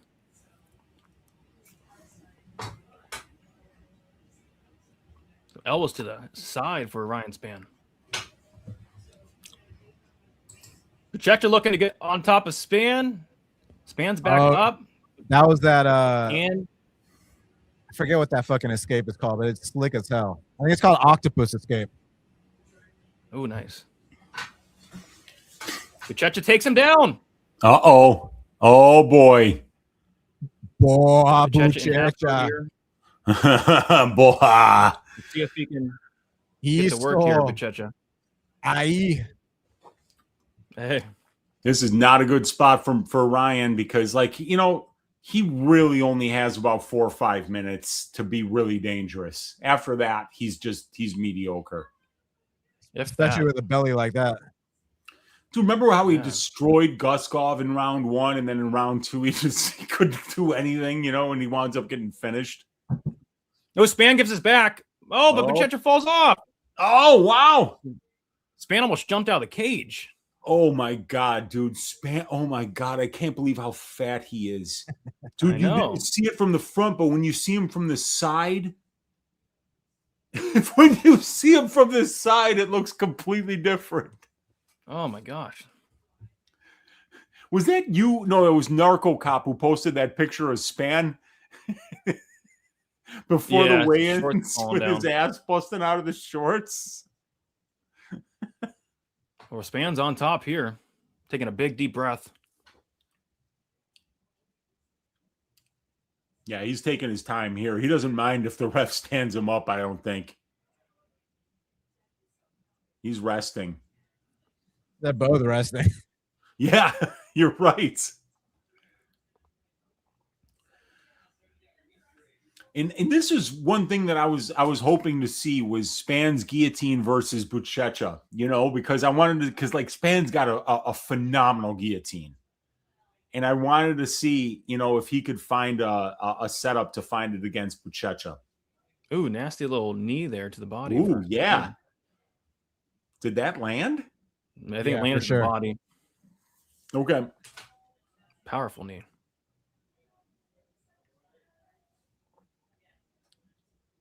I need Span to gas out.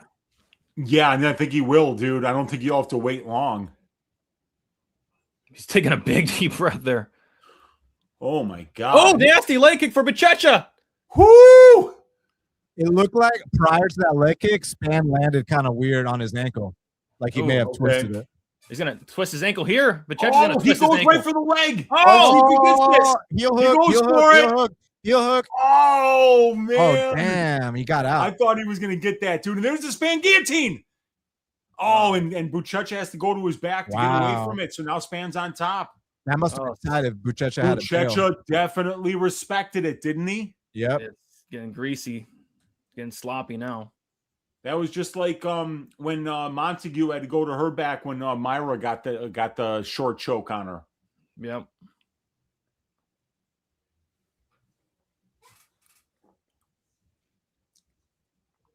Nasty knee to the body for Span there.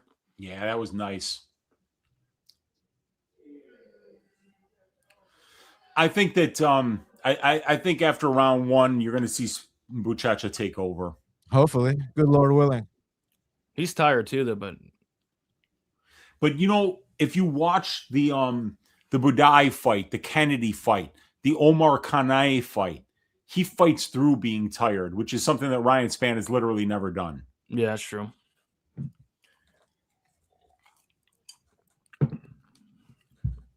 All right, 10-9 Ryan Spann. Yeah, I guess. Yeah, I agree with that. I suppose somebody had to win the round. Now I'm about to go 10-7 another beer, ladies and gentlemen. I'm going to get this one going between rounds. Good idea. I'll be right back myself. Yeah, I don't know who won that round. I guess Spann. Spann's card is holding up better than I thought. I gave him a couple minutes.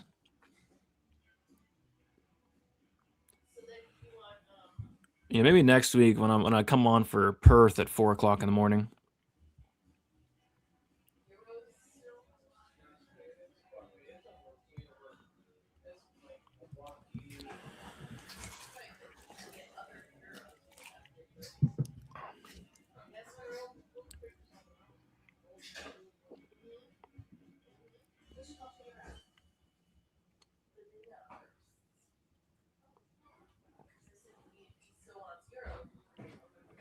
All right, here we go. Round 2. So Spann's going to be dangerous in the first minute or so here. Nice leg kick for Spann.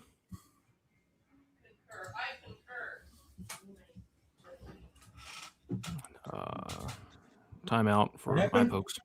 Spann's saying there's some eye pokes. Or did he even get poked, or was it just he was putting the fingers out there? I don't think he got poked at all. But we're back. Okay, yeah.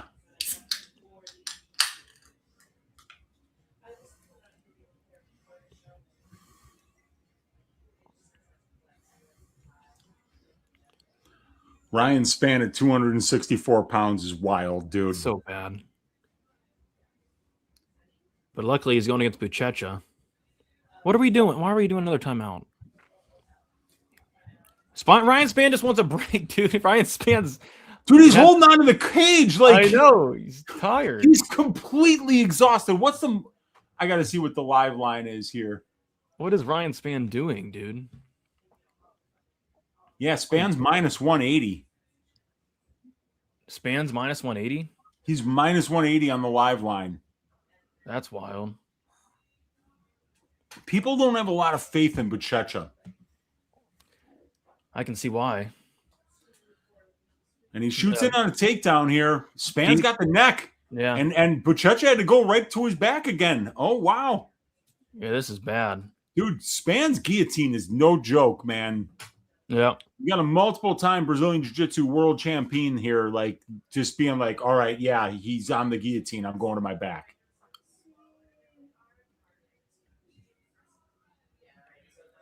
And they're back up. Okay. Come on, Buchecha.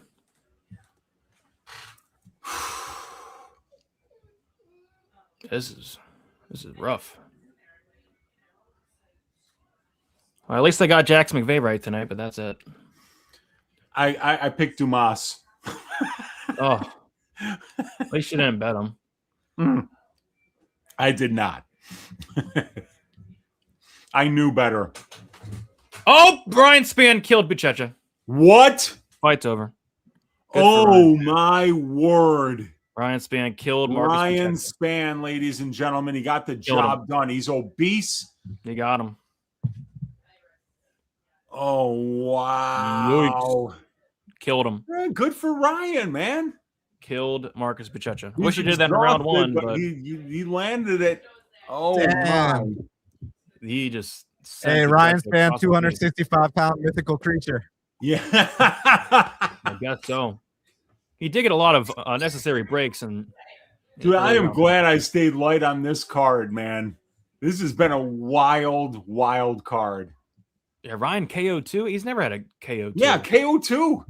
And it was over 1.5 rounds, right? Did it go over 1.5, or was it just about under 1.5? It went under 1.5. It under. Okay. Yeah, big right hand. Great straight right.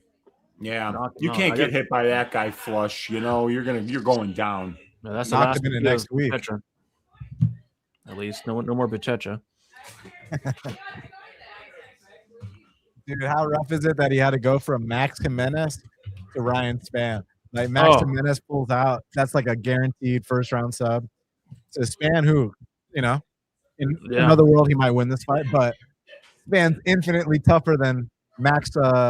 What's the guy's name? Max Jimenez. Max Jimenez, yeah. Max Jimenez, yeah. That's like getting the carpet pulled right from under you. Under 1.5 was minus 145. It barely hit though. Like 20 Dude, seconds. the bet that I gave out for Spann was, I'm like, if he's going to win this fight, it's Spann and under 1.5 at plus 225, and it hit. Yeah, it did. It hit brutally. Barely, admittedly, but it hit. Gonna have to fire the producer. So many people need help. I need help for betting on this card. I know, man. And this was one where I just kind of like, I was glad last week too. I just didn't want to put a lot of bets on either of these cards, man. And this is another one. That's exactly what I'm gonna do, Bobby. Montague Jackson, just horrible. That last fight against Davis and Figueiredo was a joke. Yep. Holy shit, this fight's up now? Oh, yeah, I think so. Yeah. Yep. Yeah, let's go. This fight's sick. Should be a fun fight, I hope. Yeah. As long as Montague tries. Look at Ryan Spann there. Oh, my goodness. Got the grill on. Good for him.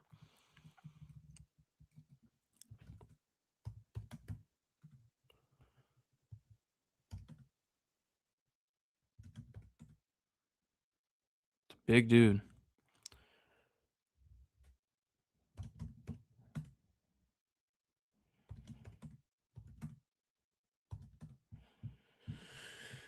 Oh, Ryan Spann, stand up.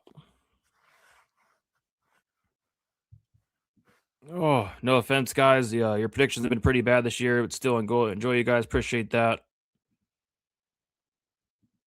Spann's tattoos are horrible. I kind of like the Superman tattoo. I did go on I went on a really hot run for a month. But yeah, tonight's really bad. It couldn't have went any worse tonight. Agreed. I've got AIDS. I kind of want to be like Dan and Weezy, just head out, to be honest. I'm being honest, I kind of just want to pull a Dan and Uncle Weezy and just leave.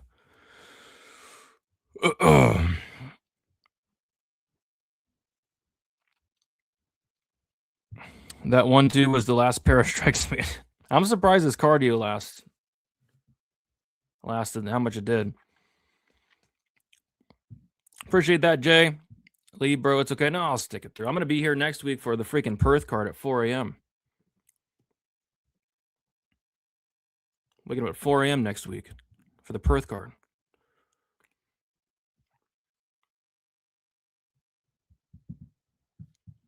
I'm not leaving. That'd be a dick move. To leave? No. Jeez. It was looking like it was going over. I wouldn't blame myself, man. I would not blame. At least I hit Jax McVey sub 1. But that's all I hit tonight. I hit Jax McVey sub 1 at plus 550.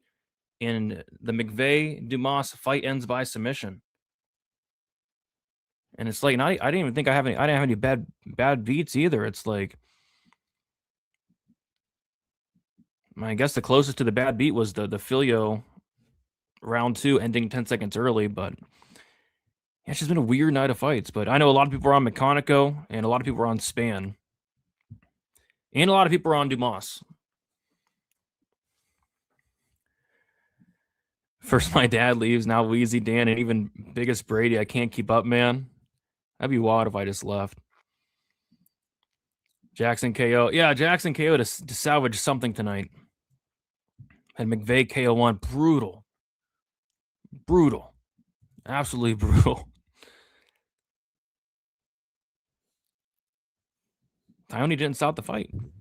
We got Dan from Hat the Battle. What is up, Dan? What's up, brother? What's good? Chilling, man. Good to see you. Oh, there's something in my eye. I don't know what it is. But yeah, what do you think of this Jackson Barcelos fight? Man, it's a tough one because Jackson, he's so tough to read. The guy's got every physical attribute, he's got all the talent in the world. He's got hands bigger than Ngannou. Like, what doesn't this guy have? But then you see a fight like him and Figgy. And this isn't a one-time thing. We can talk about fights from back in the day, you know, not finishing JP buys. We can talk about certain things. But you're going in there against Figgy, and he's 38 years old. And you already have all the experience that you've accrued over this time. And to, like, let an opportunity like that slip away from your fingertips. I'm not even talking about losing the fight. Losing the fight, it's no big deal. It's a legend. But to not even, like, try in the biggest opportunity of your career, to not even just give me this much effort, and, like, I just don't know what to make of it because, like, if I'm building a video game character at 135 pounds, I want him to have the reach of Montel.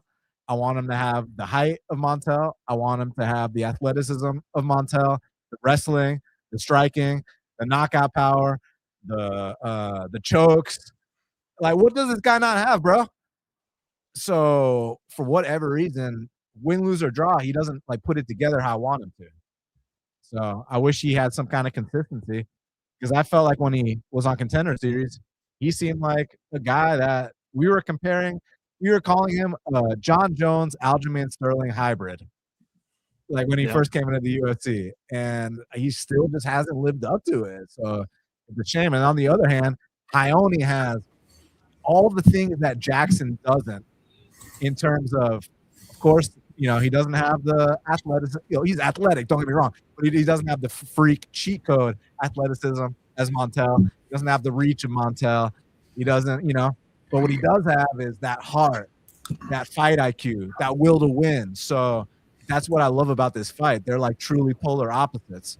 So let's fucking see, man. I'm rooting for Ione, but obviously him getting slept or just, you know, the fact that he's a 38-year-old bantamweight, you know, fighters get old overnight. But I'd love to see him just continue this run he's been on where a couple of years ago we were saying that Ione's done, Ione's on his way out, and then he got that upset over Talbot. Then he got the win, you know, the next win after that, and now, you know, 3 in a row. This could be 4 in a row, and we're looking at a top 15 guy. So yeah, I'm pumped, man. What do y'all think? I mean, Hani Barcelos is a legend. You know, I mean, like the guy was constantly injured when he was younger, and I always wondered what would have been, you know, because this was a guy who was being compared to Jose Aldo. You know, they were saying that this guy was the bantamweight Jose Aldo, you know, and it just never worked out because the guy wasn't fighting enough, you know, and then he lost to Victor Hendry, you know, and then he lost to Tamir Valiev, and it was like, man, just dude. Okay, so real quick, let's pull up his Tapology because before the Valiev fight, didn't he have a big fight lined up and it fell through, and then he took that risky fight with Valiev? Am I right about that? You're right. You might be right about that. All right, let's look it up real quick. So, Ione. Okay, yeah. So he had 2 big fights before Valiev. Okay, check this out. He was supposed to fight Rafael Assunção, which, you know, at that time, Rafael has like a win over the entire top 15. Yes. Guys like TJ Dillashaw, guys like Aljamain Sterling, et cetera, et cetera, et cetera. So beating, you know, Rafael at that time would have put him in title contention.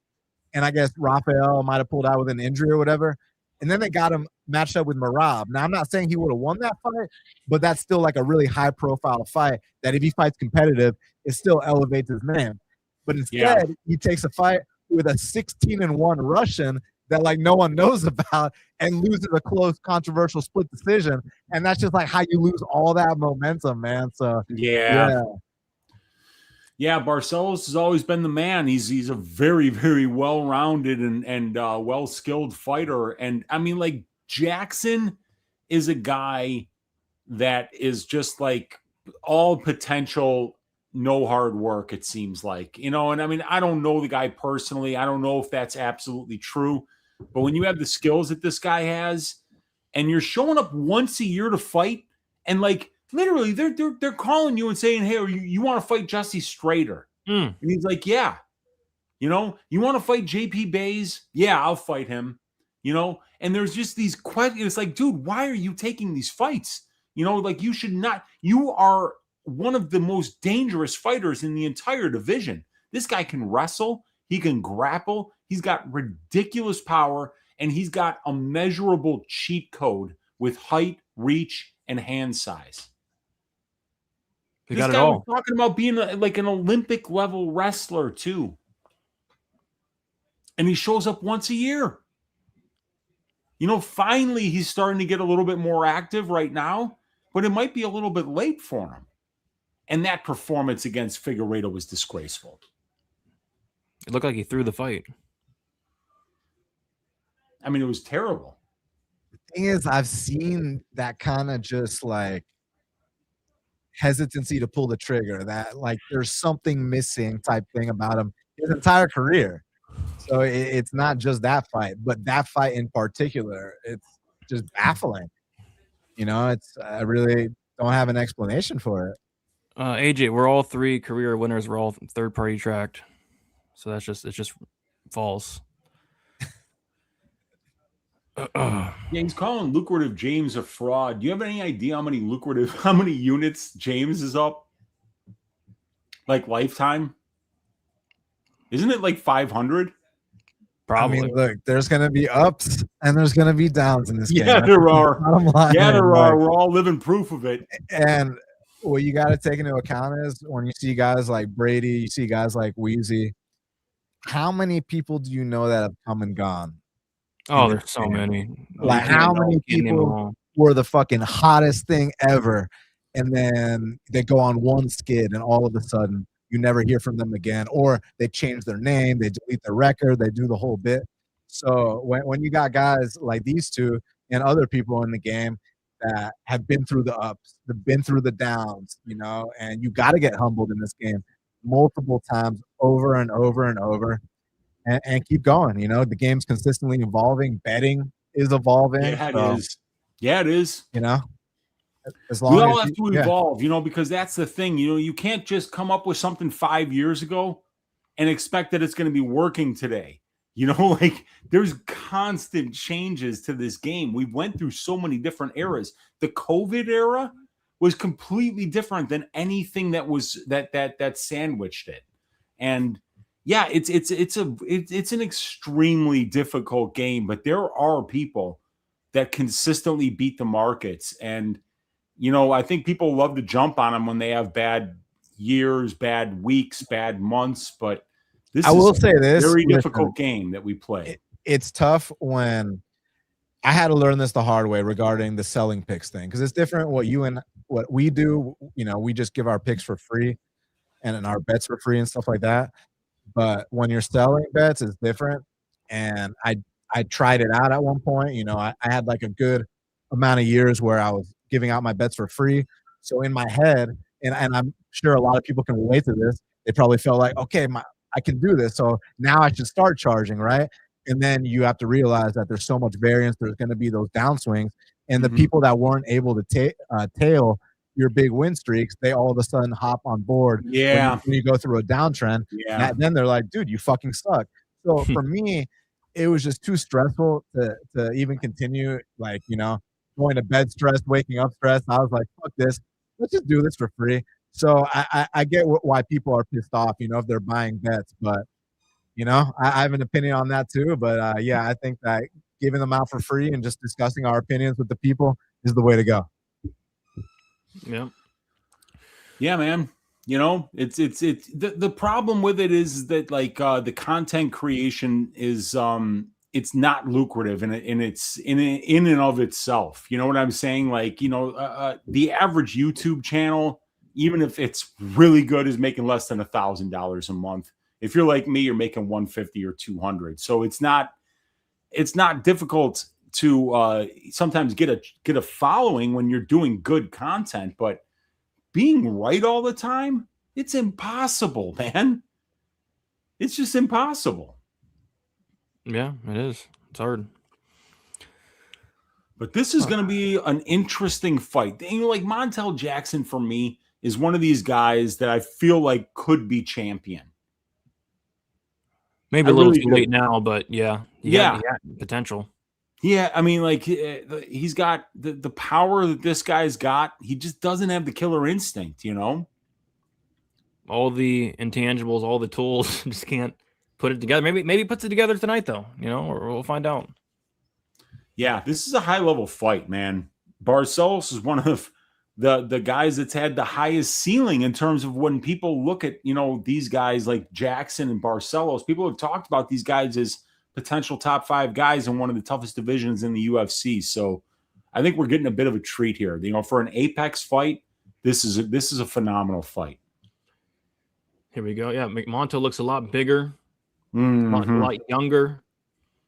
Oh, you're like 20 seconds ahead of me. My fight hasn't even started yet. Time to refresh. Yeah, I'm like 15 seconds. Oh, Montague knocks down Barcelos, and now he's pounding his head to the canvas. Oh, my gosh. Wow. Oh, my gosh.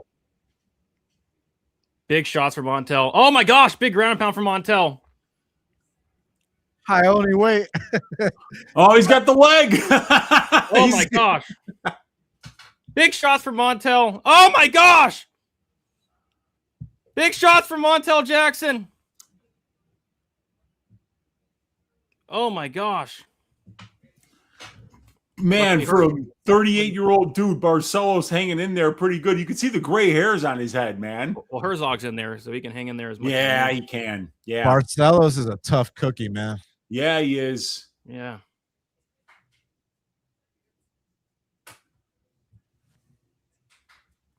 Yeah, and trying to take down Montague Jackson is going to be tricky, man. Move fighter. Long guy like that. At least Montague tried to finish there. Good for him. Now he's not going to try to finish for the rest of the fight. Good urgency there from Montague. Oh, man.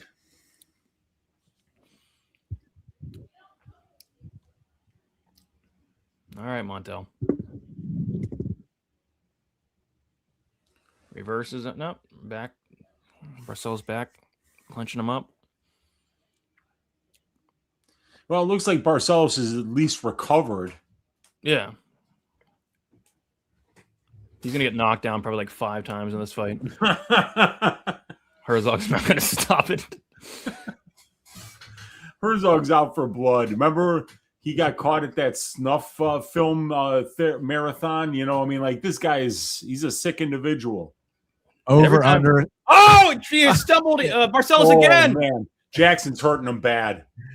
Over, under 3.5 move fighters in this fight. He already has like 4 of them. Why are you throwing a body kick, Montague? Yeah, because Barcelos on a single leg and he gets it. Beautiful. Oh, man. Let's go, Ione. Come on, make it happen. Round left here. Make it happen, Ione. Barcelos has got a nasty ground game, so let's see if he can do anything on top of Jackson here, who's clearly winning this round so far. Big shots from Montague Jackson from his back, but he's going to get slammed here onto his head. Woo! And Montague gets back up. Yeah, good job by Montague there. Nice little short grab by my boy Ione there. You saw that short grab? Yeah. It's a veteran move, man. You got to do that kind of stuff. Gotta do it. Absolutely. If you're not cheating, you're not trying. And you got to figure you only get a warning. You don't get an instant point deduction, so go for it. Exactly. Barcelo's looking old here, guys. Yeah, I think that's why his hair is so short, so you can't quite see how gray it is. Veteran tactic. Hey, he's still got the heart of a lion, though. He's got I feel like when he's 40, he's getting finished in that spot. Mm-hmm. Yeah. Let's see if Montague can get him out of there. Right eye busted up of Barcelos. Yeah, Montel's a freak, dude. I just believe that on any given day, this guy could beat just about anybody in the division. Yep. I just want to see him like overwhelm and like just I don't know, not let Hayoni back into this fight and stuff like that. You know, Like the Blackshear fight when he just went out there and just ended him immediately. You know, it's like we haven't seen that from him in far too long, and you could see it right now. He's hesitant. exactly. All the talent in the world, every physical attribute. I would just love to know what's And missing. another takedown for Barcelos here with 46 seconds left in the round, and he's looking to get to his back. He's getting He's in a good outdogged here now. position here. He's going to get these hooks eventually. There's This is where one, the dog comes out. and the other one's coming, and he's going to make him turn the other way just so he can get that hook in.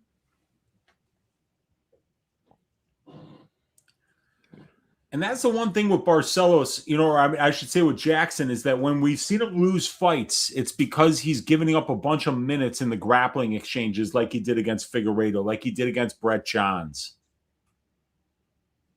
Oh, man, Barcelos. He's looking for that Looking neck. to finish this fight here with a rear naked choke with 5 seconds left, but I mean, like, it's not that close.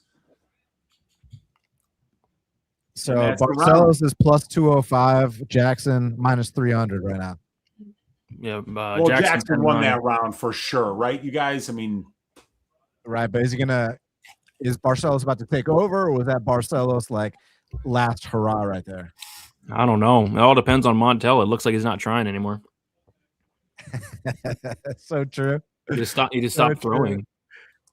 Which he is known for. Yeah.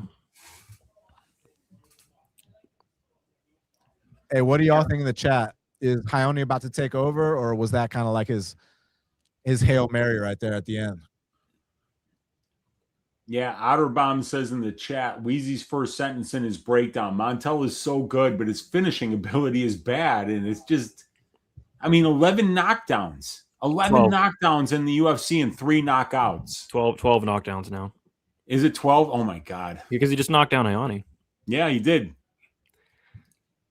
What are they? What's Herzog's? They're probably saying don't grab the shorts. Yeah. Some kind of directions. Yeah, that's the problem with Jackson. He just doesn't give a shit. Ioni clearly has more heart and will. Sometimes that's all you need. Nice left hand from Montel Jackson. Man, is he slick. When he lets his hands go, it's fun to watch.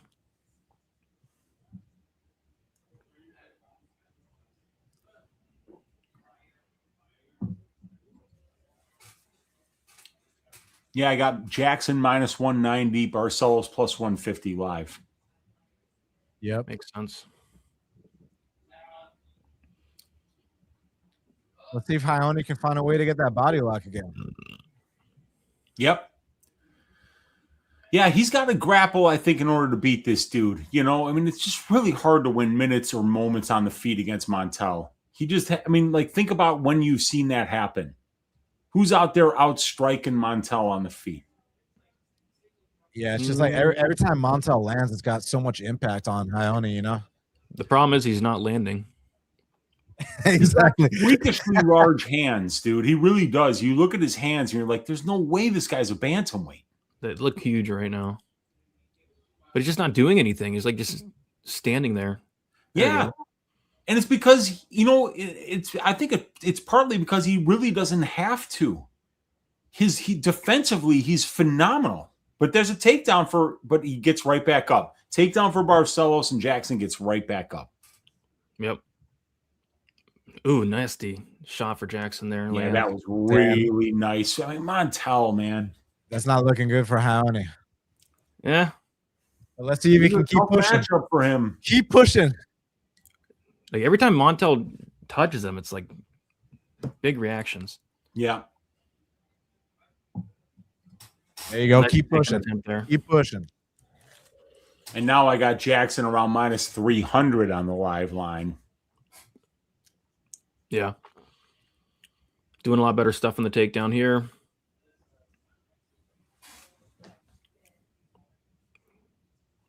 Montel's trying to say something to Herzog.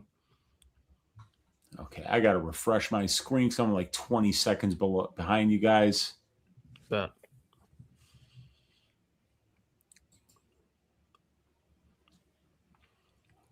Halfway through round number 2. Yeah, Montel looking good, I suppose.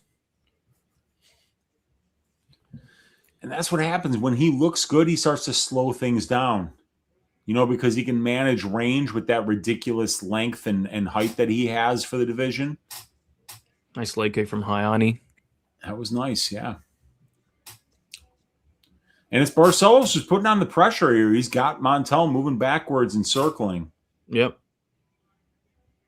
But has he done enough though? Like, no, he hasn't yet. Montel landed some good shots. Barcelos in on a single leg here.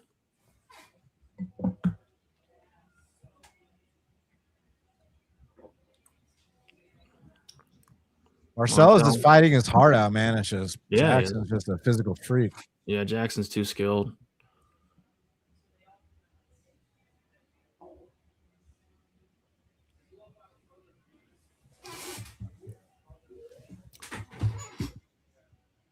Nice knee to the body from Jackson. Yeah, they're clinched up along the fence here. Another knee to the body. Elbow from Hayani.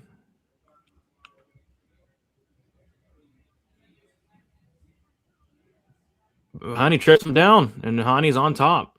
Oh, very nice there. 1 minute left in the round. Close enough round that Hayani could steal this back, I think, right?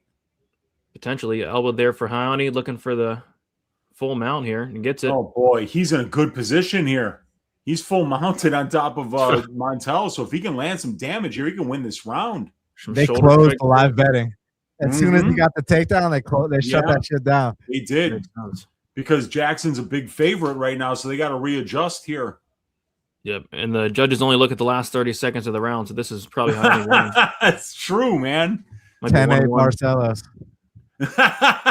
Oh, Hayani's looking for a choke here. Oh, dude, he's in a good shape here. He's got the arm under the neck for Montel, but Montel's keeping the other choking arm away from stopping this here. But he's got to get that right arm free, unfortunately. Yeah, because Hani's right arm is trapped by Jackson, but his left arm is underneath the neck and the round ends. Wow. It's probably 1-1 going into third.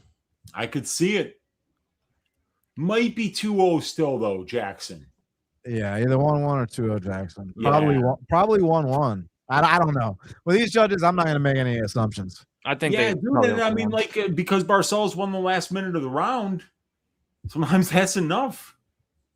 And he was closest to finishing. This is true. Yep. You got to believe that all these judges are stoners because it's like the last minute of the round that they're remembering. The 4 minutes ago, they don't know what the fuck was going on, We must be stoners because we're only remembering the last minute of the round too. No, Jackson did do some pretty dang good work, but the judges only care about the last 30 seconds every time. That's how it goes. I think it's probably 1-1. Yo, did they really take a point from Hayani? Is that serious or not? No. Because I did see Herzog go like this, but I think he was saying, if you do it again, I'll take a point. I don't think he actually took a point. I don't think he did either. And I know what the guy's referring to because I saw when Herzog was talking to him about whatever. Yeah, he put one hand up, one finger up. But I think he was saying, if you do it again type thing. No, there's no point taken. Hayani in on a single leg. And he doesn't get it. Not quite. Yeah, Hayani showing a ton of freaking heart. Big ups to him. I want to be like Hayani Barcelos when I grow up. Yeah, I mean, he could tell he clearly wants it more. I don't think Montel Jackson's ever had to want it in his life. It doesn't look like it. Hayani wants it. He's that good, he's just that good. And if he ever fucking wanted it for real, I think he'd be champion. Yeah, but he doesn't want it, clearly. This is a better performance than the Figgy fight. Hey, Korean John says Jackson 2-0. I mean, it probably should be, to be honest, but It could be. I think it's probably 1-1. What about Silly Goose MMA show? What do they have scored? I haven't seen their tweet. 330 subscribers. I haven't seen their tweet.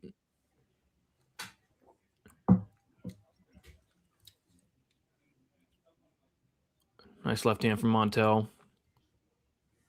Hani's definitely wearing it. 64-23 in total strikes. Wow.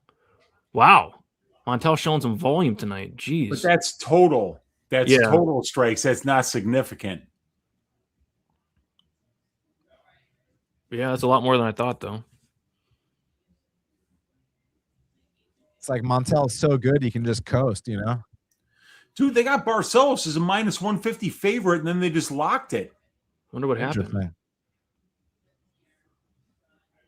It's yeah, minus 150. Yeah. Locked again. Wow. Interesting fight. Hani looking for the body lock there. Looking to trip him down. Nothing there.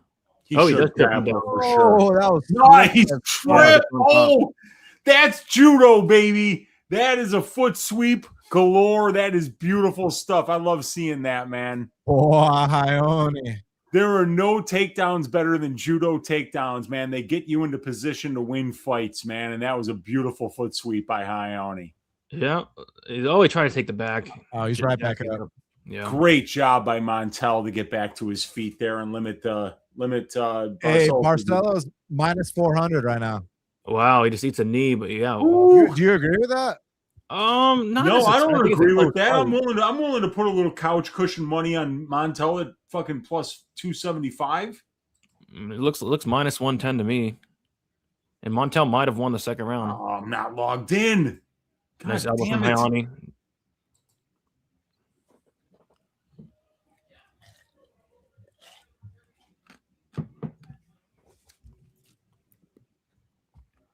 Nice right hand from Montel Jackson.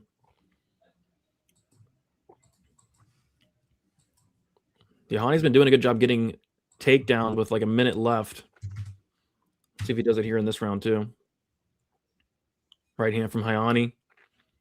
Significant strikes very close, 7-8 in favor of Barcelos for this round. Right hand for Jackson there. Yeah, look at those numbers. I know. What's Jackson's problem? He's got a lot of problems. Even if he wins this fight, he needs help. Yeah, he needs help. And he gets taken down. He might need even more help now. He gets taken down.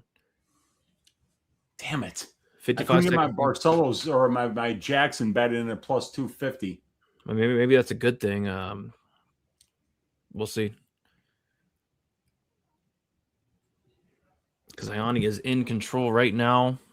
40 seconds to go. And like I said, whoever wins the last 30 seconds probably wins the fight here. Jackson showing some good takedown. Deep, but eats a head kick.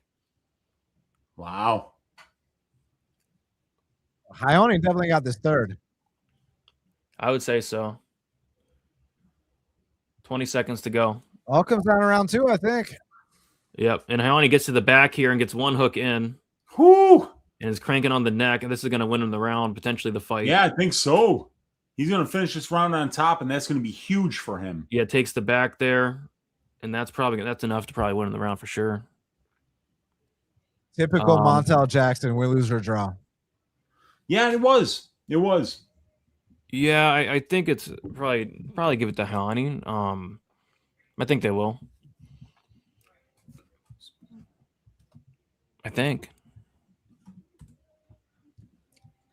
You got to give round 1 to Montel. You got to give round 3 to Barcelos, I think. Well, with Jackson at minus 175, Barcelos plus 150, the money line side was Barcelos. Yeah, 100%. You know, if you made the Barcelos bet, you did well. You know, I mean, who knows if you're going to win it or not, but keep making that bet. Yeah, I think you made the right play if you got the plus money on Barcelos. Yeah, what do you guys got? I think I would personally score it 29-28 Jackson, but I just know for sure they're going to probably give it to Barcelos. Like, Barcelos won the fight, but who won the MMA contest comes down to how you score round 2. Yeah. Yeah. And in a 5-round fight, Ione wins. Oh, big time. As well as a street fight. Yeah, I think they're probably going to give it to Barcelos. But yeah, I personally, my score is 29-28. Montel Jackson. I thought he did the better work in the first 4 minutes of round 2. Could be a split. I think it could be. But yeah, he had that choke, not really locked up. He only had one arm under the chin round 2. I don't know. We'll see what these crooked corrupt judges think. It's a close fight regardless. Sub attempts are damage. Yeah. Yeah, they count. They do count. Here we go. It is split decision, screens up. Uh-oh.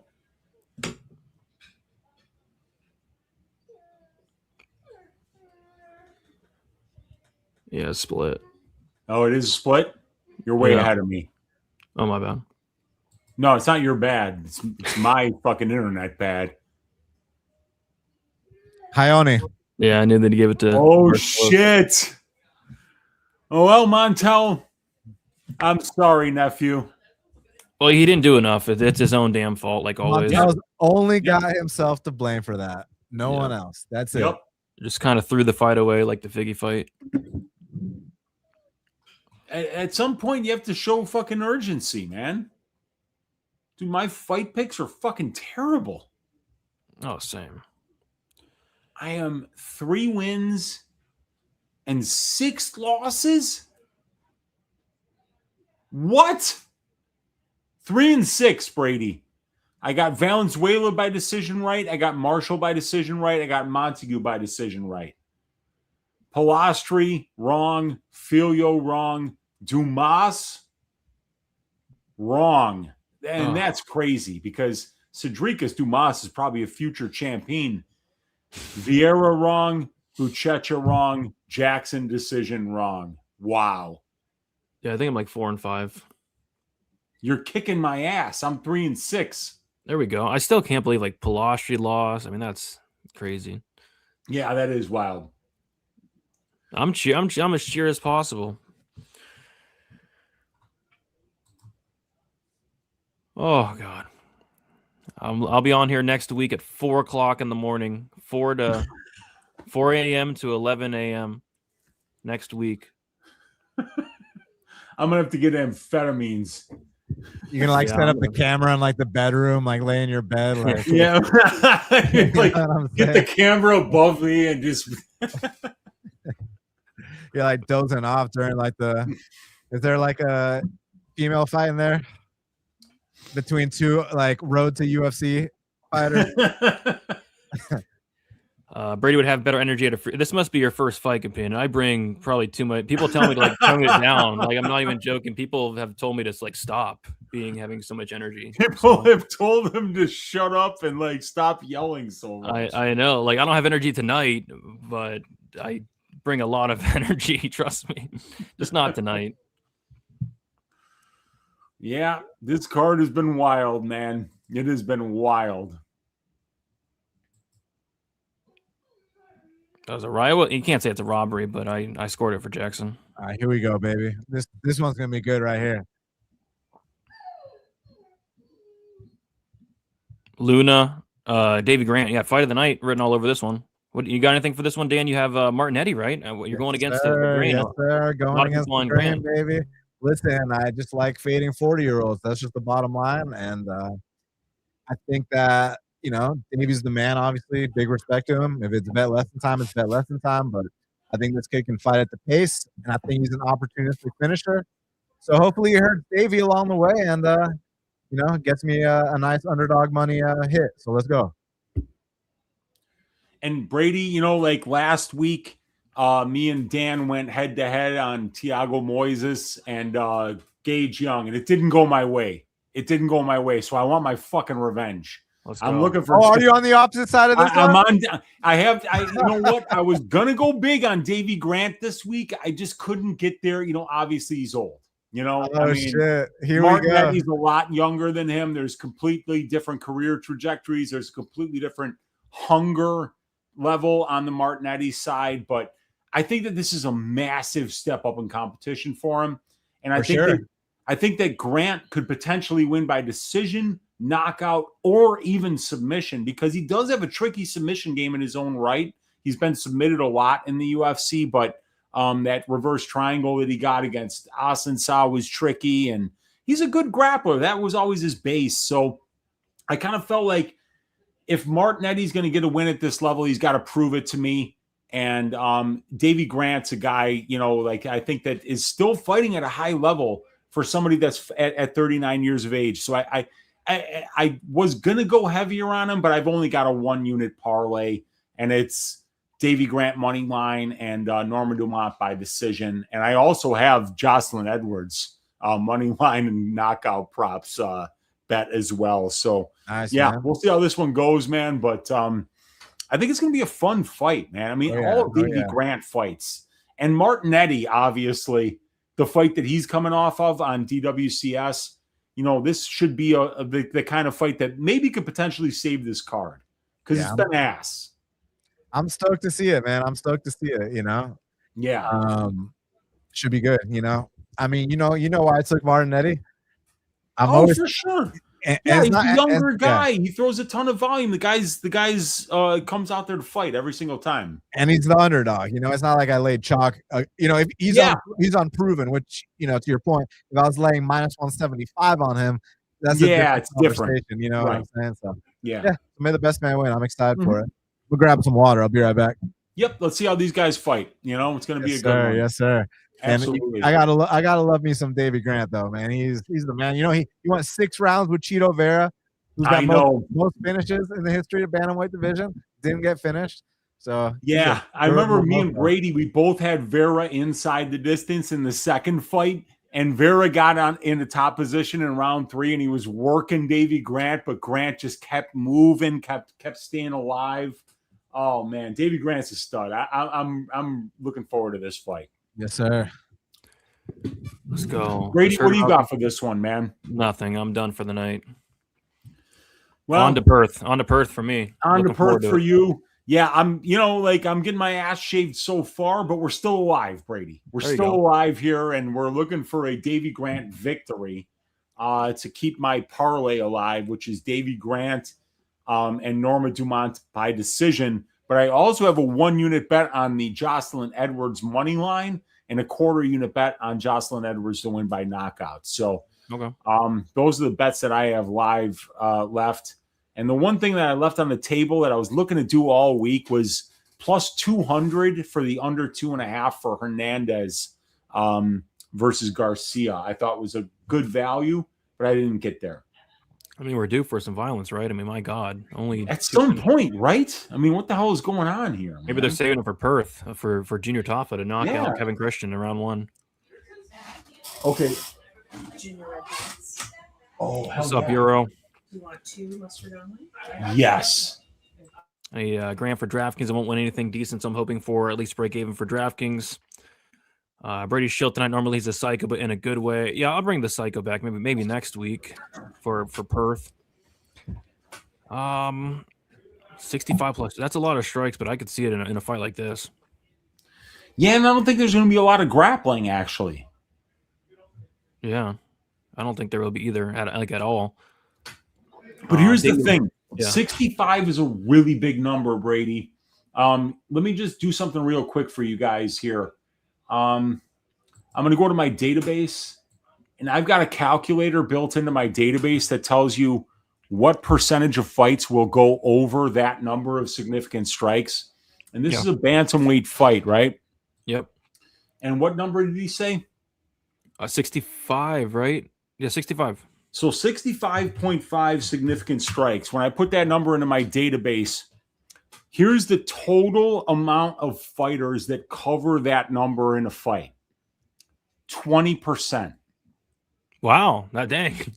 Yeah, when you're getting a total at 65, it's an extremely high number for significant strikes. So for the bantamweight division, I've got 663 fights, 1,326 individual fighters, because obviously every fight has 2 fighters in it. Only 267 out of the 1,326 fighters have went over that number. And the winning fighter goes over that number only 27% of the time, Wow. and the losing fighter only goes over that number about 13% of the time. So That's it's wild. a big number to get over. Just, remind yourself of that, because I think people, because they think Martinetti is a guy that scored a ton of significant strikes in the Vologden fight, this one might work out differently than that fight. Yeah, it could. Brennan, what was your favorite fight? The only fight that gave me joy tonight was that Dumas McVey fight. That's the only. And that was when I was on my beer run. Well, I didn't even get to see the fight.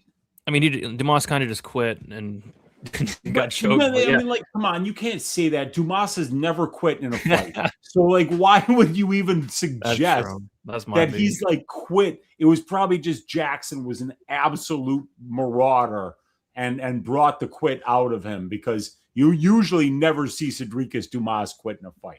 I mean, yeah, McVey was landing some nasty shoulder strikes. Oh, and Jesus Fan is asking me what percentage of those fights are 5 rounds. 0% of them, because I'm just giving you the 3-round fights. I separate when I calculate. Yeah. It's either 3-round fights or 5-round fights. We're talking about a 3-round fight here, so that's the calculator I'm using. Good.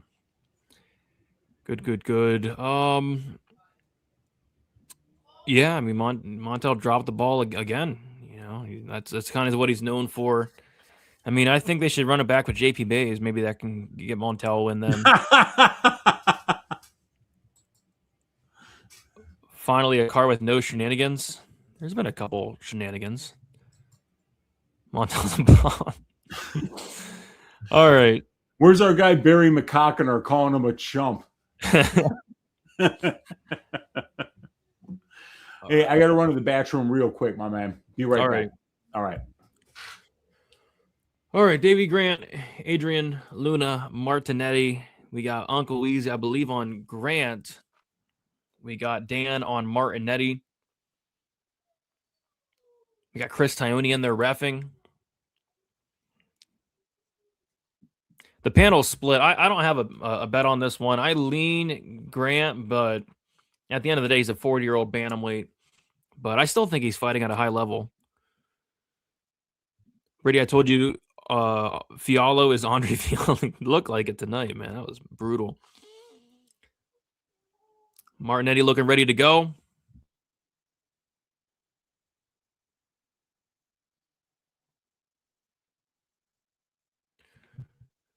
Should be a fun scrap here.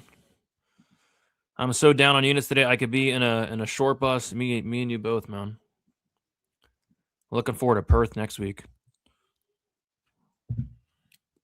Grant's got it. Let's see. 40 years old would be nice.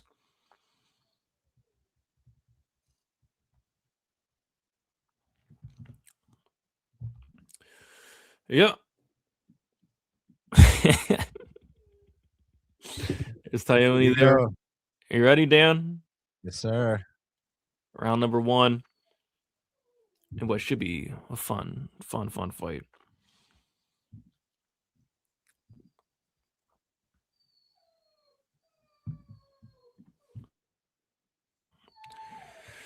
All right, round 1 kicking off.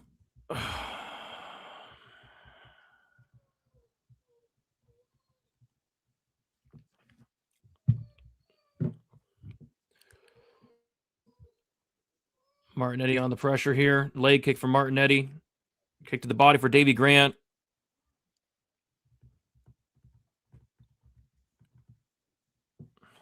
Leg kick for Davey Grant.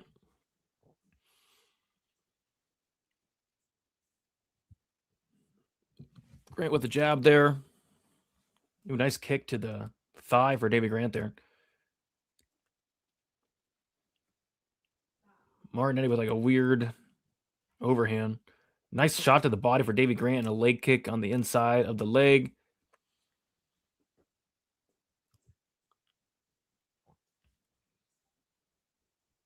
$60 seconds in. Nice kick to the thigh for Martinetti. Leg kick from Martinetti. Grant tries to kick the body there. Kick to the body for Grant.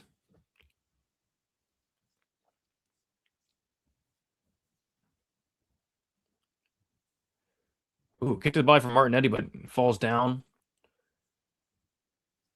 Grant with the body shot. Looks to go up top. Martinetti evades. Kick to the leg for Grant. Nice overhand right from Martinetti and a left. And a jab from Martinetti. Head kick attempt for Grant. Looked like Martinetti blocked most of it. Kick to the body for Grant. Martinetti swings wide on a right hand, misses, but that landed right there from Martinetti. Oh, uppercut from Martinetti. Nice leg kick from Martinetti there. Oh, nice right hand for Davy Grant. Kick to the body for Martinetti. Kick to the leg for Davy Grant. That's going after it. Kick to the body for Grant there. Jab to the body from Martinetti. Martinetti ducks down there.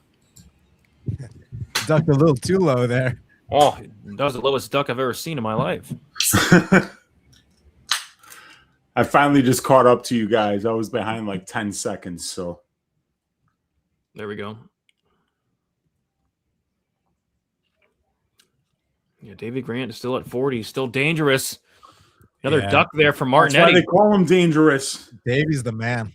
I've never seen somebody duck so low as Martinetti's ducking all the way to the chin's gonna touch the walk mat. onto a knee at some point. Man. Yeah, exactly. He's got to be careful. It doesn't time a knee there. That's a read Davy will make at some point.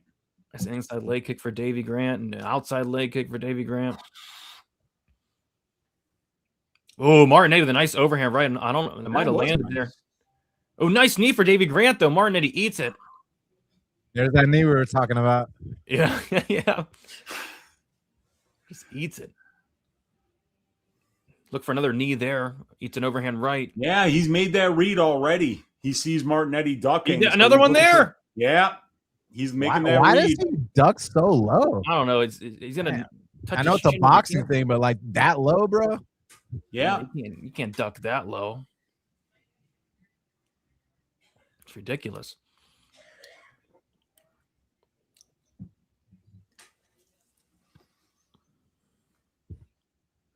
Left hand and a leg kick for Davy.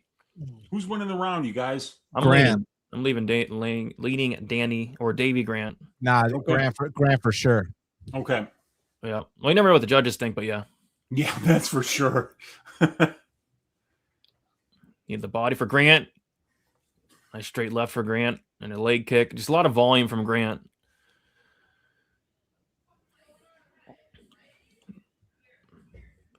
And Martinetti's like doing a lot of these looping punches that just aren't coming close.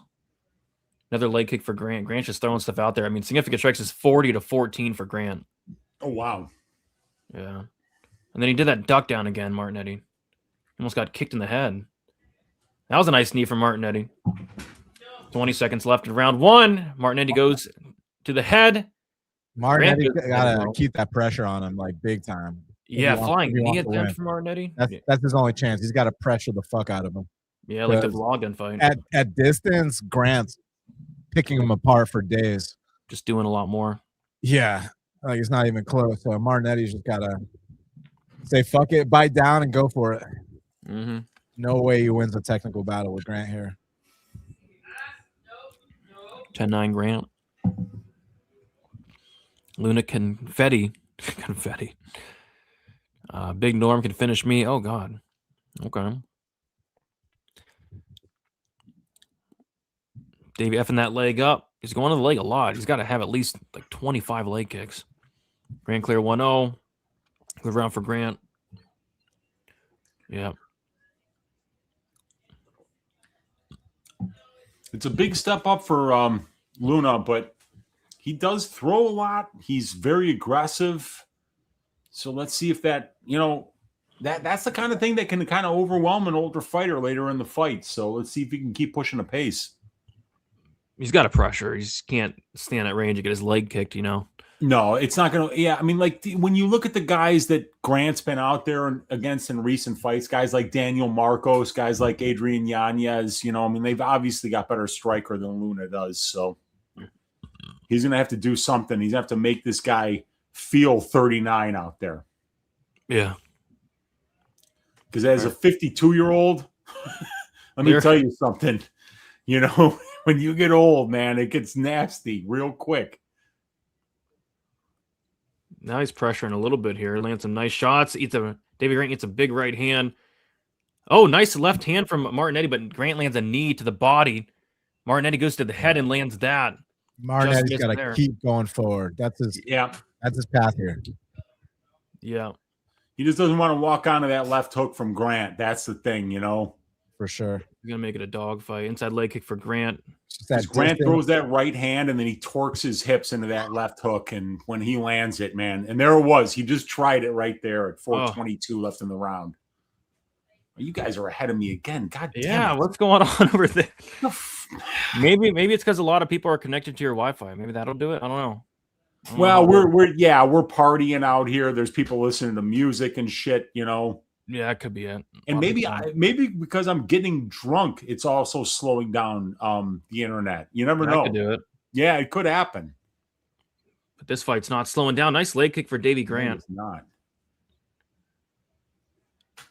Head kick attempt for Davy Grant. Knee for Davy Grant. Just doing a lot more. Just active with those kicks. Jab to the body for Martinetti. Hook to the body for Martinetti. Grant goes to the body as well, then goes to the leg. Martinetti look for an elbow.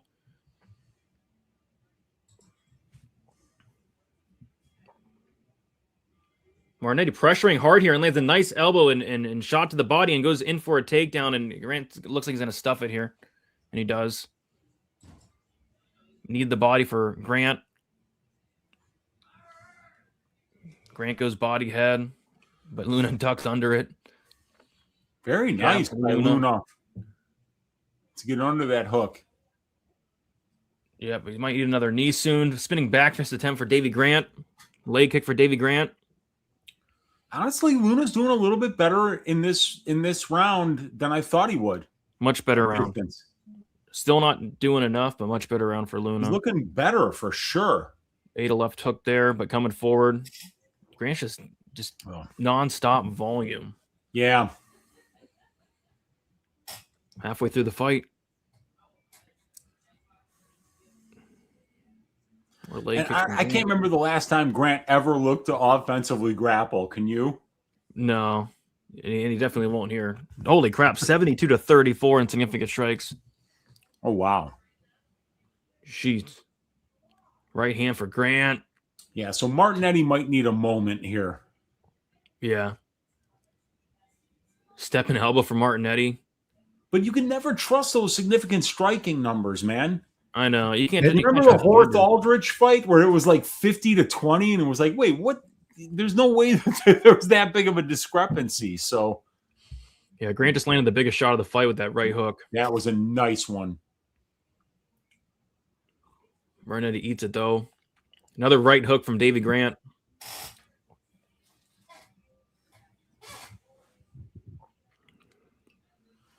Those hooks from Grant, man, he just doesn't really throw unless he's trying to hurt you. Yeah.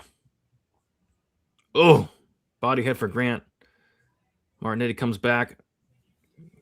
Yeah, Grant just Martinetti goes to the body there. Yeah, Grant's just nonstop volume. There it is again.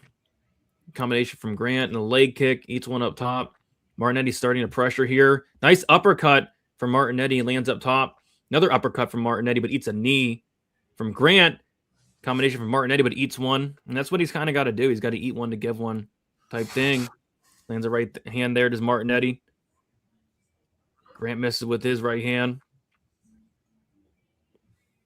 Body kick from Martinetti was nice. 36 seconds to go. Looks like they clashed heads there. Oof.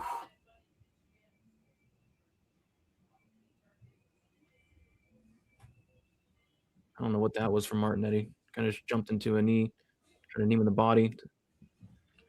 Oh, nice overhand right, but a left hand from Davy Grant. And Davy Grant smiling, knows it. And fun spinning back fist lands for Martinetti. Didn't land too clean, though. 5 seconds left. 4, 3, 2, 1. Yeah, I think it might be 2018 Grant. Yeah, probably 2-0 Grant.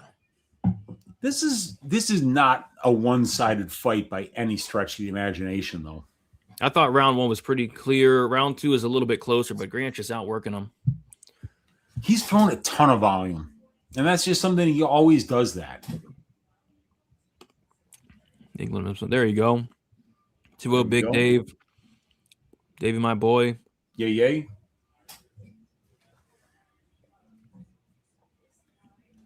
Martinet super game, pretty clear. 2-0. Yeah, Martinet might need a finish. We'll see. It's a good ass fight. It's the best fight of the night. England is a great city. That Duran fight had me pumped, but yeah, dude, we knew you'd be going nuts for that. I mean, like when you're seeing your friend fight, it's completely different than when you're rooting for someone, man. But to win under those circumstances, I mean, even sweeter. Yeah, that was a phenomenal effort. Jafel Filio is really, really good.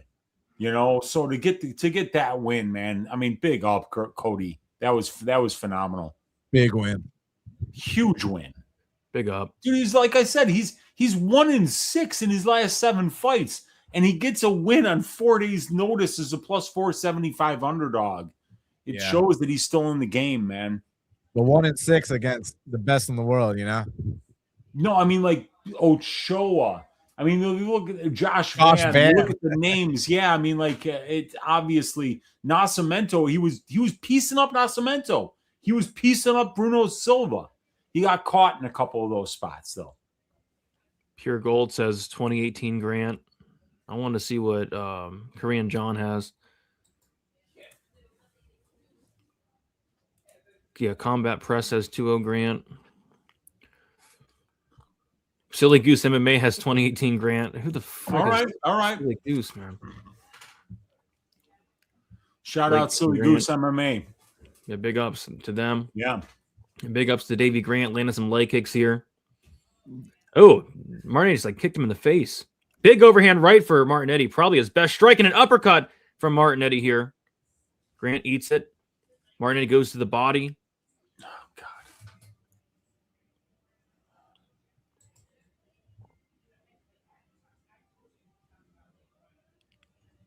Jeez, both guys land big there. Both guys have a chin on them. Leg kick from Martinetti.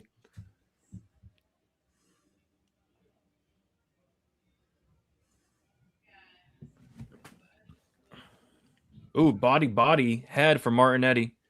Goes up top with it. Jab from Martinetti. Grant with a nice left hand gets through in a body kick.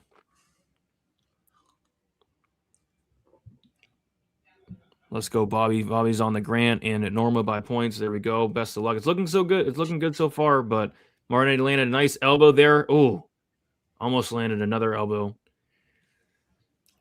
Definitely Martinetti's best round thus far, but he might need a finish here. He's just missing like that physicality and kind of that impact on his shots, you know? Yeah. Like he's tough. He's got good cardio. He goes forward. But Good he's gonna have to fucking hit the weight room if he wants to, you know, make it in the UFC. Yeah. But you know, to be fair, to get Davey Grant in your debut is ridiculous. Yeah, facts. Davey Grant's the man. I mean, like this guy's been in the UFC for decades at this point. You know, I mean, like he's been around forever. He's fought much higher level of competition than Martinetti has. So you gotta really hand it to Martinetti in this spot. He's went 13 minutes with Davey Grant, and while Davey's winning, it's not decisive. Decisive on Polymark and 92% for Davey Grant. Okay. As someone who took dog money on Martinetti, it's pretty fucking decisive. I mean, it's not crazy decisive. Davey looks -1. Oh, big left hook from Davey Grant. Martinetti's a freaking chin on him, dude. And that knocks out. Yeah, he does. Hey, GG's Uncle Weezy. Great bet on Davey Grant, man. Hell of a bet.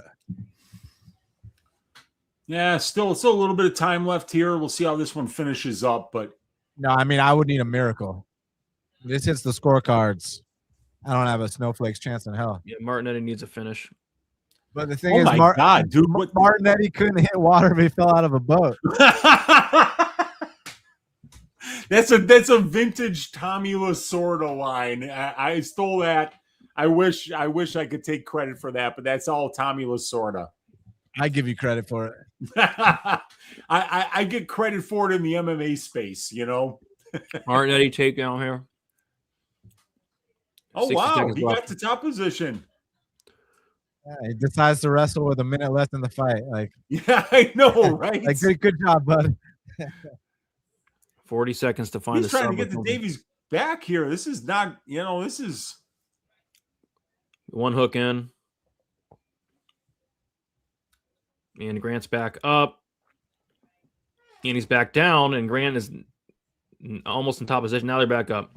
25 seconds to go. Good scramble from Grant. Good shots from both guys there. Body head for Grant. Gets the better of it. Yeah, Grant might win 30-27 here. Nice shot from Martinetti. Body shots from Davy Grant. Yeah, it should be Davy Grant 29-28, worst case scenario.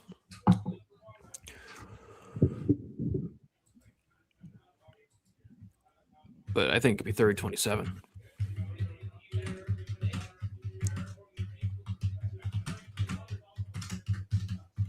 Easily fight of the night. This guy Martinetti is a good signing to the organization for sure, man. Who should they match him up with next? In the bantamweight division, there's a ton of great spots for him there. Let me look at my. Is Ramon Tavera still on the roster? He might still be. I don't know.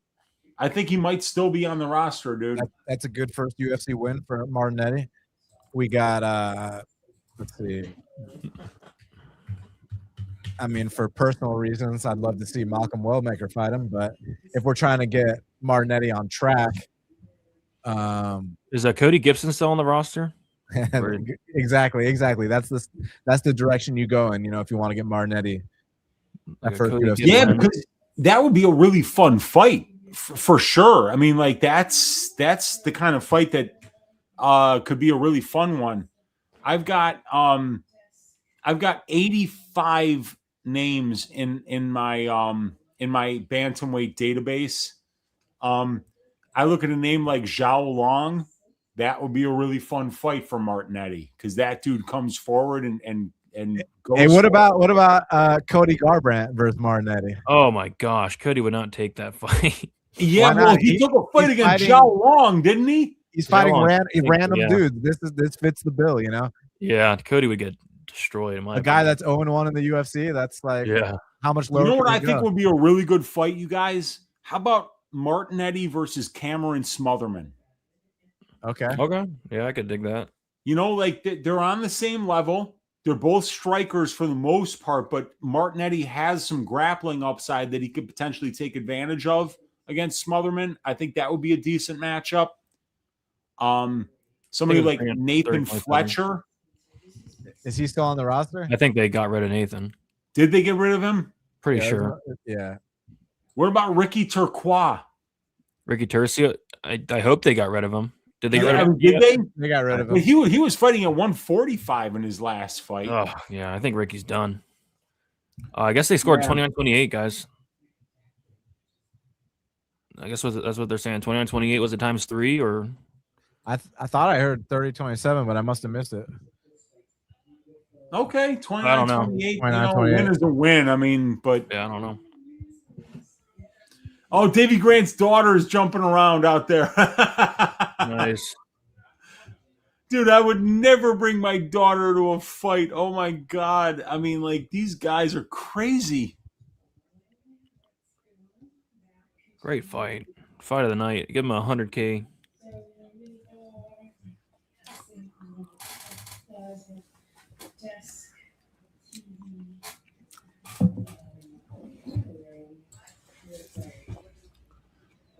Brady, can I tell a quick story? Yeah, go for it. We have time. Yeah, I don't know if I've told this before online. I might have, but I grew up doing judo in my family. Like we had some friends that ran the Park Ridge Judo Club, and Park Ridge is right outside of Chicago, right by O'Hare Airport. And it turns out like the guy I wound up doing judo with when I was older used to train with my sensei when I was younger. And I remember we used to go to class on either Tuesday or Thursday nights, and it was sometimes both nights. And we would always go out with everybody like to get dinner afterwards. And it's usually a place where the adults could get some drinks and the kids could go and have some fun, you know? And I remember I'm playing a game with my brother. It was a game called Track and Field where you would like, I mean, it was a stupid ass game, but I remember at some point my dad comes to behind us and grabs us both by the shoulders and like pulls us away from the game while we're playing it. And we're like, what the hell is going on? He goes, you got to come here. You got to see this. This dude's about to get his ass kicked, right? And it was this guy who was hitting on this one black belt at my judo club's wife at the bar. He was drunk, you know, and he started hitting on this dude's wife. And this guy was easily one of the toughest dudes at the judo club where there were literally Olympians there, you know, and like this guy is like hitting on his wife and the guy is like trying to get in between them, being like, hey, dude, that's my wife. Stay away from her. And when my dad saw it happening, he came running over to my brother and I, and he was like, you got to see this. This guy's about to get his fucking ass kicked, you know?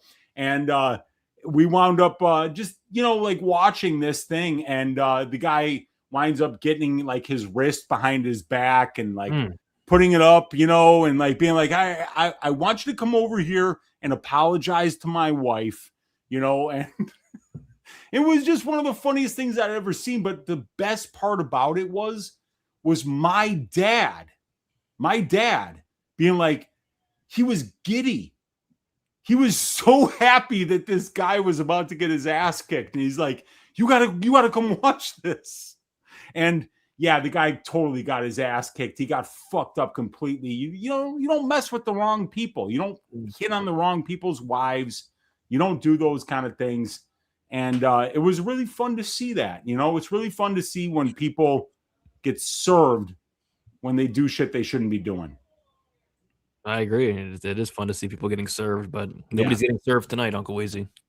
I know, and that's really only Buchecha. Buchecha got served. That's about it. He sure did, and so did Cedricus Dumas. Yeah, and it's a shame to see a philanthropist like him go out there and lose a fight. You know, I know. Well, the milking was right. Milk of the week at Jackson McVey to milk the Hood Wolf. Yep, got the job done. Oh, yeah, I can't wait for. I mean, JDM Proch. That fight's incredible next week. It's gonna be taking place at like 9 o'clock in the morning. It's gonna be fun. You really doing it? Yeah, I think I'll do it. Why not? It's kind of stupid, but I'll do it. Why not? There you go. Yeah, I mean, like I might try to figure out how I can help this thing out. You know. 4 a.m. 4 a.m. Well, it's maybe 3 it's Drunk Wheezy, you know, maybe it's like Wheezy on amphetamines. Like this, I swear to God, that is when I sleep. You know, when this card is on is when I usually sleep. So yeah, it's gonna be crazy.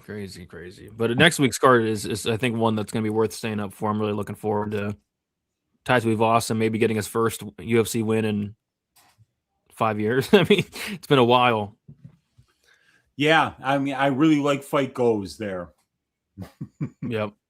I really like it. I mean, they just look terrible, these guys. Yeah, it's bad. Yeah, I'll stay up. Zalal's fighting in a couple fights. Yeah, Junior Toffa might get his first UFC win. He's going against Kevin Christian next week, guys. He has a win, right? Who? Junior? Yeah, he actually does. He knocked out Parker Porter, and I think he has another one too. Oh my God. Isn't that crazy? Yeah, it actually is very crazy. Hey, come on. He's only 205 pounds. He's a light heavyweight now. Yeah, if you're thinking of Justin Taffa. Yeah, Justin Toffa's 700 pounds, yeah. but Junior's a light heavyweight now. Yeah, he finally cut down. You know, like that was always supposed to be his weight class too. It was 205. Yeah. We got Bobby the other done. Appreciate you, Bobby. Being in New Zealand, Australia cards are perfect. Yeah, you're gonna get the prime time viewing there, man. You're gonna enjoy that. That's awesome for the Australians over there.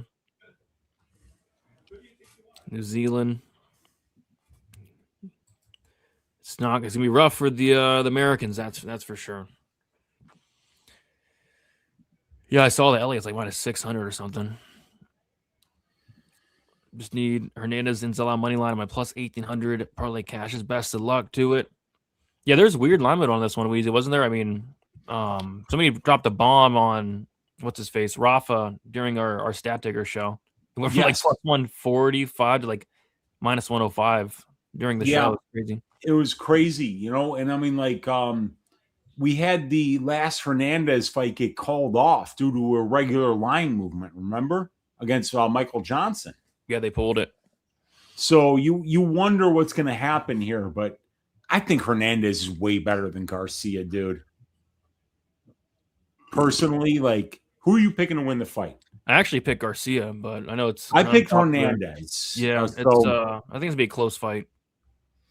Well, I mean, it certainly could turn out to be that way, but I feel like Hernandez got a lot of the finish upside here. Really? Well, Rafa has been finished before. Yeah, Rafa doesn't finish anybody unless they get hit by a car. Yeah, that's true. But so Hernandez like, has been finished. Like, somebody that goes out there and finishes people when he wins a lot of the time. So yeah. But you know, I mean, when it comes to winning minutes, this is going to be very close. Yeah, I think it could look like the I don't know, like the Damon Jackson fight. I mean, I think this is going to be a very close fight. No, it could certainly turn out to be that way for sure, you know, but I just feel like when it comes to moment winning, Hernandez got a big advantage. And I don't think like Garcia has proven a big minute winning skill set against, I mean, like you look at who his wins are against, right? They're not great wins. Yeah. What is it? Natan Levy. Oh, you know, really? He beat up some poor Jewish guy.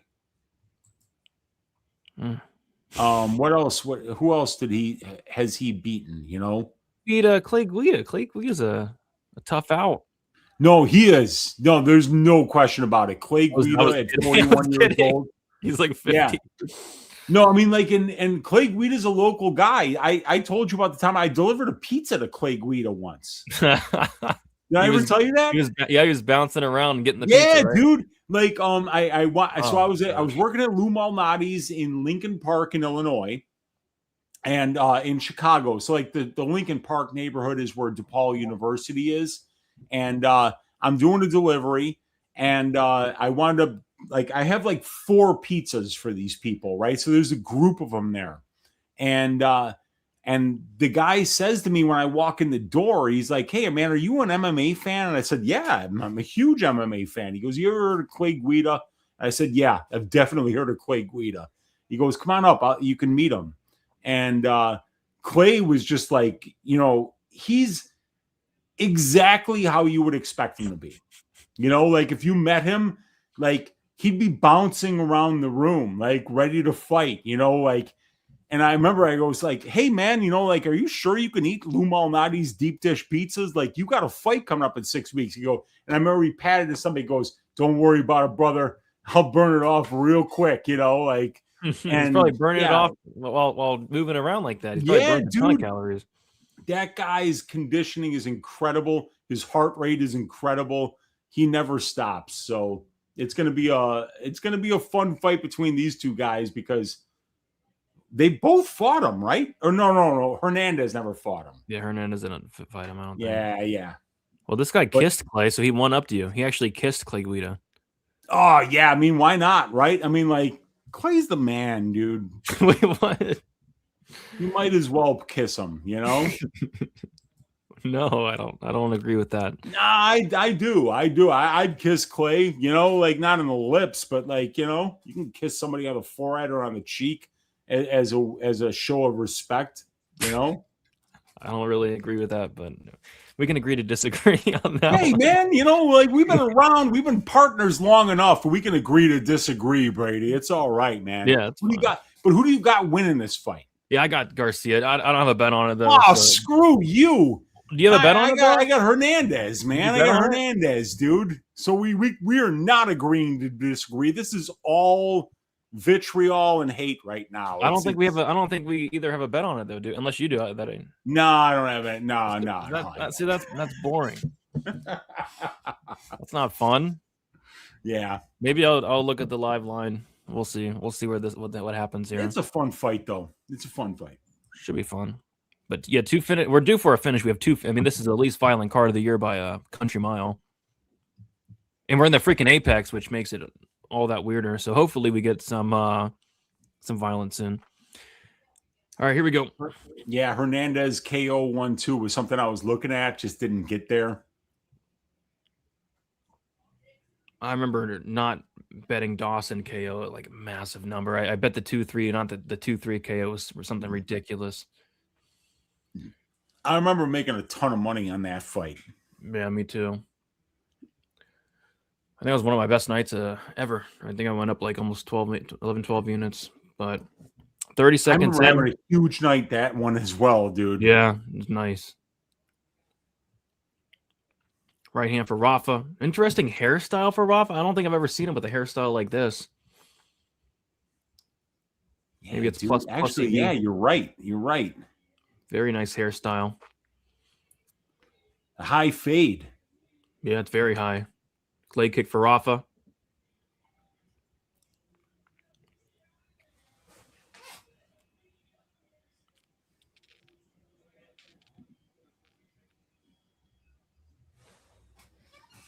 Garcia coming forward here.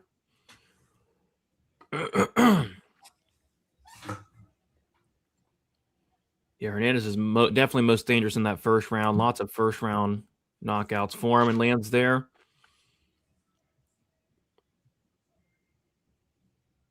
Yeah, lots of feints from Rafa Garcia. Lots of them.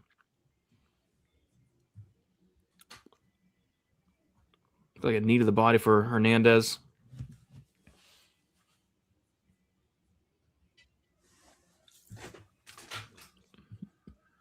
This is anybody's fight so It's a far. great feint there from Rafa.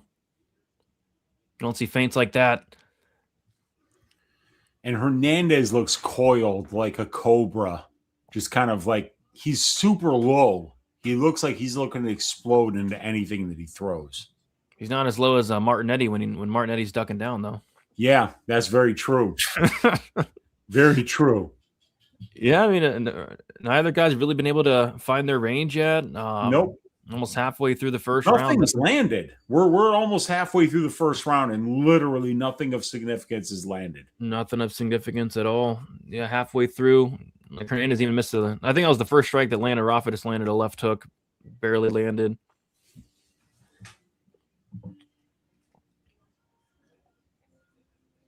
Rafa tries for an uppercut. Nothing there.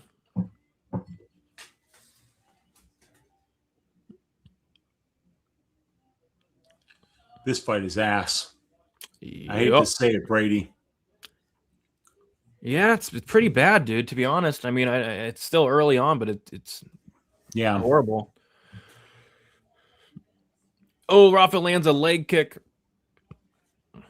Oh, body kick for Hernandez. I think strikes maybe like 2-1 right now.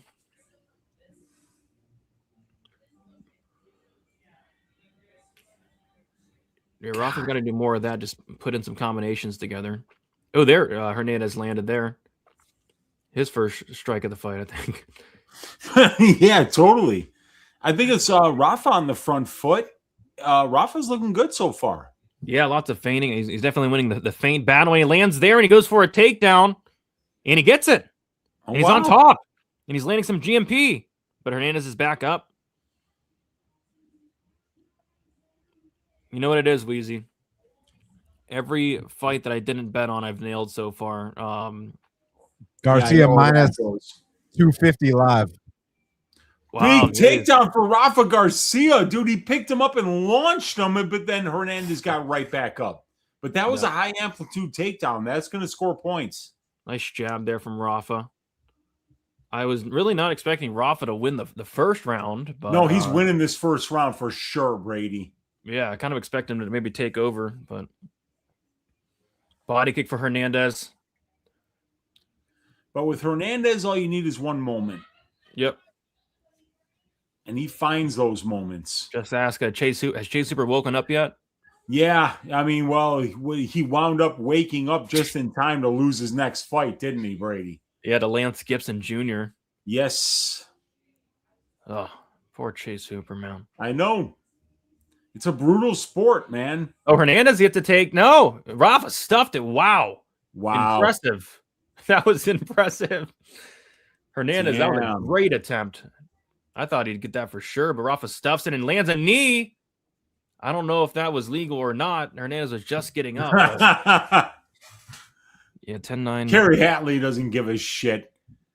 Yeah, I think 10-9 Garcia, right? Oh, it's got to be. Yeah, it's got to be. No questions asked. Yeah. And then no live bet opportunity on Garcia, that's for sure. Minus 270. I think it was a little bit illegal too. I don't know what to see the replay. I mean, it didn't have much of an impact, so yeah, it's not that big of a deal. And plus, Kerry Hatley doesn't give a shit.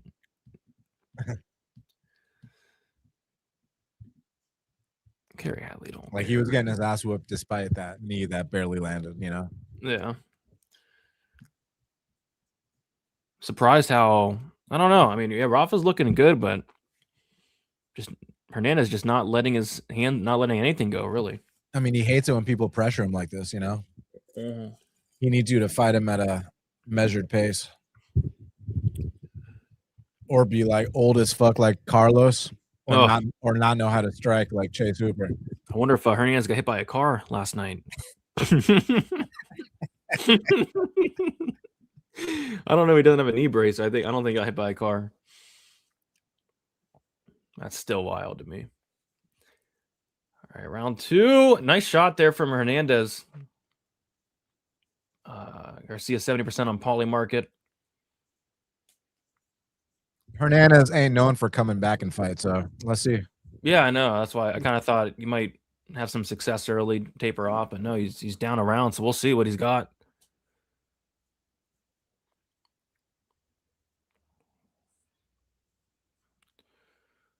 And once again, to Rafa Garcia on the front foot coming forward. Oh, nice left hand from Rafa Garcia.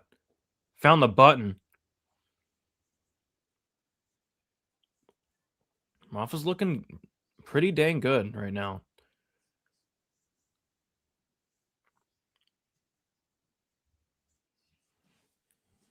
Yeah, this forward pressure, and that's what you got to do to Hernandez. Forward pressure. And then Garcia takes a step back, resets. I don't know why he did that, but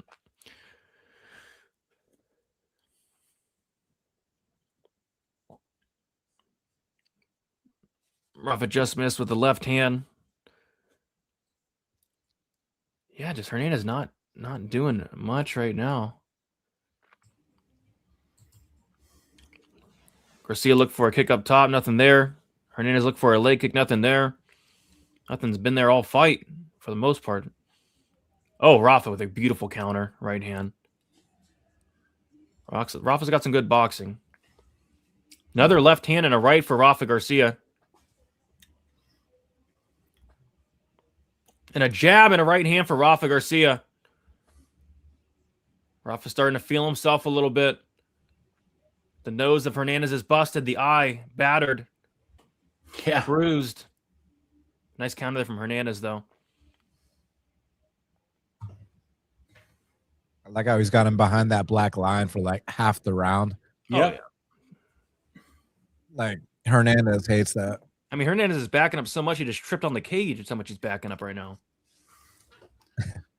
Yeah, and when you can't wrestle offensively, it's easy to get backed up like that.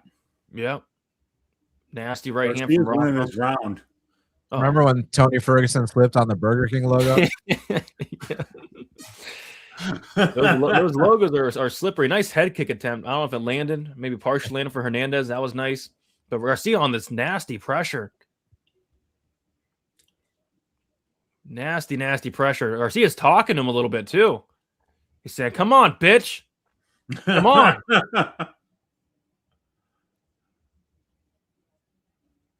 This reminds me a little bit of the Thiago Moises fight where Moises like bullied Hernandez at 155, and it was kind of embarrassing. He's kind of getting bullied here. Yeah, Hernandez is kind of a mental midget. Yeah.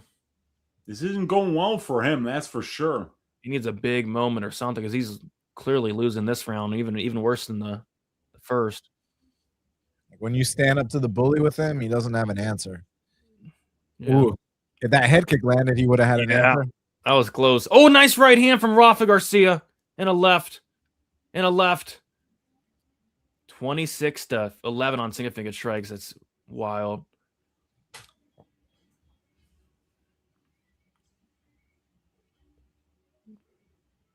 Garcia's still talking to him. I like it.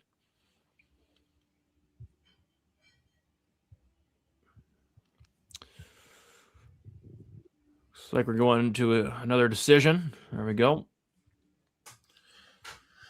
Unbelievable. What a lack of action there's been. Well, we still got Giles and Edwards, Norma Dumont, which is surely gonna finish, right? Yeah. As long as it's an Edwards KO, I'll have a good night. But yeah, I'm not counting on it tonight. That's for sure. It'd be funny if that was the finish of the night. Well, Garcia's in on a single leg here. 25 seconds to go. Yes. I wonder what this live line's probably ridiculous right now. You remember when they matched up Alex Hernandez and Islam Makhachev? Oh my gosh, I don't remember that. It ended up not happening, but they really made that fight. They made Islam Makhachev versus Alex Hernandez. No joke. That's insane. That's sometimes ridiculous. like your career is about knowing when to pull out, you know? Yeah. Oh, what was that something after the bell there? Rafa's talking to him or something. Let me check if there are odds on that.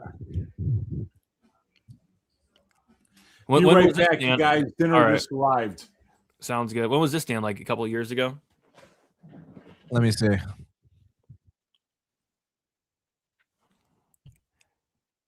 Okay, I found it.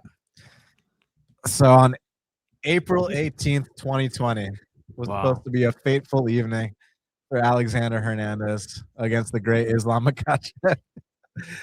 Let me see what other fights are on that card if it'll tell me. So it was on the Ferguson versus Gaethje card. They were on the main card. It was going to feature a lightweight showdown between Islam Makhachev and Alexander the Great Hernandez. Did Hernandez pull it out? Let me see. He had to pull it out. And it was smart. It was actually canceled due to coronavirus. Oh, jeez. But he ended up fighting Drew Dober a couple of events later and got knocked out in the second round. Yeah, he did. Remember that?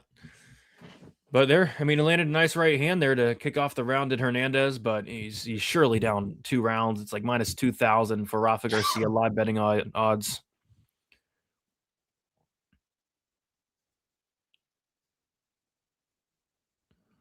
Hernandez has to do something. Shot to the body for Hernandez. Looks like it just missed.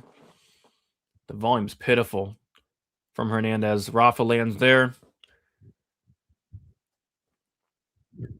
Like, I don't know if this guy's even 15 significant strikes Hernandez yet.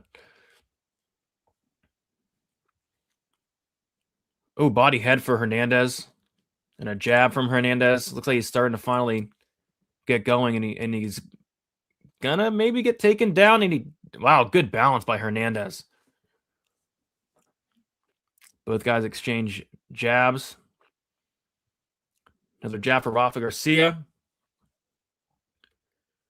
Let's see if Hernandez can show some heart here. yeah, he definitely needs a finish. It's gonna be tough to finish Rafa Garcia. Hernandez look for an uppercut there. Nothing there. Eats a left hook.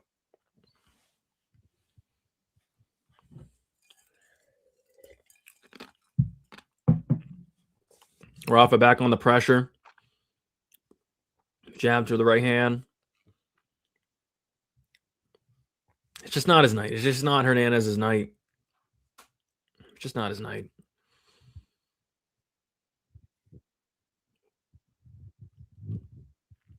Three minutes to go. Nice jab from Rafa.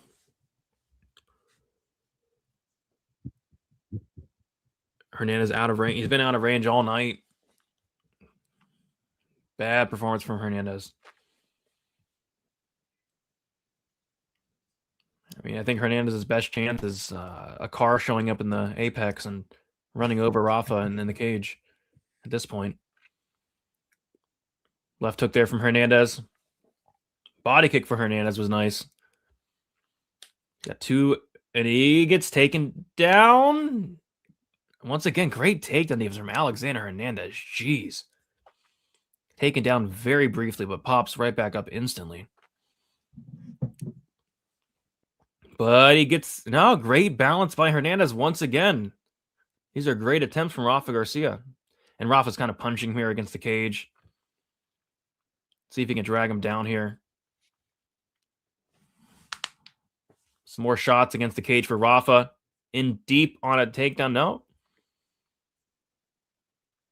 At least Hernandez is doing one thing good tonight. Showing some good takedown D. Shoulder strike from Rafa. Another. Rafa put it on him tonight. Yeah, this isn't even close. 30-27s across the board. What it's looking like. Who would you pick in a fight between Rafa and Bobby Green? I don't know, dude. Probably Rafa. I don't know. I thought Green's been done, but didn't Green just came off of a win against Gibson, right? No, he beat someone else after that. Daniel Zellhuber. Oh yeah, Daniel Zellhuber's a fraud. Who you got between Rafa and Daniel Zellhuber? Good one. I don't know if I can ever pick Daniel to win a fight again. Who you got between Rafa and Ignacio Bahamondes? I could probably give me Ignacio. Ignacio's like 6'3", and Rafa's like 5'9". Yeah, but every guy that beats Ignacio is like 5'7". So. That's true. That'd be a good fight. Okay, Hernandez with a little head kick there. Rafa eats it. 40 seconds to go. Hernandez needs a miracle. He needs to pull a rabbit out of his hat here in these next 30 seconds if he wants to win this fight. Eats a jab there. Eats a right hand there. The eye of Hernandez is busted open bad. Yeah, Rafa's just whooping his ass right now. Left hook. Rafa, right hand. Another. Yeah, Rafa put it on him tonight. It's not Hernandez's night tonight. You guys are standing and banging to end this round, though. That's for sure. Rafa ate some shots. Yeah, it's 30-27 Rafa for me.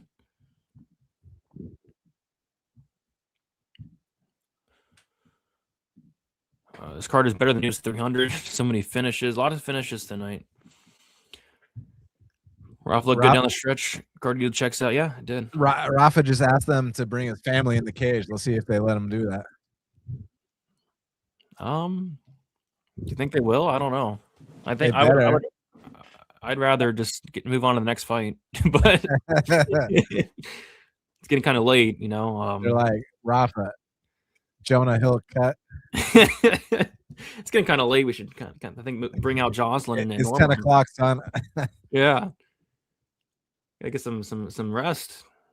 Gotta look into the rest. Someone said it'll be 20 people. Oh my gosh. Come on. Yeah, the overs hit once again. Yeah, only two. This is the least violent card of the year for sure. Unless Norma and Jocelyn can surprise us.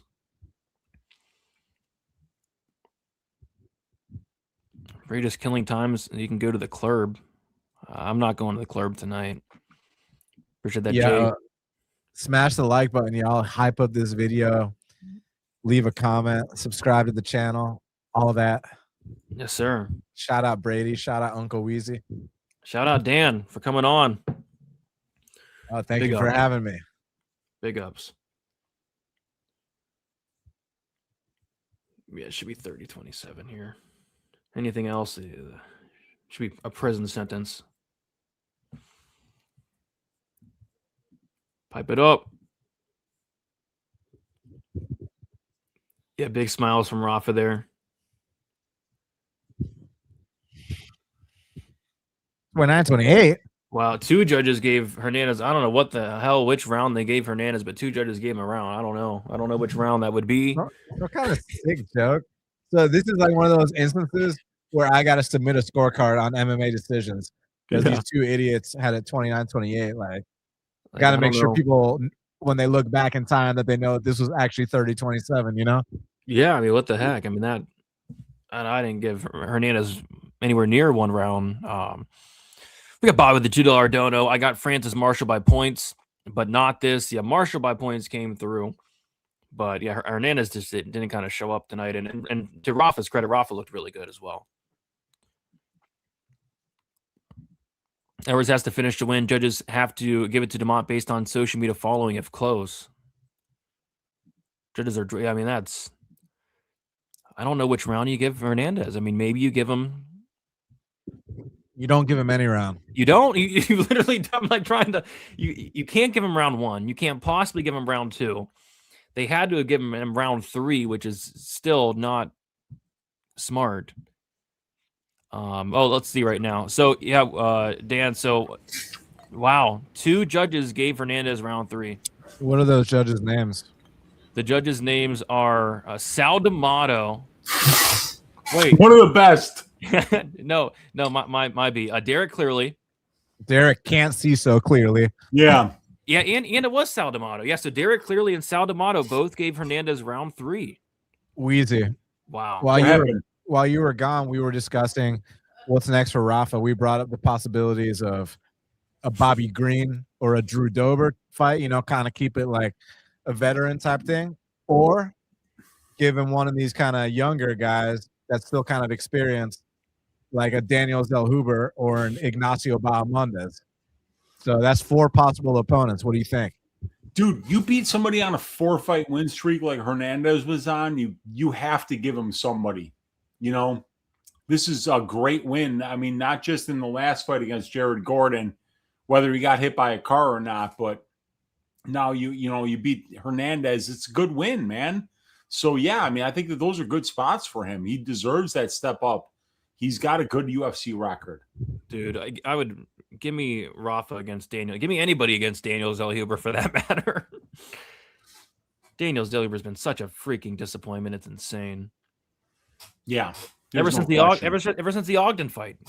That kicked it off of the he lost to Trey Ogden in a striking fight, Uncle Weezy. How do you lose a striking fight to Trey Ogden, Uncle Weezy? Yeah, no, it's happened. It's happened. It's happened to more than one person. I remember Thiago Moises losing round 1 to Ogden, you know, because like he chose to stand and strike with him. So it's not the first time that it's happened. I mean, Jordan Levitt beat Trey Ogden in a striking fight. To be fair, Jordan Levitt's crisp. He's striking range. He's good. You know, good kicks. He has very good kicks, you know, and he doesn't care if you take him down, you know, so he throws a lot of kicks. Yeah, that's true. Hey, pull up GUSB's comment about Zellhuber. When I die, I want Zellhuber to lower me into my grave so that he can let me down one final time. Last time. Yeah, he's dropped the ball so many times. It's like 3 or 4 times he's dropped the ball, Zilli, right there. I think 4. He's lost as a favorite 4 times, and a couple times were big favorites too. It's crazy. There is no question that when I die, Mayra Bueno Silva, if she's available, will be one of my pallbearers. Gentlemen, I'm going to have to dip out, unfortunately. My camera is about to die on me, but It's been an absolute pleasure. Thank you for having me. Dude, thank you for coming on, Dan. It's our pleasure to have you on, a veteran in the game like you, man. So thank you so much for spending your Saturday with us, man. It's much appreciated. Let's do it again, man. For real. Let's do it again. And shout out to all the fans and everybody in the chat. Make sure y'all smash that like button for the Unk and for the brother. And I'll see you all on Stats Figures Monday. So that sounds good, man. Enjoy the rest of the fights, guys. Let's do it. And we only got 2 left, you guys. We only got 2 left. We got Norma Dumont against Jocelyn Edwards. I mean, if you're into ass, this is one of the best fights of the year. And we got the main event with Aljamain Sterling and Youssef Zalal left. So phenomenal fights left to go here. All right, my man. We'll talk soon. All right? Take care. Thanks for coming on, Dan. So much appreciated, brother. Oh, yeah. Pleasure. See you, man. All right, dude. Take care. There he 2 is. fights left, Brady. 2. Let's go. Yeah, like the only thing that can save me at this point is a Jocelyn Edwards KO. That'll be a 5.3 unit win for me, and it'll be, like a really big win, but like actually only 4.3 units because I'll lose my parlay that has Dumont by decision. But I don't have anything left in the main event, so I need this last fight to go to decision for me to have a chance to win it. Otherwise, if it doesn't go to decision, it needs to be an Edwards KO. Okay, and she's gotten a couple of them lately. I mean, that cornhole fight should have been a KO. Knocked out Priscilla, knocked out Chandler. Yes. We'll see, because Edwards, when it comes to Panamanian mixed martial arts, right? Mm-hmm. You don't think of a lot of the names, but like when it comes to Jocelyn Edwards, she's guaranteed top 15 without question. Top 15 in terms of Panamanian mixed martial arts. And here she is against somebody that has a country that's a lot more representative of the UFC in Brazil. So it's going to be interesting to see if Jocelyn Edwards can step up this high in competition and perform as well as she has against opponents like Tam Myers, Vidal, Priscilla Cachoeira. There's been some lower level names, Nora Cornhole. So very interesting fight here. Who do you have? I think it's probably Dumont decision for me. That's what that's my pick as well. And I have Dumont decision parlayed with the Davy Grant money line. But I also do have a 1 unit bet on the Jocelyn Edwards money line. With a quarter unit bet on Jocelyn Edwards to win by knockout. So, plus 1,300 for somebody that's shown the power that Jocelyn has in a division that really doesn't have any power strikers. So we'll see how it goes. I'm 3-0 in fights I did not bet. So let's see if I can go 5-0 to end the night. I have Dumont by decision and then Zalal by decision. We got lots of decisions tonight. I'm pretty sure the only fight that I didn't bet that I got wrong was Buchecha versus Span. Oh, and Jackson versus Barcelos. I didn't have anything on Barcelos. See if Jaws can get that KO.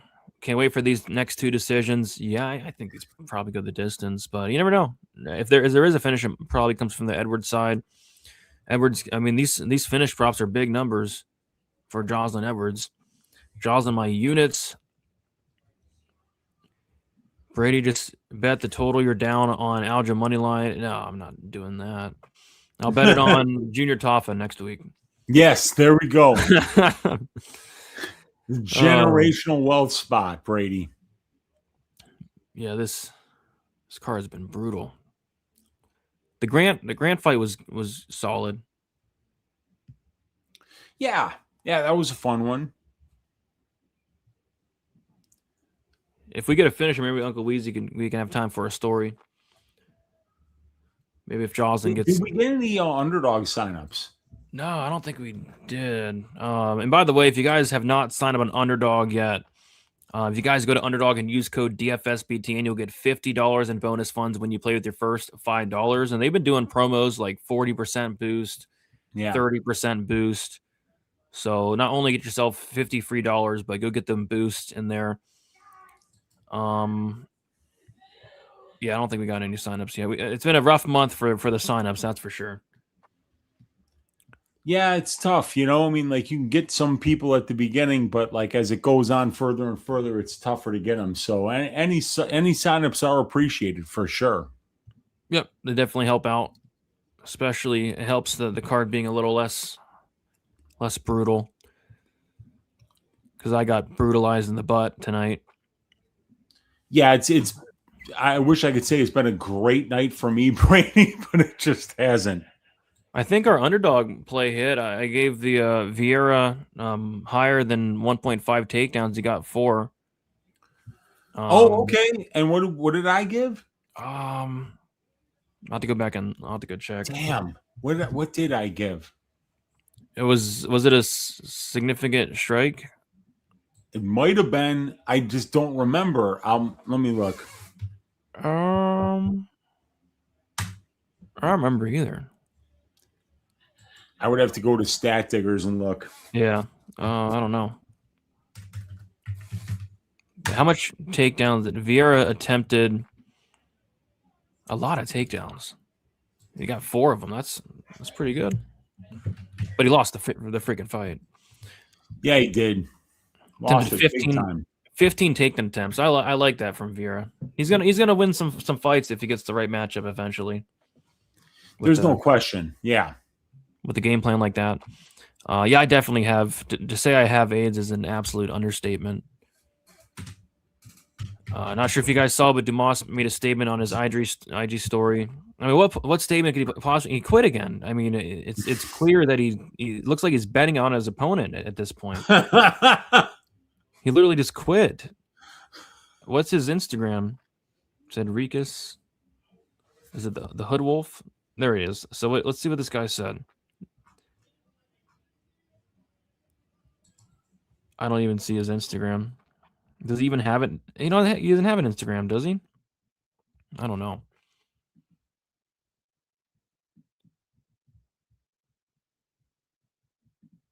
Great card for chasing on dogs from mid card on. Yeah, there's been a couple dogs coming through tonight. Okay, just looked at Stat Diggers, right? Yep. You had more than 1.5 takedowns for Vieira. I had under 7.5 minutes for Dumas and McVey. Okay. Yeah, easy. So there we go. We've been doing great on the underdog.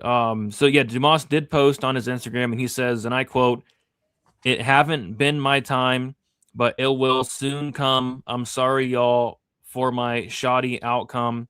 I'm sorry to the UFC. I will go back strong. I got something to leave and fix." I mean, once again, if his grammar was as good as his fighting, we'd see Cedricus Dumas undefeated in the UFC. I mean, this is great grammar. It haven't been my time. Yeah, no, I mean, he's at least at the second grade level when it comes to speaking and writing, which is phenomenal. I will go back strong. I got something to leave and fix. You got a lot to fix, Cedricus. I'm sorry. A lot to fix. You know, and I mean, to be fair, he was educated in Chicago, Brady. Was he?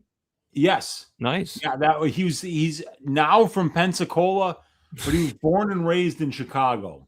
So if he can even read at all, he's like ahead of 75% of the public school students in this city. So I think Cedricus Dumas is somebody that we can maybe get behind as MMA fans, as people, as human beings. We got to put him in a shopping mall. Maybe he'll have some success there in the Demo Fights is one of my favorite organizations, and Sean knows that. I wonder if the NFC has an opening. You know that Dan could hook it up for us, you know? Imagine. Oh, wait, by the way, Edwards KO, rip it up. Herzog's reffing. Good night. All right, well, that's all right. That's all right. I still got a unit on their money line, you know, so let's see what we can get going here. That's definitely can cash, but it's not finishing. Yeah. All right, here we go. No way for me to know that when I bet it, you know. I know. He's ref like 5 fights tonight. Too many. Yeah, he's a busy man. Nice to see the clock is not running. There we go. Our guy John Mason grew up in Chicago. Nice. There we go. Leg kick for Dumont. I'm going to fix the clock here in a second. Want to line it up. Jab for Dumont. Nice body shot from Edwards. Edwards just missed a right hand there. That would have landed. It might have been 99. Keep your butthole tight. Edwards is trying to knock her out. I'm going to refresh because I know you're ahead of me. All right. I mean, it's a battle of the ass here. I mean, which one of these ladies has the bigger ass? From my point of view right now, it looks like Edwards somehow has the bigger ass. Yeah, but Dumont's got thick thighs, man, you know, so she brings it on in her own way. Yeah. But they both do. Oh, yeah. I mean, look at the size of Jocelyn's thigh. Oh, big shot from Edwards! And Dumont clinches up. And Dumont is going to take her down. Takedown now. She was like, I do not need this shit because Jocelyn just cracked me. She had a big one, Wheezy. Yeah. So let's see if Dumont, because like the one thing that led me to believe that I could take Jocelyn at plus 205 was the fact that I don't think Norma's got great wrestling. So, you know, I kind of felt like this could be close enough if Dumont wasn't able to get top time or takedowns that plus 205 would look good here. And we just saw Jocelyn land the biggest shot of the fight so far. Yeah, I mean, I think Jocelyn can squat like 350, 385. Yeah, man. Like, I mean, you put her on the hack squat, she's probably putting 500 up. Oh, gosh. I hate leg day. Oh, God, dude, it's the worst. But, you know, like, that's what when I got older, I would only do the hack squats because I was like, fuck this. I'm not blowing out my back to do squats, you know? And with hack squats, you could put like 5-6 plates on and you're good. Yeah, I always like those. Yeah, me too, man. A lot better way to not get injured doing leg day. Yep. Halfway through the round, I don't know. Jocelyn definitely ended the biggest shot of the fight, and Jocelyn's looking for a takedown here. Yeah, she's in deep on it, but Norma's doing really good work here. Very deep. Lots of clinching. Oh, God help me. I think next week's going to be fun. Perth, looking forward to that. Yeah, those are some good fights, man. Oh, and I mean, like, that's just disgusting because Edwards was looking for a takedown. She just pulled Dumont on top of her. What the hell was that? That was disgusting. That was one of the dumb. I've seen a lot of dumb things tonight, but that was probably the dumbest thing I've seen tonight. And once Jocelyn was winning the round up until that point, and now she's losing the round. Yeah, and once Dumont gets on top of you, you're not getting up either. What the hell was that? Oh my God! Good googly moogly, somebody said. Yep.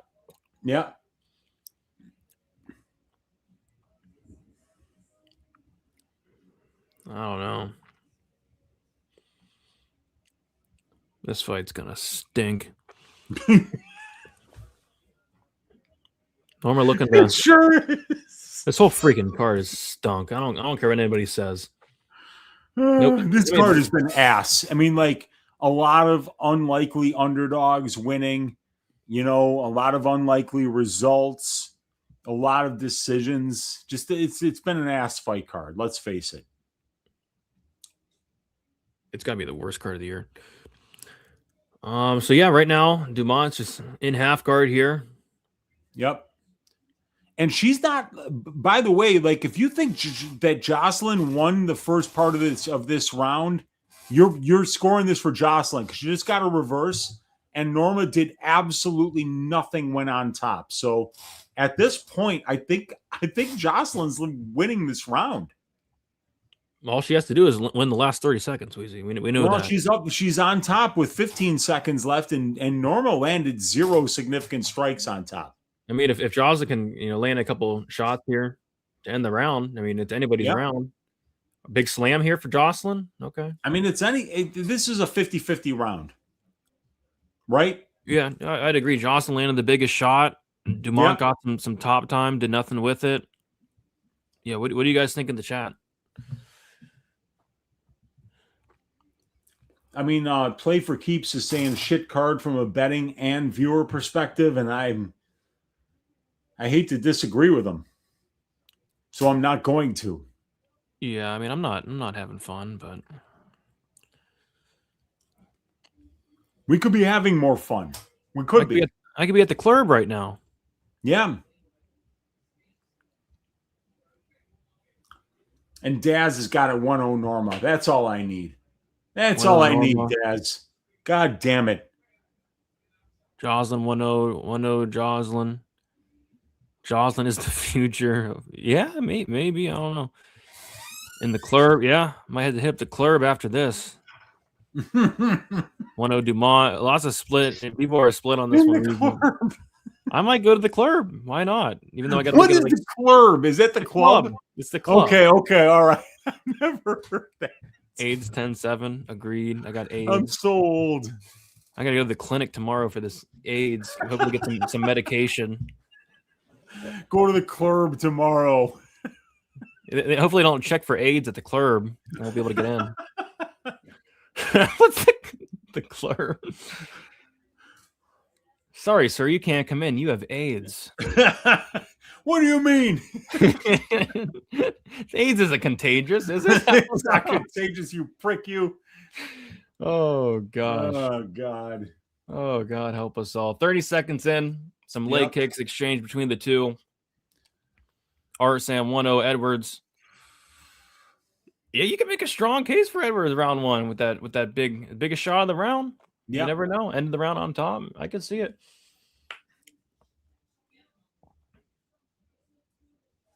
Jocelyn jab to the body there. I mean, this is what normally most of Dumont fights are freaking close, unless she's fighting like who's that Wolf chick?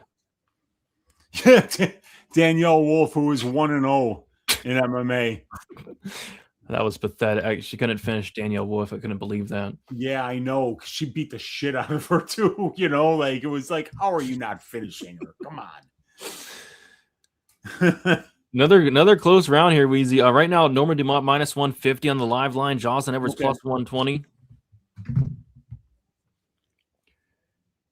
Pure Gold MMA liking Jocelyn. And Jocelyn just landed a nice right hand there in a shot to the body for Jocelyn Edwards. Goes up top, body head for Jocelyn, but Norma goes to the body there herself. Leg kick for Norma Dumont. Just a very close fight. Back and forth, back and forth.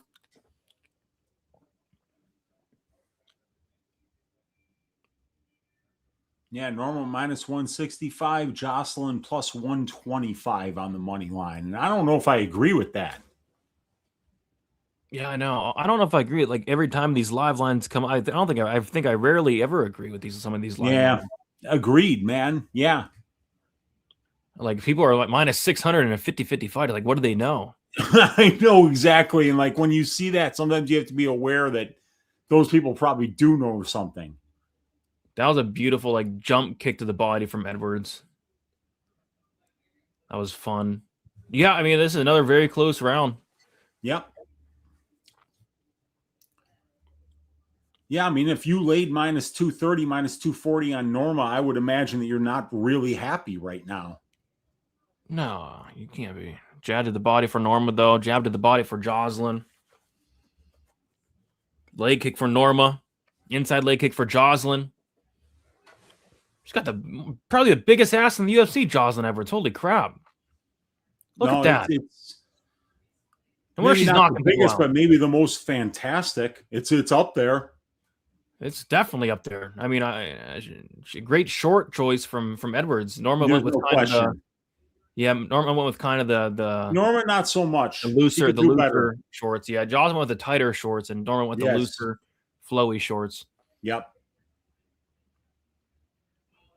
And that might cost the fight. Edward, I was just going to say that Edwards could win this fight just on showing the more revealing shorts here. These are male judges, Brady. On ass optics. Yeah. Optics matters, my friend. Damage, the number one criteria. Ass, the number two criteria. Yeah.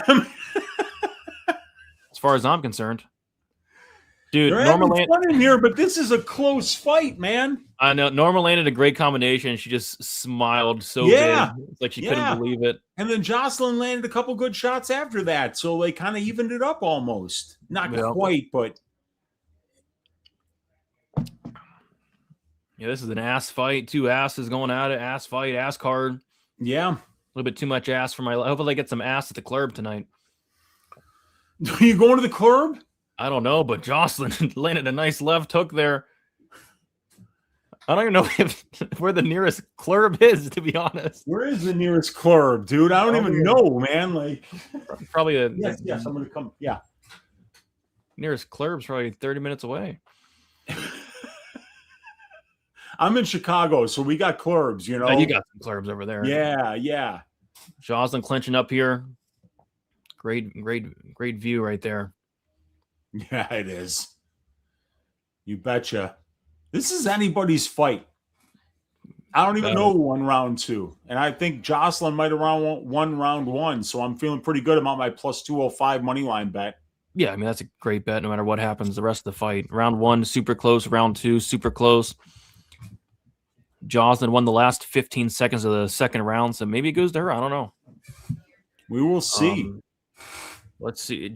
Norma's minus 200. Yeah, Dumont minus 200, minus 175 now. In the club, Sam's club. It's cool. Don't mind some Sam's club. We got to get Sam's club to maybe sponsor the show. I'm a Costco guy personally. I mean, we're Costco people over here, but yeah, I mean, if they want to, I mean, I'm in. Sam's Club, I'm in. You know, I could switch my membership if they want to sponsor us. You know, got to finish up the got to refill here. Sounds good. You're right back. Sounds good. All right. Round 3.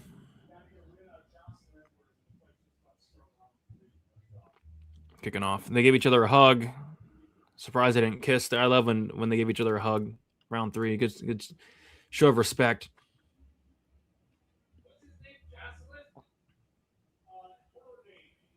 Leg kick for Edwards. Kick to the body for Edwards. Kick to the body for Norma. Jocelyn goes up top and lands a couple. Big left hand for Jocelyn Edwards. Jocelyn goes to the body. Just missed up top. Jab to the body for Jocelyn Edwards.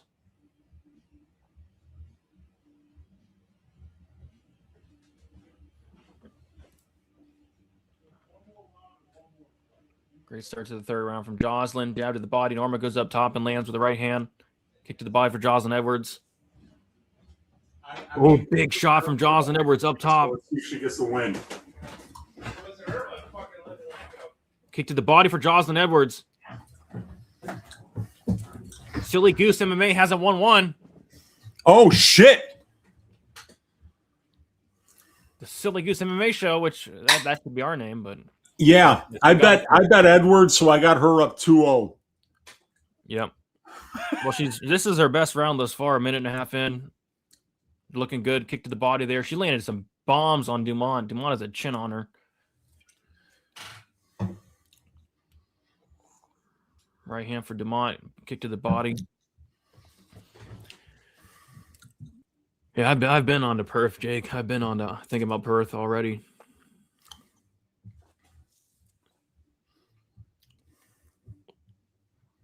About to fall asleep. Yeah, we only got one more round in this fight, and then one more fight left to go, Brady. It just hasn't been the kind of card that you're going to get really excited about. Let's just face it. We got 5 rounds for Zalal Sterling. Yeah. God help us. Nice jab there from Dumont. Jocelyn acknowledged it. Jocelyn goes body head. Goes body head once again. And that's what Jocelyn's kind of going to do. Just kind of swing. She's landing when she's swinging. She's got more power than Norma does, man. It all comes from the hips. It does, and both of them have it, The power comes from the legs. I used to pitch in baseball, and I mean, like a good fastball, it comes from the legs, Brady. Dude, if Jocelyn didn't like randomly throw herself down in the first round, like she could be easily winning the fight. Yeah, agreed. But she like willingly like flopped to her back. So that was bizarre. Yeah. 2 minutes to go. I mean, to me, I think Jocelyn's winning this round. Yeah, live line is completely flipped and is heavily in the favor of Jocelyn now. He's minus 200 for Jocelyn live line. He's the body locked for me. Nice shots at the body from Edwards, but nice knees for Norma. Yeah, Dumas was minus 200 at the start of the round, and now Jocelyn's minus 200. Whew. Dumas looking a little tired here. Minute 35 to go. Little reset there from Jocelyn with a minute 30. Why not? Why not reset? Body kick for Jocelyn, leg kick for Norma, leg kick for Jocelyn. I'll tell you what, Weezy, Jocelyn's going to cash some KO props in the near future, man, with the way she's throwing. Yeah, man, like I had to get on that 1,300 for a quarter unit, take a shot at it. Yeah, she'll be cashing them. I'm surprised Norma's been able to eat some of these big shots. Yeah, and it's Jocelyn just on the forward pressure here. She's looking so much better optically. Yeah, 50 seconds to go. Big shots from Jocelyn Edwards. Big combination. Jab for Norma. Oh, man, you were so far ahead of me. It's crazy. Really? Yeah, dude. My internet's ass today, man. What's going on? Jocelyn's feeling herself in there. She's like running around. I mean, she's feeling herself. And she's pressuring a jab from Jocelyn. Spinning back fist lands for Jocelyn. Jocelyn's minus 425 live, and Jocelyn lands another. 10 seconds to go. Jocelyn's feeling herself, a little kick to the body. Spinning back fist once more for Jocelyn Edwards. Let's go, Jocelyn. Jocelyn won round 29-28, baby. Let's go. Jocelyn won round 3. That's for dang sure. Plus 205, I had Jocelyn for 1 unit. I also had her KO prop for a quarter unit, but the fight has been stopped because it went to decision. Yeah. No matter what happens, I'm going to win some money here because I either cash my Davy Grant, Norma Dumont by decision parlay, or I either cash my Jocelyn Edwards 1 unit on at plus 205 money line bet. Yeah, I think you'll cash that Edwards. Mm-hmm.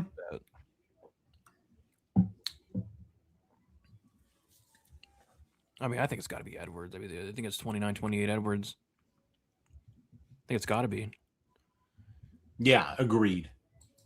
I think anything else. I mean, I don't think it'd be a robbery per se, but it'd be a bad decision. Yeah, I mean, that was Jocelyn's fight. I think she won 1 and 3 for sure, maybe 2 as well. I mean, like, there wasn't a clear round for Norma there. Mm-hmm. 3 for sure. Yeah, in the club. Mm-hmm. Jazzy 3-0. We're about to find out. Here we go. Let's see what these crooked corrupt bitches think. Let's see what they got, Brady. See what these dumbasses think. Got. Here we go. No split decisions. Blinded by the ass of Norma Dumont in there, or are they going to do the right thing and give Jocelyn the win? And Bruce is reading it. Wow, unanimous. Unanimous, okay. 29-28, 30-27 for the winner. Jocelyn Edwards and Norma Dumont can't believe it. I mean, Norma, shut the fuck up. You lost the Norma fight. can't believe it. Norma can't believe it, but it's Jocelyn Edwards by decision. Yeah, I mean, Norma lost that fight, so the judges got it right. I don't know why she's complaining. I mean, you only have yourself to blame. I should have made her my underdog of the week. Yeah, it was a silly line. You got it to minus 240. Crazy. Jocelyn looking incredible tonight. Yeah, it's a good win for her for sure. There we Yeah, go. that's a great. Norma's no joke, so that's a great win. That's a great win for Jocelyn. No question about it. No doubt about it. Yeah, let me pull up these rankings. Yeah, great win. That was a massive step up from the bum she's been fighting, and to go out there and do that was very impressive to me. Yeah, I mean, the thing is when you're getting finishes in this division, it shows something, like even Norma Dumont when she fought Chelsea Chandler, completely different than when Jocelyn Edwards fought her. Dude, holy crap. You think about something like that, what I mean? Like people say that MMA math doesn't work. It's one of the dumbest things ever. I mean, like MMA math actually works more times than it doesn't, but it doesn't work all the time, obviously. And that's what people remember. But, Jocelyn went out there and just completely ran through Chelsea Chandler. And while Dumont had her in big trouble in round one, she wasn't able to do that, and sometimes those things matter, sometimes they don't. But in this case, Jocelyn had just been running through her opponents. Yeah. Big ups to Art for the $10 dono. Thank you, Art. Much appreciated, my guy. Looks like he might have cashed on Jocelyn Edwards at big plus money. And I don't know if that fight was even that close, though. So, oh my gosh. So, Norma Dumont is the third ranked bantamweight in the world. The third ranked bantamweight. Jeez. So Jocelyn Edwards might be the third ranked bantamweight after that performance. Yep. I mean, she has to take a ranking. She just beat her. And it was, in my opinion, borderline convincingly. And Norma was talking all that shit, saying that she wanted, Nunez or Harrison next. And it's like, look, you lost to Ketlin Vieira. Oh God. Who both of those ladies have beaten. So, you just don't do that. Don't start talking about what's going to happen after you beat Jocelyn Edwards. That's really bad form as a fighter to do that kind of stuff. Yeah, I mean, I don't know where you got that I was confident in Norma at. I mean, I didn't bet the fight. I even said that minus 240 was silly. So, yeah, I was definitely not confident in Norma. I thought she'd win. It's true, but I mean, to say I was confident, I don't know about that. I didn't have any bets on the main card.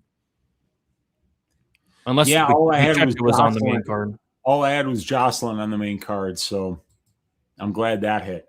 Yeah. Good hit. Yeah, this card, it couldn't be any worse. I mean, this is horrible. This is absolutely terrible. All right.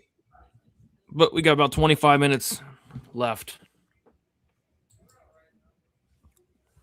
One fight left, finally. Youssef Zalal, Aljamain Sterling. Yes. Let's go. Let's go. All right, I got to take the dog out real quick. Yeah, I'll take everybody through what's going on with this fight here, because we've got a guy on an 8-fight win streak right now in Youssef Zalal, who's only 29 years old. So when in this kind of a division, when you're putting together that many wins in a row, it's a big deal. And he's fighting a guy in Aljamain Sterling who's 2-1 since moving up to 145 pounds, former champion of the bantamweight division. This is a big step up in competition for Youssef Zalal. So it's going to be really interesting to see how he handles this. This is why the market has this as a near pick'em. And I could see this fight going either way. Aljamain Sterling is somebody that has just done a really good job of keeping striking exchanges close and keeping the grappling exchanges in his favor. So it's very difficult for Aljamain Sterling to get dominated by somebody that doesn't have elite striking or elite defensive grappling. And I'm not sure if Youssef Zalal has either yet, but this guy's run since getting cut after the draw against Blackshear has been phenomenal, Brady. So I'm interested to see how this one plays out. Yeah, he's been on a roll. He's been on a roll.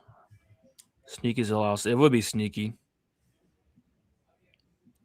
Appreciate you, Jake. Pipe it up.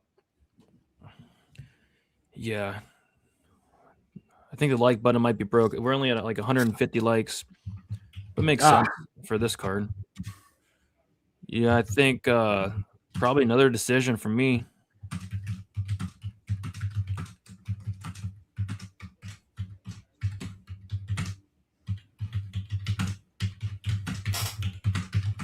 Two finishes. And one was Ryan Spann. He is Superman, though. So we'll give him that.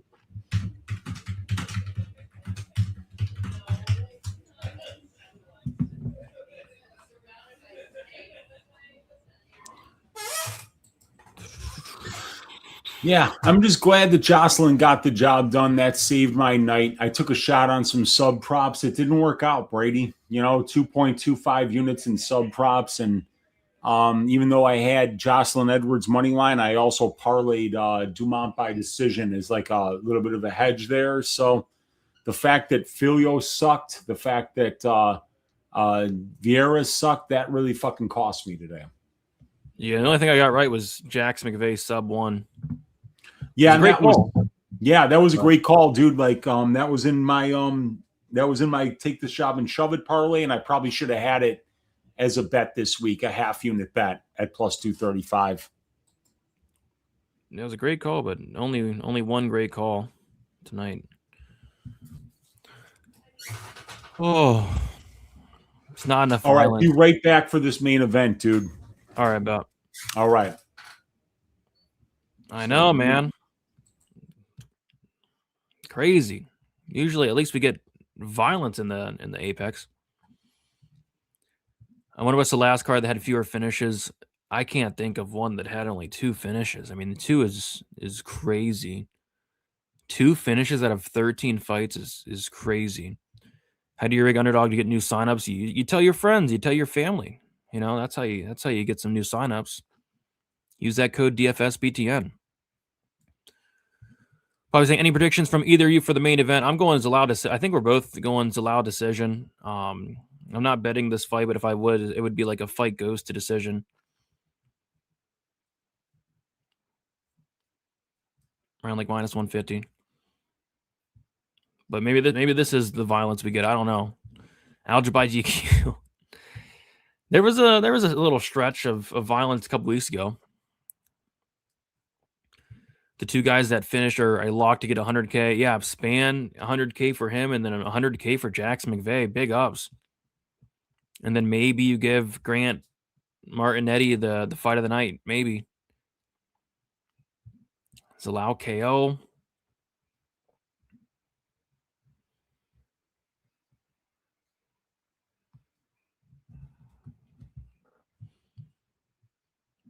Zalal's coming out the Drake? Oh, no.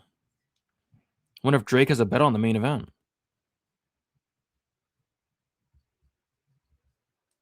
Oh, gosh. Zalal late sub.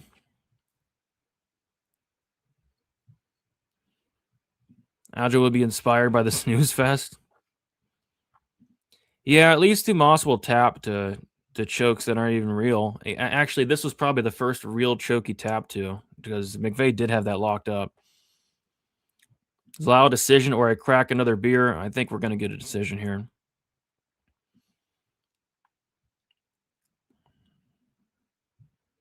He's a rapper, I guess.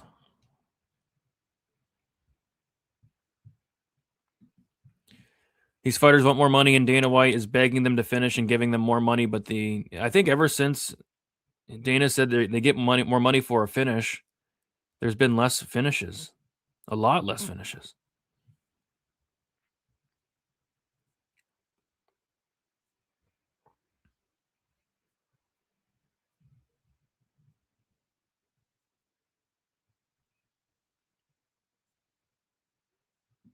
Mark Montoya looking rough, is he? Oh, God. Probably looking rough because he had to sit through this card. I think anybody would look a little rough having to sit through 7 hours of this. Dogs barking. Yeah, we got a couple dogs come through. Edwards was a dog. Freaking Alencar was a dog. Meccanico was a big dog. Duran was a massive dog, biggest dog of the year.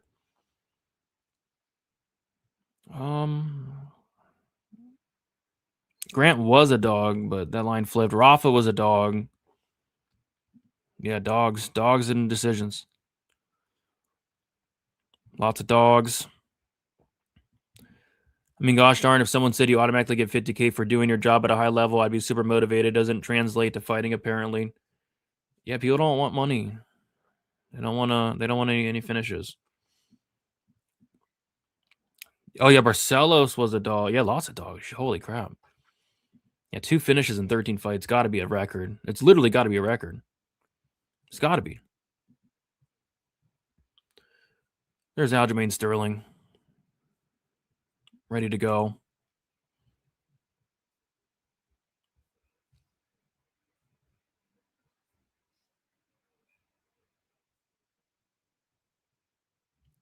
Aljamain Sterling's pumped up, in good spirits. What's your opinion on Ray? I don't have no problem with him. Ray Longo's cool. I like Ray Longo.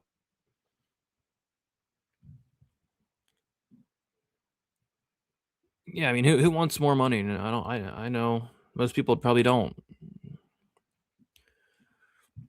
These are the fights of I think of when fighters cry they want more money. I mean, it's just been brutal. I mean, at least like Davey Grant and Martinetti like went at it.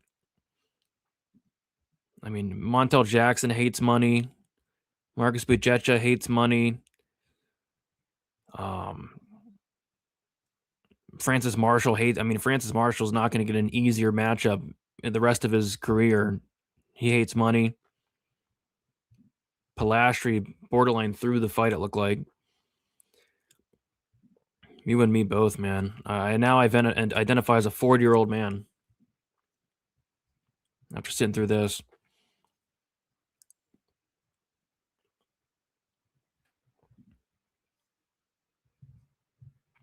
What loser on this card has the best chance to win a UFC title? Probably Norma Dumont, just because Kayla's probably done in the very near future. Nunez is done. I guess Dumont, right? Just because nobody's there. Yeah, Jackson's done. Buchecha's done. Vieira's done. Dumas is done. Yeah, I guess it's Dumont, if anybody.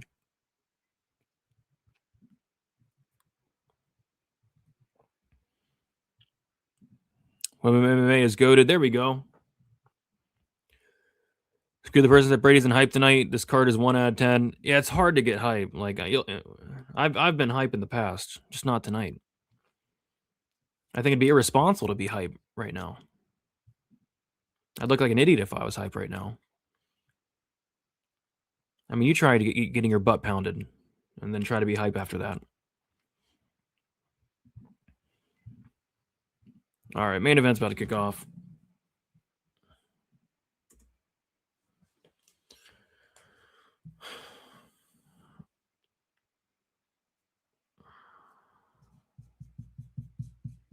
Herb Dean.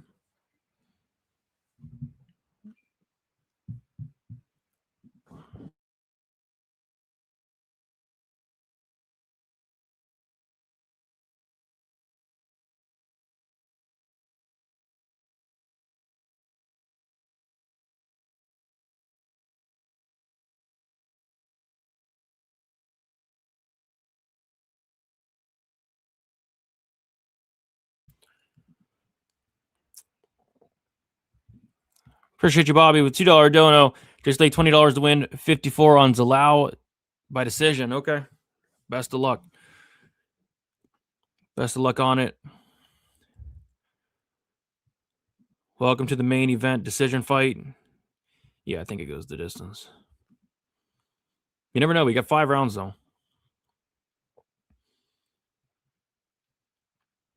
Got 5 rounds. Oh, God.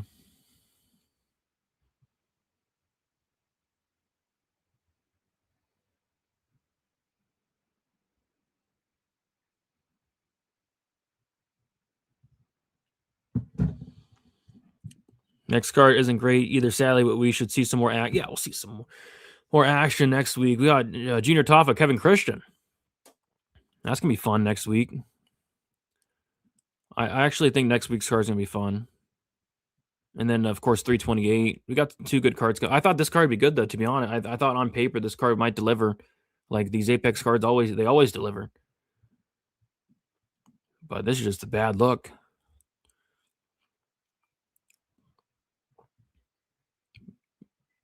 No, I mean, oh my gosh. I mean, this is literally the worst card ever. I'm not even overreacting. I mean, this is literally the worst card ever. I can't think of a worse card.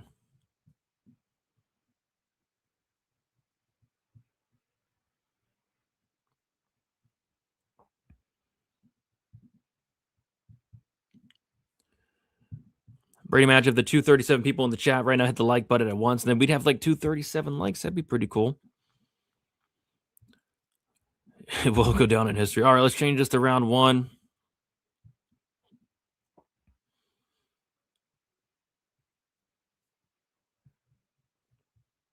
All right, round 1 kicking off. Youssef, Zalal, Aljamain, Sterling, main event. Get hyped. Stand the fuck up. Stand the hell up. It's main event time. It's what we live for. What's going on? What's happening here so far? Nothing. Did anybody get served? No. All right. Zalal with a nice right hand. What time are you at, Weezy? 4:33, round 1. All right, I'm gonna let you take over for a second. I got to get the dog in. Yeah. All right. So we got Sterling actually putting on some forward pressure here against Zalal, and that's not something that's totally unusual. Zalal is somebody who tends to kind of like work around the outside of the cage. He's not usually on the front foot, but as of right now, he is.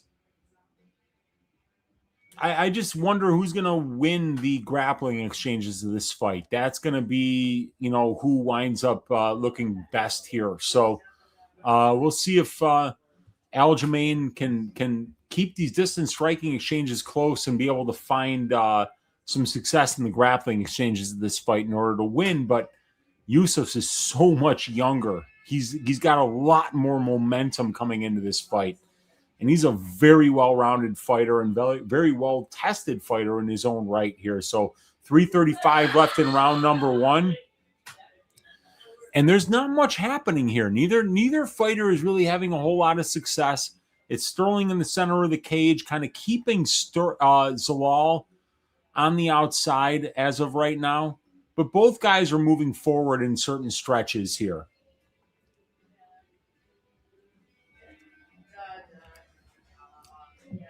Sterling just lands a pretty nice overhand left there and lands a jab behind it. This is a very close first round, by the way, you guys. And now it's Zalal on the front foot, and it's Sterling kind of working around the outside of the cage here. Both guys are pressuring.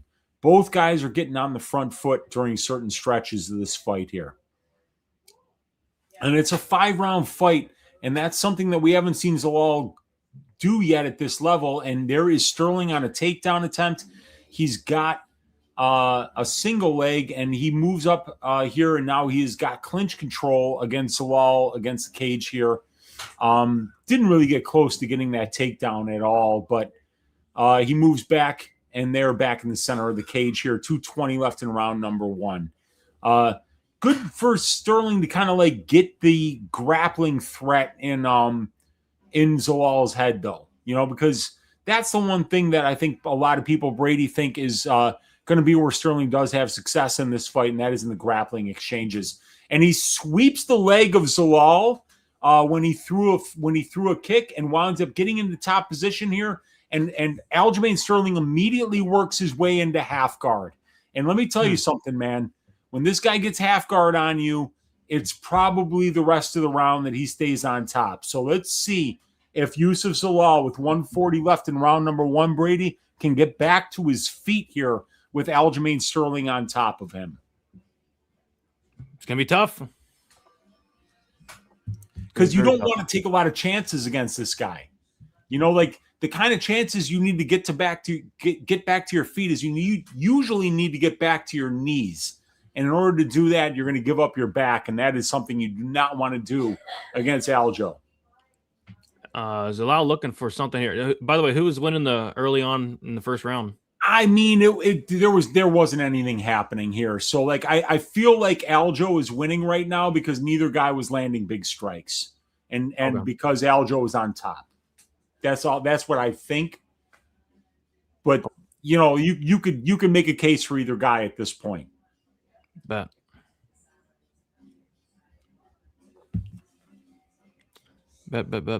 Yeah. Sterling still in full guard, looking to get to half guard, and he does.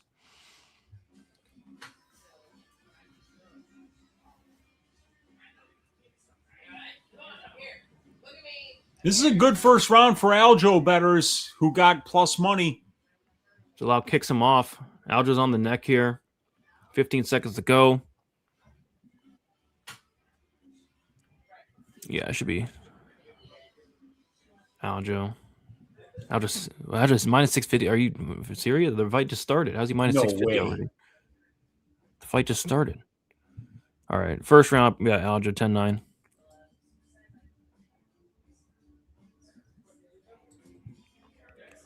Yeah, I got Sterling minus 170 right now. So on the live line. Yeah, that makes more sense than minus 650, you know? Yeah, that a lot more sense, man. Especially because we saw Sterling like slow down against Brian Ortega, who was like that dude was providing no resistance at all. Yeah.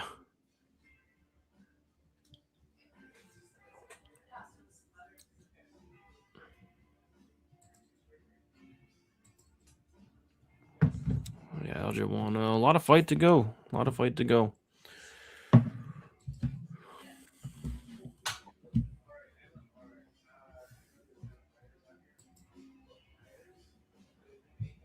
Let's go. Let's go.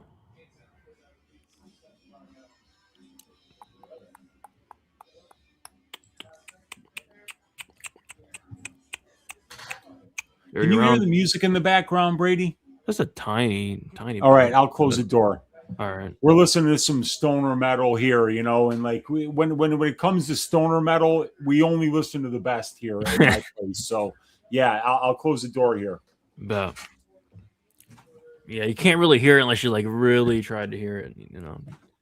Yeah, nice jab. And as long as it's just very vague and not noticeable what's playing in the background, you know, then that's what's important.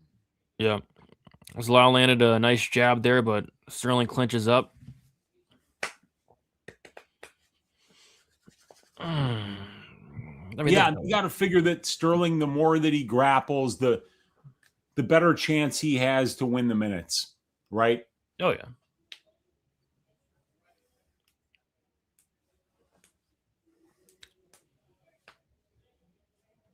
Inside leg kick for Zalal. Very close fight. Very close fight.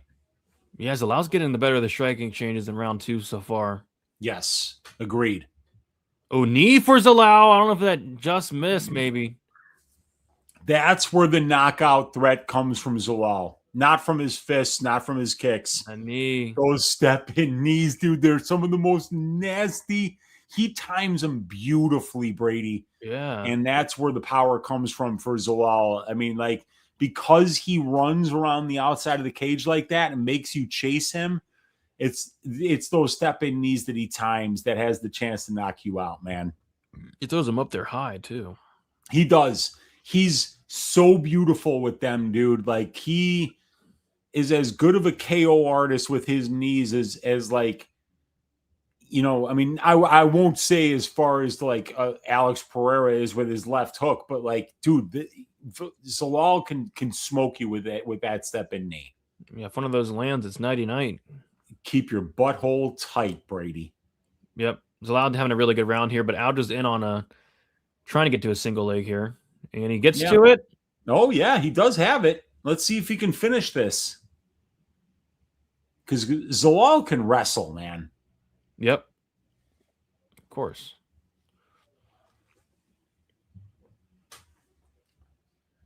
So we got Zalal's back up against the cage here. Sterling's looking for a takedown, but he doesn't really have it, and they separate. Good knee. And now they're back at distance striking range. 2:30 left in round number 2. Ooh, nasty knees from Sterling in the clinch here.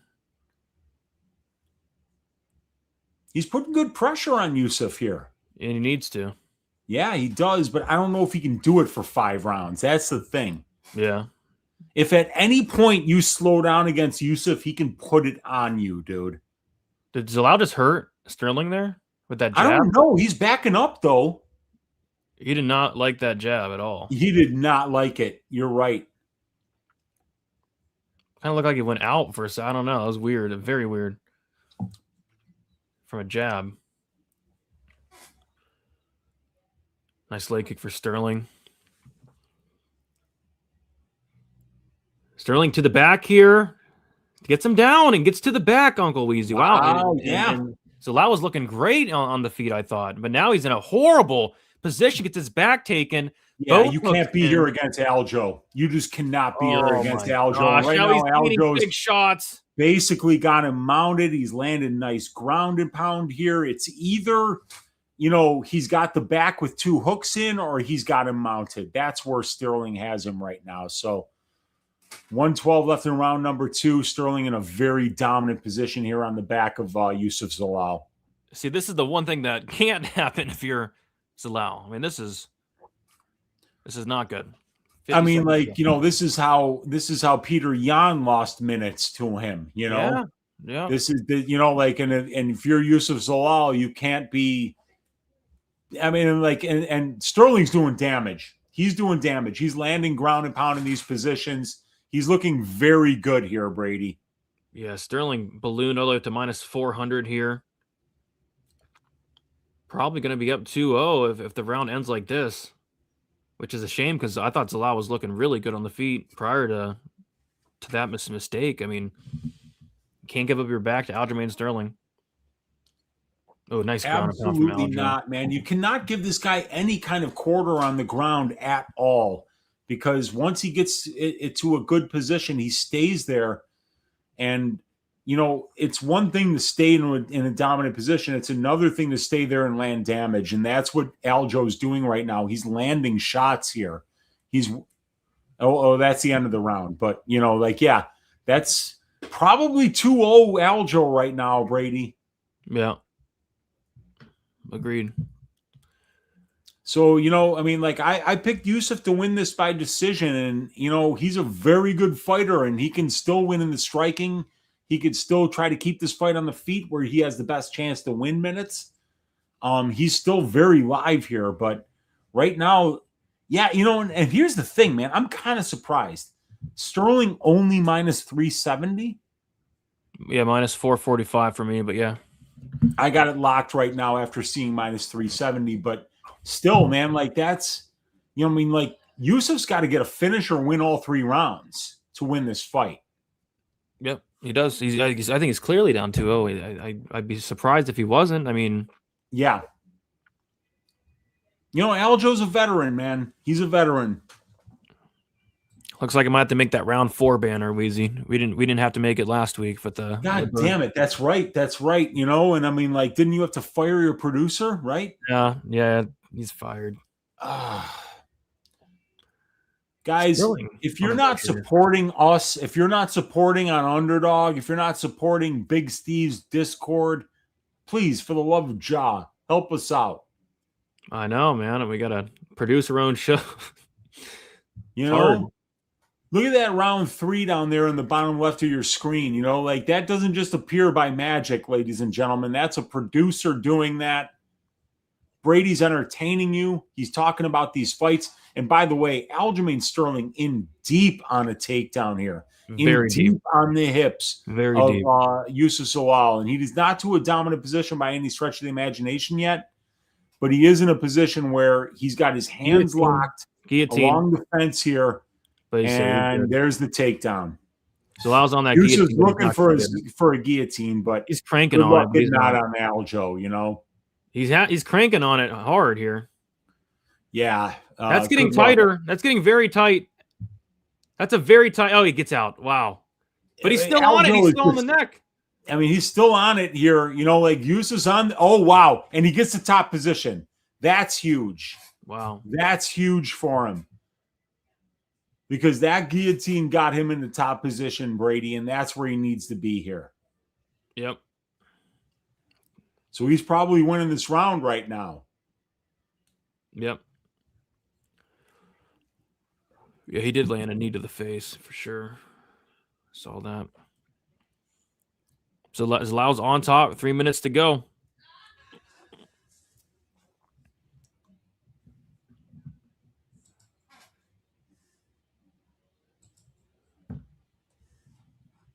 Zalal's still plus 270. See if Sterling can get back up.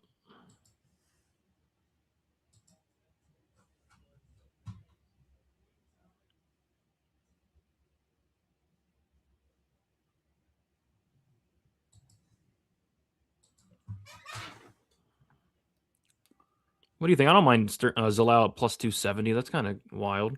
No, that's fine to me, dude. I mean, like, he's got the much better conditioning. He's winning round 3 by a lot, in my opinion, so far. And he's on top. I'll take a small sprinkle on it. Yeah, I don't mind it at all, dude. There we go. Yeah. Get some action. I haven't had action in a while. But yeah, Sterling's on bottom here, looking to throw up them legs. Oh, nice upkick from Sterling. Another nice upkick from Sterling. Right to the face. Those are big shots. But this is still Youssef's round for sure. Yep. He's got to be careful here. And he's wise to it. He gets into side control to Zalal. Yeah, and it's because Aljo tried a dumbass triangle where he had no chance to get it. So he gave up a good position there against Youssef. Yep. And Youssef's a really good grappler too, man.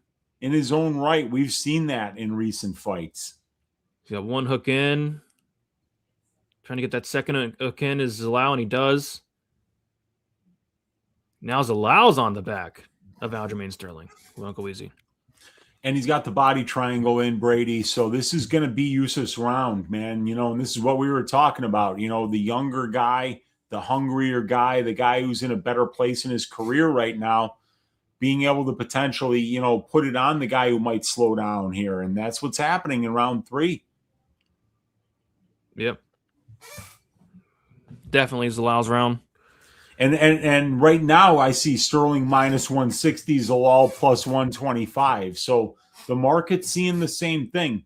But if Zalal loses one more round, round 4 or 5, makes one mistake in the grappling, you know, Aljo is going to win this fight. So people got to be a little bit careful about steaming his line too much just because he won round 3 here.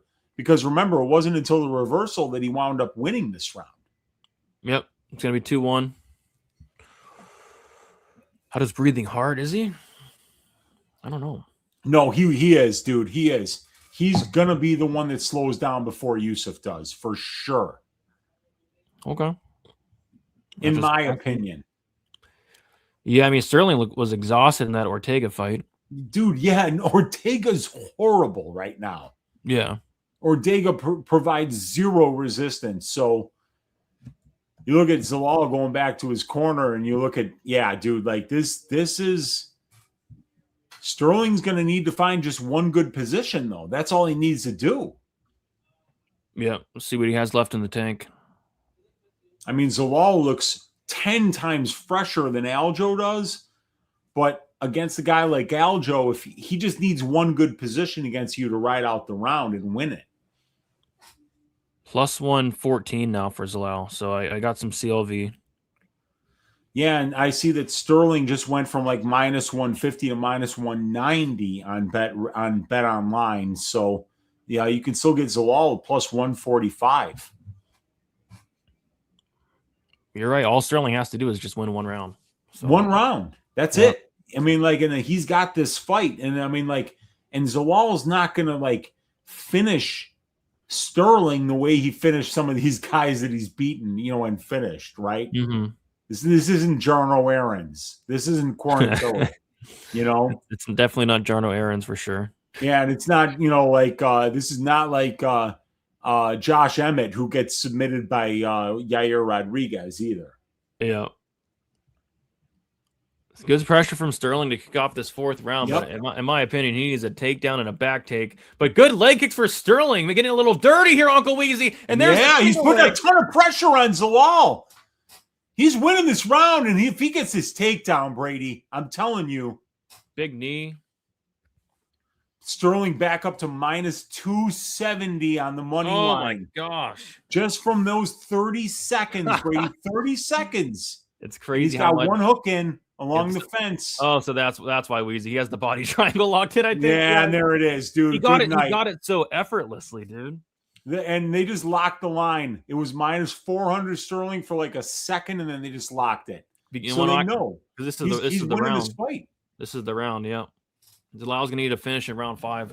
Zalal needs to get out of here somehow. He needs to get out of this body triangle because there's still 4 minutes left in the round. You can't get out of it, Weezy. You just can't. Well, I know, but if Zalal is going to have to find a way. One of the best. Because Sterling's landing a big ground and pound here. And now he's going for a choke. Yeah, he is. Softening him up. He's going for a choke here. He's trying to soften him up here a little bit. Horrible position from Zalal. Zalal's wincing here. Wow. It looked like Zalal was turning the freaking tides, and then bam, Sterling came out like a bat out of hell. Dude, it actually looked for a second to me like Zalal was trying to tap to those strikes. Like it did look like it looked like it, but he wasn't. He obviously wasn't. But like Sterling is. Oh my God! Oh, it's cranking hard on that neck. Yeah, he doesn't have it. It's an arm in. It's arm in. Yeah, but that's so tight though. He's not going to finish this. I don't think against Youssef. I mean, like you wouldn't think so, but that was tight for a second. It's like kind of a rear naked choke, but not really. So like Youssef's losing this round, man. He needs to turn into him here, Brady. Like he needs to find some success in this round. No, this is Aljo's, because this is kind of shaping up to be a 10-8. Maybe if he can do some more damage. I mean, I thought like Zalal was wincing, and it did look like he was about to tap. I don't know. It was weird. Yeah, that was weird. Like it just looked like it. Like we said, it's not like he was trying to, obviously, but Sterling's. Yeah, it's still locked on Bet Online. He's got to be probably like minus 1,000 now because you got to figure Zalal needs a finish at this point. Yep. All Sterling had to do is win one of these last 3 rounds, and he did that. Because trying to get this dude off your back, I mean, good luck. He's going to lose this round, right? Yep. Even with 152 left, if he were to get on top, you would have to go crazy still to win this round. He'd have to do something spectacular. Yes. Absolutely spectacular. Yeah, and by the way, they just opened up the line. What Sterling is it? minus 1,800, Brady.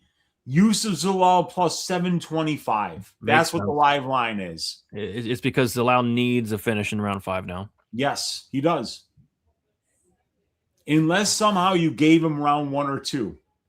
No. I mean, maybe. I mean, you never know with the crooked judges, but holy crap, no, you shouldn't give Zalal 1 or 2. Yeah, like if one of the 3 judges give him 1 and one of the 3 judges give him 2, and then he wins 3, all of a sudden, yeah, he can win round 5 and still steal this. So you never know, man. 49 seconds to go, round 4. Aljo came out like a bat out of hell and did not let up. Did not let up at all. Once you get your back, I mean, that's the round. It was Zalal trying to get back up. Wow, Zalal might get back up here, Weezy. Dude, yeah, with 30 seconds left in the round, he's trying to, but, this is still – there's no way he's stealing this round unless he, like, drops this dude and hurts him bad.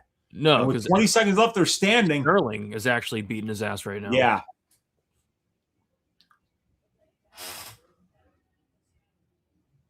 This is a levels fight, Brady.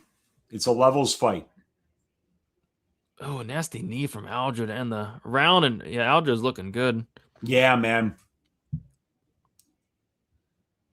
Dude, do you know that if Rodolfo Vieira would have found that sub in round 1, my take this job and shove it parlay at 40-1 would have been Jackson McVey sub, Vieira sub, and Aljo by decision. And Vieira had a nice armbar attempt there too. He was close on that, kind of. Yeah. But that fucking bitch Meccanico worked through it, Brady, that prick. Yeah, I'm not a big fan of Meccanico. Yeah, well, I'm even less of a fan of him now if Sterling wins this fight by decision, to be that be the leg that screws me. At least I had Sterling on DK. Yeah, me too. But guess what? I had so many other ass picks in there that there's no chance. Oh, McVey scored 115. That's good. It might be the high score of the card. Did Dumas score 115 for me? I don't think he scored a single point, Weezy. I don't think he landed a single strike. So what happened? Did he get him in the clinch? Is that how he got him? Yeah, he pushed him in the clinch and he was landing like shoulder strikes, and then Dumas like toppled over and tried to quit, but Tyone wouldn't stop the fight. And then he just snatched at the Darce or Anaconda. I wish I was here for it, dude. I'm so sorry I went on a beer run, man. It was fun. It was funny. Oh God. It was funny. All right. Oh, Zalal with a knee and a right hand and a body kick. Zalal needs a finish. Will he get it? A left hand He's for putting Zalal. the pressure on him. Zalal needs a finish. Will he get it? Nice left hand from Zalal. Aljo's clinching up and going for a takedown here, and as he should. Yeah. I think he might have landed that knee on the face of Sterling a little bit ago. He really needs to slow this down for sure. Aljo's be the highest score. I think he might be. Maybe.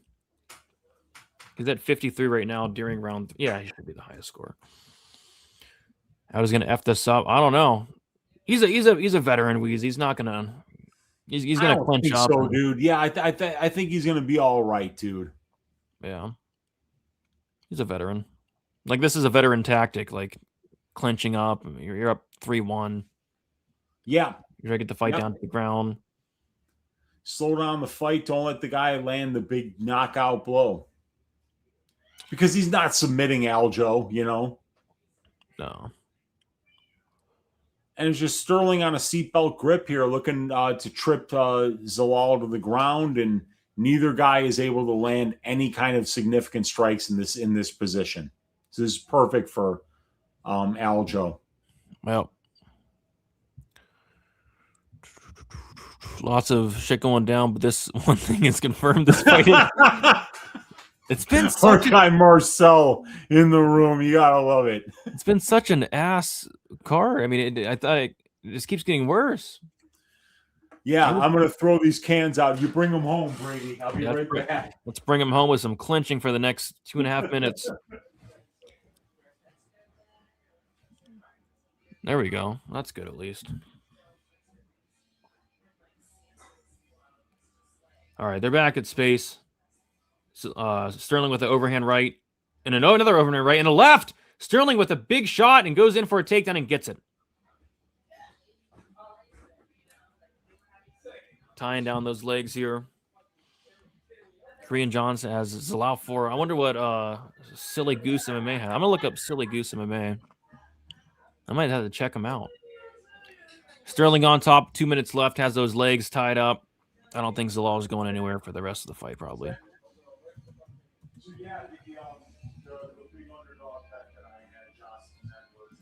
Silly Goose MMA. Yeah, I'll have to check him out.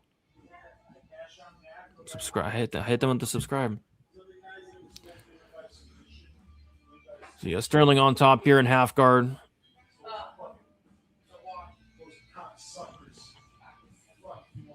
Yeah, Silly Goose.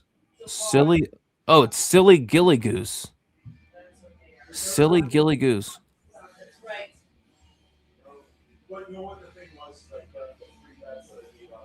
Aljo's looking to get one hook in, and looks like he probably got the other hook in, and he kind of did, but no, Zalal's arm's in there.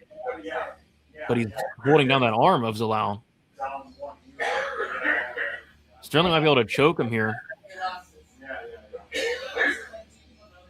Zalal got his arm out.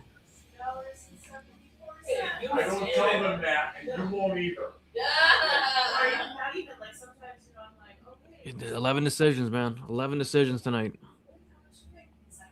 Some GMP from the back. Yeah. All right, guys, I'm off. Biggest loss for me, this card. Yeah, it's not my worst card of the year, but it's up there. I mean, that was great. Just brutal. Absolutely brutal. Appreciate you for hanging out, Bobby. We will see you for UFC Perth. Yeah, that sounds a lot more fun. All right. And Aljo finishing it off here. Should be an Aljo 49-46. The 11th decision of the fight. Nasty GMP from Aljo. Aljo's fighting a little pissed off here. Yeah, man. I mean, anyway, if Rodolfo Vieira gets a submission, I hit a 40-1 parlay at a quarter unit. That would have been really nice. That would have been 10 units. But did you have Sterling decision? Sterling decision, Oh, wow. McVey sub. Wow. And the third leg was Vieira by sub. Yeah, it's crazy. God damn it. And I didn't even play Sterling by sub. It's like plus 270. I just, I didn't get there. Oh, Sterling decision was plus 270? Plus 270, dude. Dang. And, and I thought that striking exchanges would be close. Like, there were some spots that I didn't play that wouldn't have hit. And then there were a couple that would have hit. But, like, I like Polastri a lot. And she was nowhere close to finishing the fight or winning in rounds 2 or 3. There were some other spots I liked, too, that didn't come through. So it was just good to be not very exposed on this card. Yeah, I was very exposed. I mean, if Jax McVey didn't get that submission, it would have been by far the worst night ever for me. But yeah, too much action. Yeah, that was something that I didn't get there on. I just put it in my long shot parlay, but I should have had a half unit on that, Yeah. Maybe Dumas will get to fight again and we can cash another sub prop. Or it looks like he's betting on the sub props, to be honest. As well. Well, he's doing great with it. Yeah. And I mean, and I definitely said McVey by sub was my favorite bet of the fight for sure. Yeah. Who do you guys think won? I think Sterling won. Is my hot take. I think Sterling got it done. Yeah, dude. And Brady has hot takes and they hit. Yeah. Like this week, my hot take was McVey sub 1. Next week, my hot take is I'll give it to you right now. Hot and fresh. It's Junior Tafa gets a win. Yeah. It's my hot take next week. Junior Tafa to serve the shit out of Kevin Christian. In 60 seconds. So, Aljamain Sterling by decision. Brady, I got my friends here. Yes, sir. Go enjoy the party. My friends too, so Thank you for hanging out with us, man. Hope everybody had a pretty good night, but we'll catch you next week for a much better card, hopefully. Heck yeah, we go enjoy the party. It's gonna be a lot more fun than this card. Yeah, we're gonna light up a fat ass J, listen to some stoner metal, and drink some more. So it's gonna be a great night over here, man. Hell yeah, appreciate y'all hanging out. I'm gonna go hit the club. We will see you. We will see you for Perth. We'll see you later, guys. Peace. Later.